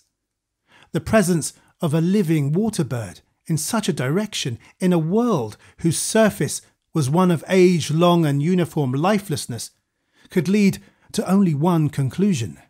Hence our first thought was to verify the objective reality of the sound. It was indeed repeated, and seemed at times to come from more than one throat. Seeking its source, we entered an archway from which much debris had been cleared, resuming our trailblazing with an added paper supply taken with curious repugnance from one of the tarpaulin bundles on the sledges when we left daylight behind. As the glaciated floor gave place to a litter of detritus, we plainly discerned some curious dragging tracks, and once Danforth found a distinct print of a sort whose description would be only too superfluous. The course indicated by the penguin cries was precisely what our map and compass prescribed as an approach to the more northerly tunnel mouth, and we were glad to find that a bridgeless thoroughfare on the ground and basement levels seemed open. The tunnel, according to the chart, ought to start from the basement of a large pyramidal structure which we seemed vaguely to recall from our aerial survey as remarkably well preserved. Along our path, the single torch showed a customary profusion of carvings, but we did not pause to examine any of these. Suddenly, a bulky white shape loomed up ahead of us, and we flashed on the second torch. It is odd how wholly this new quest had turned our minds from earlier fears of what might lurk near. Those other ones, having left their supplies in the great circular place, must have planned to return after their scouting trip toward or into the abyss. Yet we had now discarded all caution concerning them as completely as if they had never existed. This white waddling thing was fully 6 feet high, yet we seemed to realise at once that it was not one of those others. They were larger and dark, and according to the sculptures, their motion over land surfaces was a swift, assured matter despite the queerness of their sea-borne tentacle equipment. But to say that the white thing did not profoundly frighten us would be vain. We were indeed clutched for an instant by a primitive dread almost sharper than the worst of our reasoned fears regarding those others. Then came a flash of anticlimax as the white shape sidled into a lateral archway to our left to join two others of its kind which had summoned it in raucous tones. For it was only a penguin, albeit of a huge unknown species, larger than the greatest of the known king penguins, and monstrous in its combined albinism and virtual eyelessness. When we had followed the thing into the archway and turned both our torches on the indifferent and unheeding group of three, we saw that they were all eyeless albinos of the same unknown and gigantic species. Their size reminded us of some of the archaic penguins depicted in the Old One's sculptures, and it did not take us long to conclude that they were descended from the same stock. Undoubtedly surviving through a retreat to some warmer inner region whose perpetual blackness had destroyed their pigmentation and atrophied their eyes to mere useless slits. That their present habitat was the vast abyss we sought was not for a moment to be doubted, and this evidence of the gulf's continued warmth and habitability filled us with the most curious and subtly perturbing fancies. We wondered too what had caused these three birds to venture out of their usual domain. The state and silence of the great dead city made it clear that it had at no time been a habitual seasonal rookery, whilst the manifest indifference of the trio to our presence made it seem odd that any passing party of those others should have startled them. Was it possible that those others had taken some aggressive action or tried to increase their meat supply? We doubted whether that pungent odour which the dogs had hated could cause an equal antipathy in these penguins, since their ancestors had obviously lived on excellent terms with the Old Ones, an amicable relationship which must have survived in the abyss below as long as any of the Old Ones remained. Regretting, in a flare-up of the old spirit of pure science, that we could not photograph these anomalous creatures, we shortly left them to their squawking and pushed on toward the abyss, whose openness was now so positively proved to us, and whose exact direction occasional penguin tracks made clear. Not long afterward, a steep descent in a long, low, doorless and peculiarly sculptureless corridor led us to believe that we were approaching the tunnel mouth at last. We had passed two more penguins and heard others immediately ahead. Then the corridor ended in a prodigious open space which made us gasp involuntarily. A perfect inverted hemisphere, obviously deep underground, fully 100 feet in diameter and 50 feet high, with low archways opening around all parts of the circumference but one, and that one yawning cavernously with a black arched aperture which broke the symmetry of the vault to a height of nearly 15 feet. It was the entrance to the great abyss. In this vast hemisphere, whose concave roof was impressively though decadently carved to a likeness of the primordial celestial dome, a few albino penguins waddled, aliens there, but indifferent and unseeing. The black tunnel yawned indefinitely off at a steep descending grade, its aperture adorned with grotesquely chiselled jambs and lintel. From that cryptical mouth we fancied a current of slightly warmer air, and perhaps even a suspicion of vapour proceeded, and we wondered what living entities other than penguins the limitless void below and the contigenous honeycombings of the land and the Titan mountains might conceal. We wondered too whether the trace of mountain-top smoke at first suspected by poor Lake, as well as the odd haze we had ourselves perceived around the rampart-crowned peak, might not be caused by the tortuous channelled rising of some such vapour from the unfathomed reaches of Earth's core. Entering the tunnel, we saw that its outline was, at least at the start, about 15 feet each way, sides, floor and arched roof composed of the usual megalithic masonry. The sides were sparsely decorated with cartouches of conventional designs in a late decadent style, and all the construction and carving were marvellously well preserved. The floor was quite clear, except for a slight detritus bearing outgoing penguin tracks and the inward tracks of those others. The farther one advanced, the warmer it became, so that we were soon unbuttoning our heavy garments. We wondered whether there were any actually igneous manifestations below, and whether the waters of that sunless sea were hot. After a short distance, the masonry gave place to solid rock, though the tunnel kept the same proportions and presented the same aspect of carved regularity. Occasionally, its varying grade became so steep that grooves were cut in the floor. Several times we noted the mouths of small lateral galleries not recorded in our diagrams. None of them such as to complicate the problem of our return, and all of them welcome as possible refuges in case we met unwelcome entities on their way back from the abyss. The nameless scent of such things was very distinct. Doubtless it was suicidally foolish to venture into that tunnel under the known conditions, but the lure of the unplumbed is stronger in certain persons than most suspect. Indeed, it was just such a lure which had brought us to this unearthly polar waste in the first place. We saw several penguins as we passed along and speculated on the distance we would have to traverse. The carvings had led us to expect a steep downhill walk of about a mile to the abyss, but our previous wanderings had shown us that matters of scale were not wholly to be dependent on. After about a quarter of a mile, that nameless scent became greatly accentuated, and we kept very careful track of the various lateral openings we passed. There was no visible vapour as at the mouth, but this was doubtless due to the lack of contrasting cooler air. The temperature was rapidly ascending, and we were not surprised to come upon a careless heap of material shudderingly familiar to us. It was composed of furs and tent cloth taken from Lake's camp, and we did not pause to study the bizarre forms into which the fabrics had been slashed. Slightly beyond this point, we noticed a decided increase in the size and number of the side galleries, and concluded that the densely honeycombed region beneath the higher foothills must now have been reached.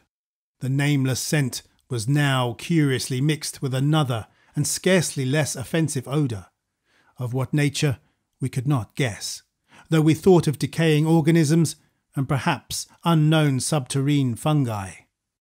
Then came a startling expansion of the tunnel for which the carvings had not prepared us, a broadening and rising into a lofty, natural-looking elliptical cavern with a level floor, some 75 feet long and 50 broad, and with many immense side passages leading away into cryptical darkness. Though this cavern was natural in appearance, an inspection with both torches suggested that it had been formed by the artificial destruction of several walls between adjacent honeycombings. The walls were rough, and the high vaulted roof was thick with stalactites, but the solid rock floor had been smoothed off and was free from all debris, detritus, or even dust to a positively abnormal extent. Except for the avenue through which we had come. This was true of the floors of all the great galleries opening off from it, and the singularity of the condition was such as to set us vainly puzzling. The curious now fetor which had supplemented the nameless scent was excessively pungent here, so much so that it destroyed all trace of the other. Something about this whole place, with its polished and almost glistening floor, struck us as more vaguely baffling and horrible than any of the monstrous things we had previously encountered. The regularity of the passage immediately ahead, as well as the larger proportion of penguin droppings there, prevented all confusion as to the right course amidst this plethora of equally grave cave mouths. Nevertheless, we resolved to resume our paper trailblazing if any further complexity should develop, for dust tracks, of course, could no longer be expected. Upon resuming our direct progress, we cast a beam of torchlight over the tunnel walls and stopped short in amazement at the supremely radical change which had come over the carvings in this part of the passage. We realised, of course, the great decadence of the Old One's sculpture at the time of the tunnelling, and had indeed noticed the inferior workmanship of the arabesques in the stretches behind us. But now, in this deeper section beyond the cavern, there was a sudden difference wholly transcending explanation. A difference in basic nature as well as in mere quality, and involving so profound and calamitous a degradation of skill that nothing in the hitherto observed rate of decline could have led one to expect it. This new and degenerate work was coarse, bold, and wholly lacking in delicacy of detail. It was countersunk with exaggerated depth in bands following the same general line as the sparse cartouches of the earlier sections, but the height of the reliefs did not reach the level of the general surface. Danforth had the idea that it was a second carving, a sort of palimpsest formed after the obliteration of a previous design. In nature, it was wholly decorative and conventional, and consisted of crude spirals and angles roughly following the quintile mathematical tradition of the old ones, yet seeming more like a parody than a perpetuation of that tradition. We could not get it out of our minds that some subtly but profoundly alien element had been added to the aesthetic feeling behind the technique, an alien element, Danforth guessed, that was responsible for the manifestly laborious substitution. It was like, yet disturbingly unlike, what we had come to recognise as the old one's art, and I was persistently reminded of such hybrid things as the ungainly Palmyrene sculptures fashioned in the Roman manner. That others had recently noticed this belt of carving was hinted by the presence of a used torch battery on the floor in front of one of the most characteristic designs. Since we could not afford to spend any considerable time in study, we resumed our advance after a cursory look, though frequently casting beams over the walls to see if any further decorative changes developed. Nothing of the sort was perceived, though the carvings were in places rather sparse because of the numerous mouths of smooth-floored lateral tunnels. We saw and heard fewer penguins, but thought we caught a vague suspicion of an infinitely distant chorus of them somewhere deep within the earth. The new and inexplicable odour was abominably strong, and we could detect scarcely a sign of that other nameless scent. Puffs of visible vapour ahead bespoke increasing contrast in temperature and the relative nearness of the sunless sea cliffs of the great abyss. Then, quite unexpectedly, we saw certain obstructions on the polished floor ahead, obstructions which were quite definitely not penguins, and turned on our second torch after making sure that the objects were quite stationary. Chapter 11. Still another time have I come to a place where it is very difficult to proceed. I ought to be hardened by this stage, but there are some experiences and intimations which scar too deeply to permit of healing, and leave only such an added sensitiveness that memory re-inspires all the original horror. We saw, as I have said, certain obstructions on the polished floor ahead, and I may add that our nostrils were assailed almost simultaneously by a very curious intensification of the strange prevailing foetor, now plainly mixed with the nameless stench of those others which had gone before us. The light of the second torch left no doubt of what the obstructions were, and we dared approach them only because we could see even from a distance that they were quite as past all harming power as had been the 6 similar specimens unearthed from the monstrous star-mounded graves at poor Lake's camp.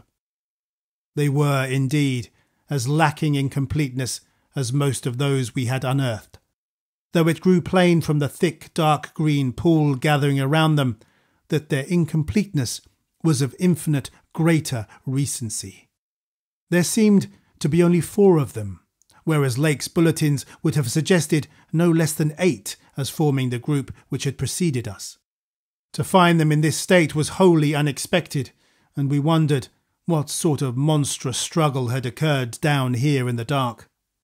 Penguins attacked in a body, retaliate savagely with their beaks, and our ears now made certain the existence of a rookery far beyond. Had those others disturbed such a place and aroused murderous pursuit? The obstructions did not suggest it, for penguin beaks against the tough tissues Lake had dissected could hardly account for the terrible damage our approaching glance was beginning to make out. Besides, the huge blind birds we had seen appeared to be singularly peaceful. Had there then been a struggle amongst those others, and were the absent four responsible? If so, where were they? Were they close at hand and likely to form an immediate menace to us? We glanced anxiously at some of the smooth-floored lateral passages as we continued our slow and frankly reluctant approach. Whatever the conflict was, it had certainly been that which had frightened the penguins into their unaccustomed wandering. It must then have arisen near that faintly heard rookery in the uncalculable gulf beyond, since there were no signs that any birds had normally dwelt here.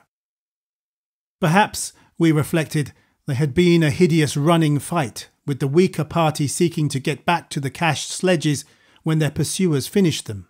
One could picture the demoniac fray between namelessly monstrous entities as it surged out of the black abyss with great clouds of frantic penguins squawking and scurrying ahead. I say that we approached those sprawling and incomplete obstructions slowly and reluctantly. Would to heaven we had never approached them at all, but had run back at top speed out of that blasphemous tunnel with the greasily smooth floors and the degenerate murals aping and mocking the things they had superseded. Run back before we had seen what we did see, and before our minds were burned with something which will never let us breathe easily again. Both of our torches were turned on the prostrate objects, so that we soon realised the dominant factor in their incompleteness. Mauled, compressed, twisted and ruptured as they were, their chief common injury was total decapitation. From each one the tentacled starfish head had been removed, and as we drew near, we saw that the manner of removal looked more like some hellish tearing or suction like any ordinary form of cleavage. Their noisome dark green ichor formed a large spreading pool, but its stench was half overshadowed by that newer and stranger stench. Here more pungent than at any other point along our route. Only when we had come very close to the sprawling obstructions could we trace that second, unexplainable fetor to any immediate source. And the instant we did so, Danforth, remembering certain very vivid sculptures of the Old One's history in the Permian Age some 150 million years ago, gave vent to a nerve-tortured cry which echoed hysterically through that vaulted and archaic passage with the evil palimpsest carvings. I came only just short of echoing his cry myself, for I had seen those primal sculptures too, and had shudderingly admired the way the nameless artist had suggested that hideous slime coating found on certain incomplete and prostrate old ones, those whom the frightful Shoggoths had characteristically slain and sucked to a ghastly headlessness in the great war of resubjugation. They were infamous nightmare sculptures even when telling of age-old bygone things, for Shoggoths and their work ought not to be seen by human beings or portrayed by any beings. The mad author of the Necronomicon had nervously tried to swear that none had been bred on this planet, and that only drugged dreamers had ever conceived them. Formless protoplasm able to mock and reflect all forms and organs and processes. Viscous agglutinations of bubbling cells, rubbery 15-foot spheroids, infinitely plastic and ductile, slaves of suggestion, builders of cities, more and more sullen, more and more intelligent, more and more amphibious, more and more imitative. Great God, what madness made even those blasphemous old ones willing to use and to carve such things. And now, when Danforth and I saw the freshly glistening and reflectively iridescent black slime which clung thickly to those headless bodies and stank obscenely with that new unknown odour whose cause only a diseased fancy could envisage, clung to those bodies and sparkled less voluminously on a smooth part of the accursedly re-sculptured wall in a series of grouped dots, we understood the quality of cosmic fear to its uttermost depths. It was not fear of those 4 missing others, for all too well did we suspect they would do no harm again, poor devils. After all, they were not evil things of their kind.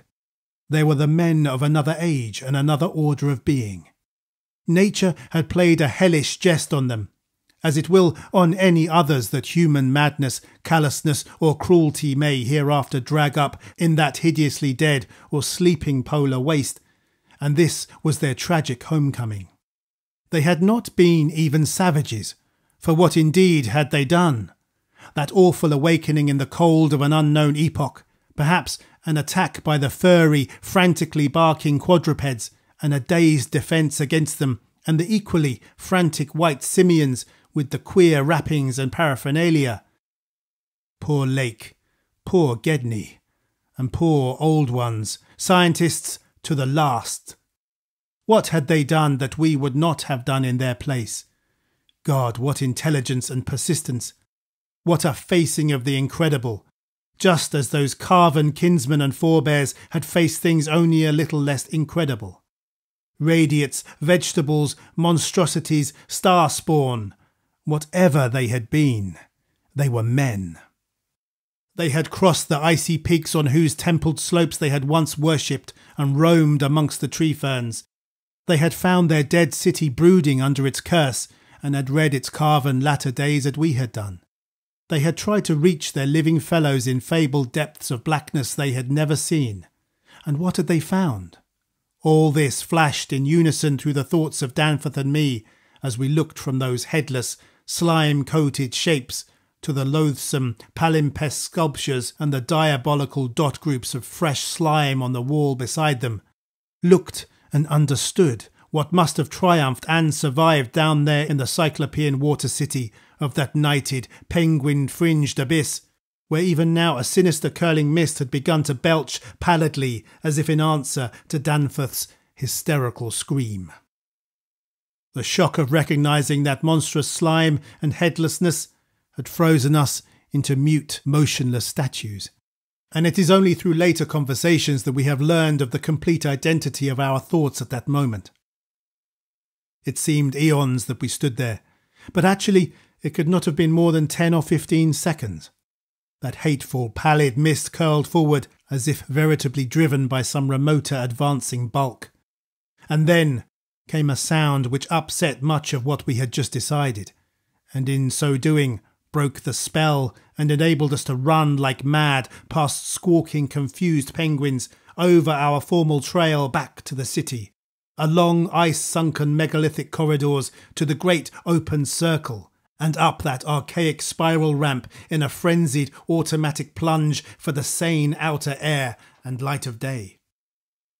The new sound, as I have intimated, upset much that we had decided, because it was what poor Lake's dissection had led us to attribute to those we had just judged dead. It was, Danforth later told me, precisely what he had caught in infinitely muffled form when at that spot beyond the alley corner above the glacial level, and it certainly had a shocking resemblance to the wind pipings we had both heard around the lofty mountain caves. At the risk of seeming puerile, I will add another thing too, if only because of the surprising way Danforth's impression chimed with mine. Of course, common reading is what prepared us both to make the interpretation, though Danforth has hinted at queer notions about unsuspected and forbidden sources to which Poe may have had access when writing his Arthur Gordon Pym a century ago. It will be remembered that in that fantastic tale there is a word of unknown but terrible and prodigious significance connected with the Antarctic and screamed eternally by the gigantic, spectrally snowy birds of that malign region's core. Tekilili. Tekilili. That, I may admit, is exactly what we thought we heard, conveyed by that sudden sound behind the advancing white mist. That insidious musical piping over a singularly wide range. We were in full flight before 3 notes or syllables had been uttered, though we knew that the swiftness of the old ones would enable any scream-roused and pursuing survivor of the slaughter to overtake us in a moment, if it really wished to do so. We had a vague hope, however, that non-aggressive conduct and a display of kindred reason might cause such a being to spare us in case of capture, if only from scientific curiosity. After all, if such a one had nothing to fear for itself, it would have no motive in harming us. Concealment being futile at this juncture, we used our torch for a running glance behind and perceived that the mist was thinning. What would we see at last? A complete and living specimen of those others? Again came that insidious musical piping, "Tekili-li, Tekili-li." Then, noting that we were actually gaining on our pursuer, it occurred to us that the entity might be wounded. We could take no chances, however, since it was obviously approaching in answer to Danforth's scream rather than in flight from any other entity. The timing was too close to admit of doubt of the whereabouts of that less conceivable and less mentionable nightmare, that fetid, unglimpsed mounting of slime-spewing protoplasm whose race had conquered the abyss and sent land pioneers to recarve and squirm through the burrows of the hills. We could form no guess, and it cost us a genuine pang to leave this probably crippled old one, perhaps a lone survivor, to the peril of recapture and a nameless fate. Thank heaven we did not slacken our run. The curling mist had thickened again and was driving ahead with increased speed, whilst the straying penguins in our rear were squawking and screaming and displaying signs of a panic really surprising in view of their relatively minor confusion when we had passed them. Once more came that sinister wide-ranged piping, "Tekili-li, Tekili-li." We had been wrong. The thing was not wounded, but had merely paused on encountering the bodies of its fallen kindred and the hellish slime inscription above them. We could never know what that demon message was, but those burials at Lake's camp had shown how much importance the beings attached to their dead. Our recklessly used torch now revealed ahead of us the large opening cavern where various ways converged, and we were glad to be leaving those morbid palimpsest sculptures, almost felt even when scarcely seen, behind. Another thought which the advent of the cave inspired was the possibility of losing our pursuer at this bewildering focus of large galleries. There were several of the blind albino penguins in the open space, and it seemed clear that their fear of the oncoming entity was extreme to the point of unaccountability. If at that point we dimmed our torch to the very lowest limit of travelling need, kept it strictly in front of us, the frightened squawking motions of the huge birds in the mist might muffle our footfalls, screen our true course, and somehow set up a false lead. Amidst the churning, spiralling fog, the littered and unglistening floor of the main tunnel beyond this point, as differing from the other morbidly polished burrows, could hardly form a highly distinguishing feature. Even so far as we could conjecture, for those indicated special senses which made the old ones partly, though imperfectly, independent of light in emergencies.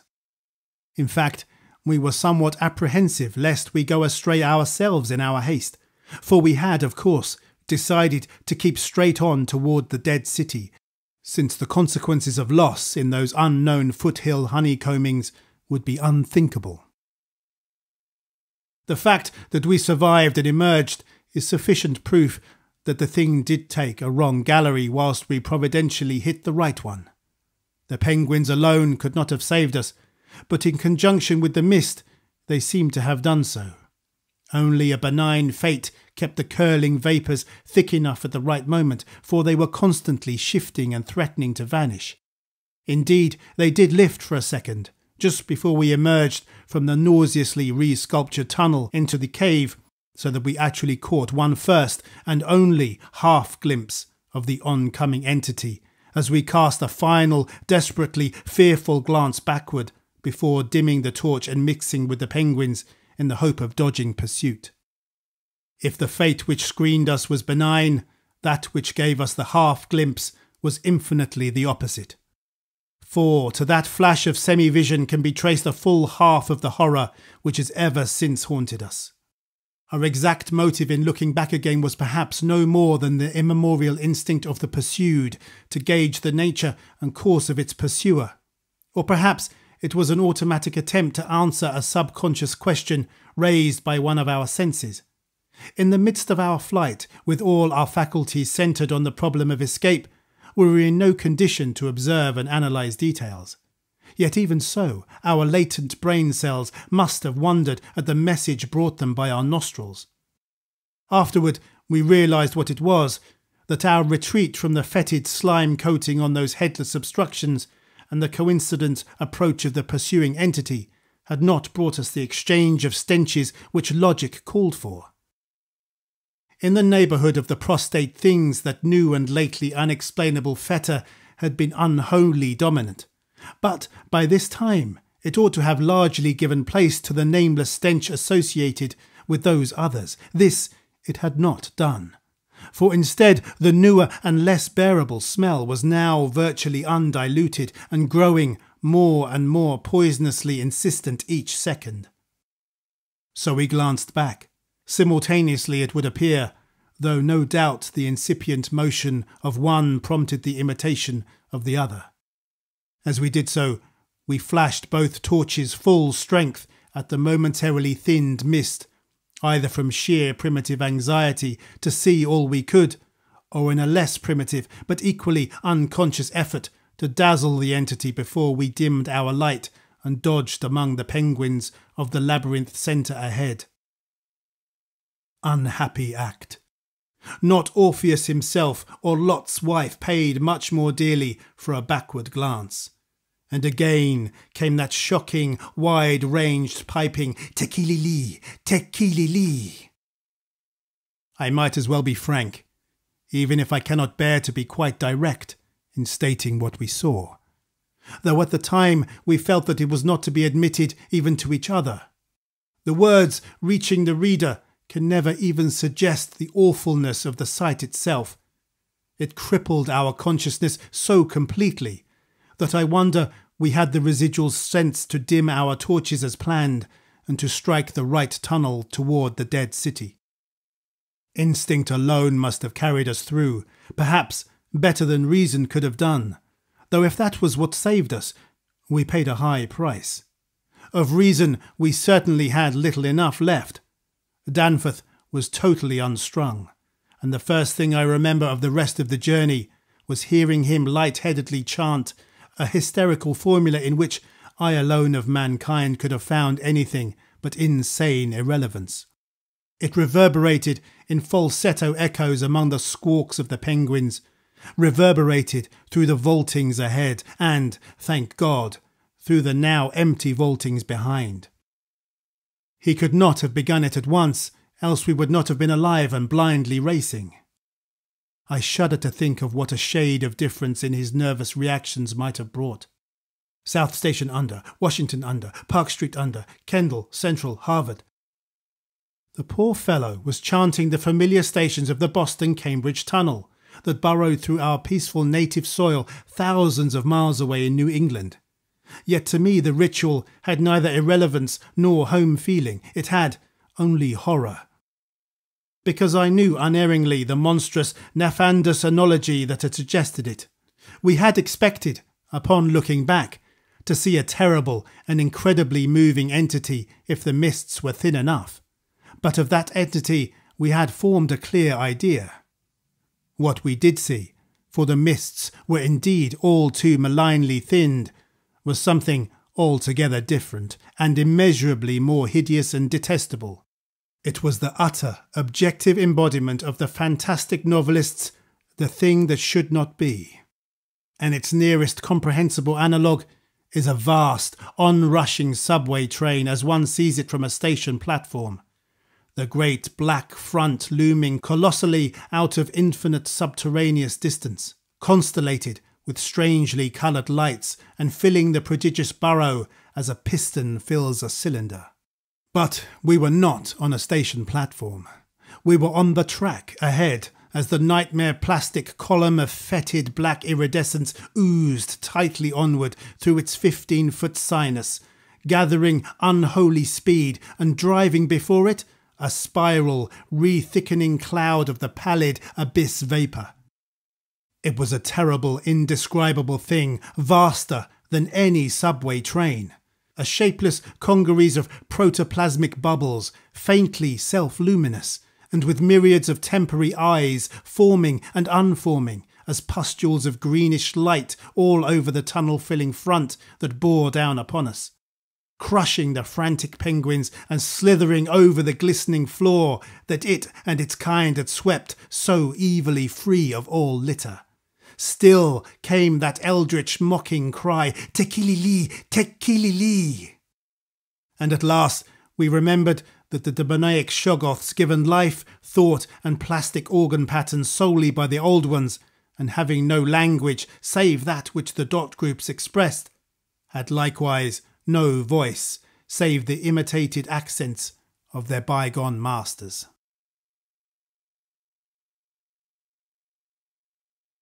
Chapter 12. Danforth and I have recollections of emerging into the great sculptured hemisphere and of threading our back trail through the cyclopean rooms and corridors of the dead city. Yet these are purely dream fragments, involving no memory of volition, details, or physical exertion. It was as if we floated in a nebulous world or dimension without time, causation, or orientation. The grey half-daylight of the vast circular space sobered us somewhat, but we did not go near those cached sledges or look again at poor Gedney and the dog. They have a strange and titanic mausoleum, and I hope the end of this planet will find them still undisturbed.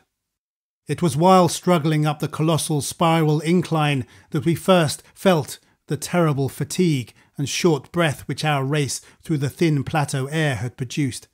But not even the fear of collapse could make us pause before reaching the normal outer realm of sun and sky. There was something vaguely appropriate about our departure from those buried epochs, for as we wound our panting way up the 60-foot cylinder of primal masonry, we glimpsed beside us a continuous procession of heroic sculptures in the dead race's early and undecayed technique, a farewell from the old ones, written 50 million years ago. Finally, scrambling out at the top, we found ourselves on a great mound of tumbled blocks, with the curved walls of higher stonework rising westward and the brooding peaks of the great mountains showing beyond the more crumbled structures toward the east. The low Antarctic sun of midnight peered redly from the southern horizon through rifts in the jagged ruins, and the terrible age and deadness of the nightmare city seemed all the starker by contrast with such relatively known and accustomed things as the features of the polar landscape. The sky above was a churning and opalescent mass of tenuous ice vapours, and the cold clutched at our vitals. Wearily resting the outfit bags to which we instinctively clung throughout our desperate flight, we rebuttoned our heavy garments for the stumbling climb down the mound and the walk through the eon-old stone maze to the foothills where our aeroplane waited, of which had set us fleeing from the darkness of Earth's secret and archaic gulfs. We said nothing at all. In less than a quarter of an hour we had found the steep grade to the foothills, the probable ancient terrace by which we had descended, and could see the dark bulk of our great plain amidst the sparse ruins on the rising slope ahead.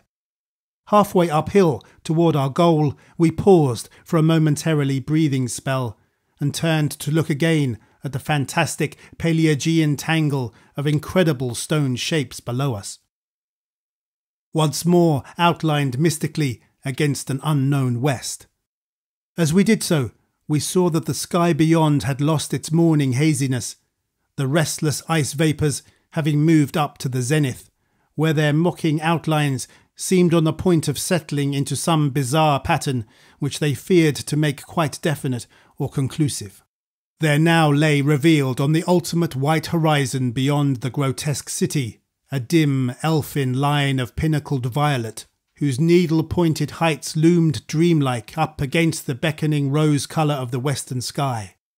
Up towards this shimmering rim sloped the ancient tableland, the depressed course of the bygone river traversing it as an irregular ribbon of shadow. For a second we gasped in admiration of the scene's unearthly cosmic beauty, and then vague horror began to creep into our souls. For this far violet line could be nothing else than the terrible mountains of the Forbidden Land, highest of Earth's peaks and focus of Earth's evil. Harbourers of nameless horrors and archaic secrets, shunned and prayed to by those who feared to carve their meaning. Untrodden by any living thing of earth, but visited by the sinister lightnings and sending strange beams across the plains in the polar night, beyond doubt the unknown archetype of that dreaded Kadath in the cold waste, beyond abhorrent Leng, whereof unholy primal legends hint evasively. We were the first human beings ever to see them, and I hope to God we may be the last. If the sculptured maps and pictures in that pre-human city had told truly, these cryptic violet mountains could not be much less than 300 miles away, yet none the less sharply did their dim elfin essence jut above that remote and snowy rim like the serrated edge of a monstrous alien planet about to rise into unaccustomed heavens. Their height, then, must have been tremendous beyond all known comparison, carrying them up into tenuous atmospheric strata peopled by such gaseous wraiths as rash flyers have barely lived to whisper of after unexplainable falls.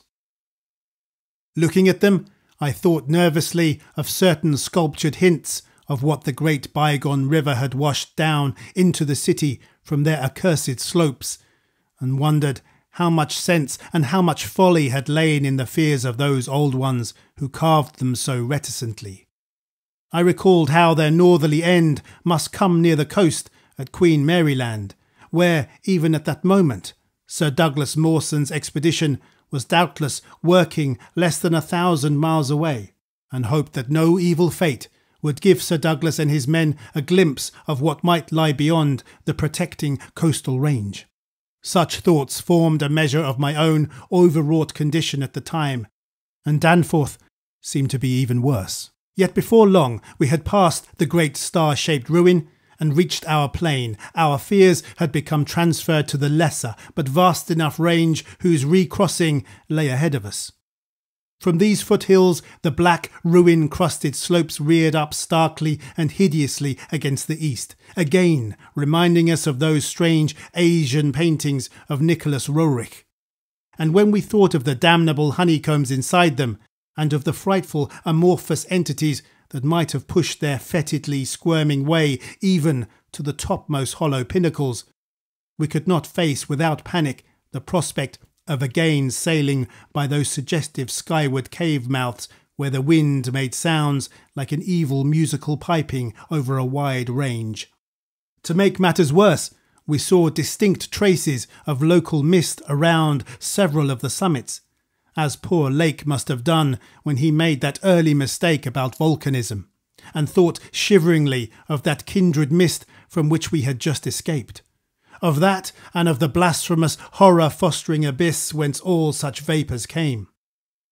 All was well with the plane, and we clumsily hauled on our heavy flying furs. Danforth got the engine started without trouble, and we made a very smooth take-off over the nightmare city. Below us, the primal cyclopean masonry spread out as it had done when we first saw it, so short yet infinitely long a time ago.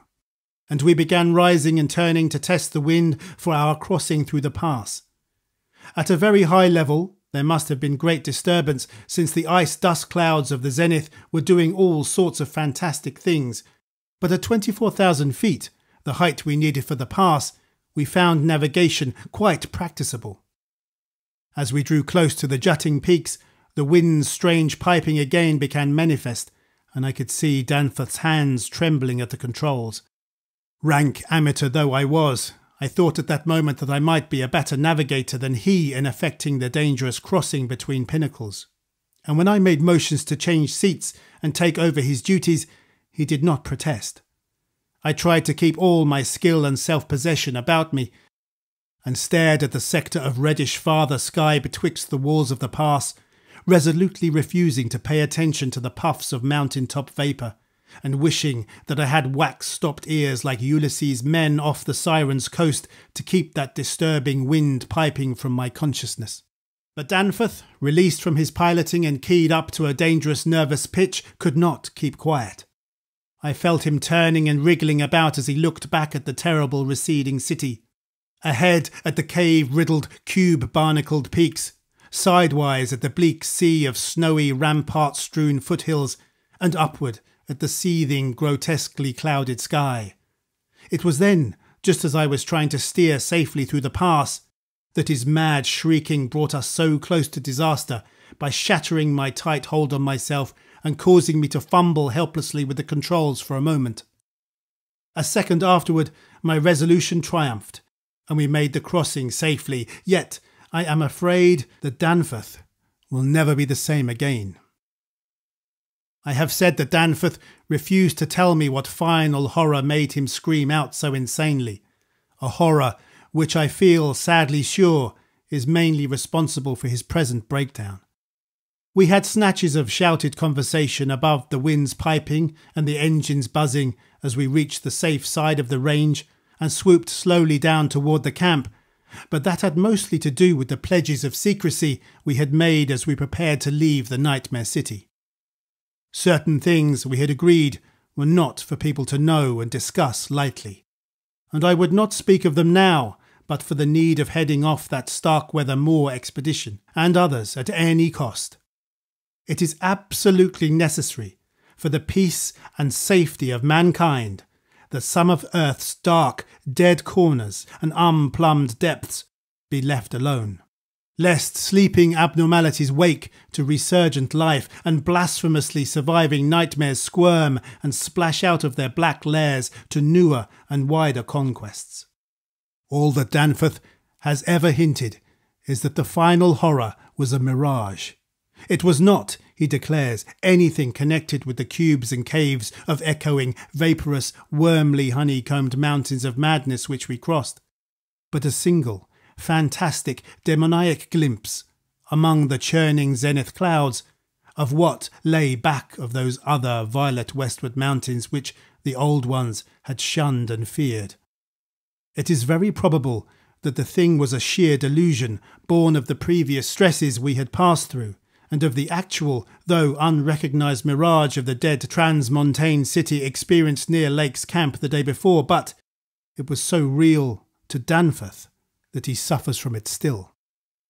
He has on rare occasions whispered disjointed and irresponsible things about the Black Pit, the cavern rim, the proto-Shoggoths, the windowless solids with 5 dimensions, the nameless cylinder, the elder pharaohs, Yog-Sothoth, the primal white jelly, the colour out of space, the wings, the eyes in the darkness, the moon ladder, the original, the eternal, the undying, and other bizarre conceptions, but when he is fully himself, he repudiates all this and attributes it to his curious and macabre reading of earlier years.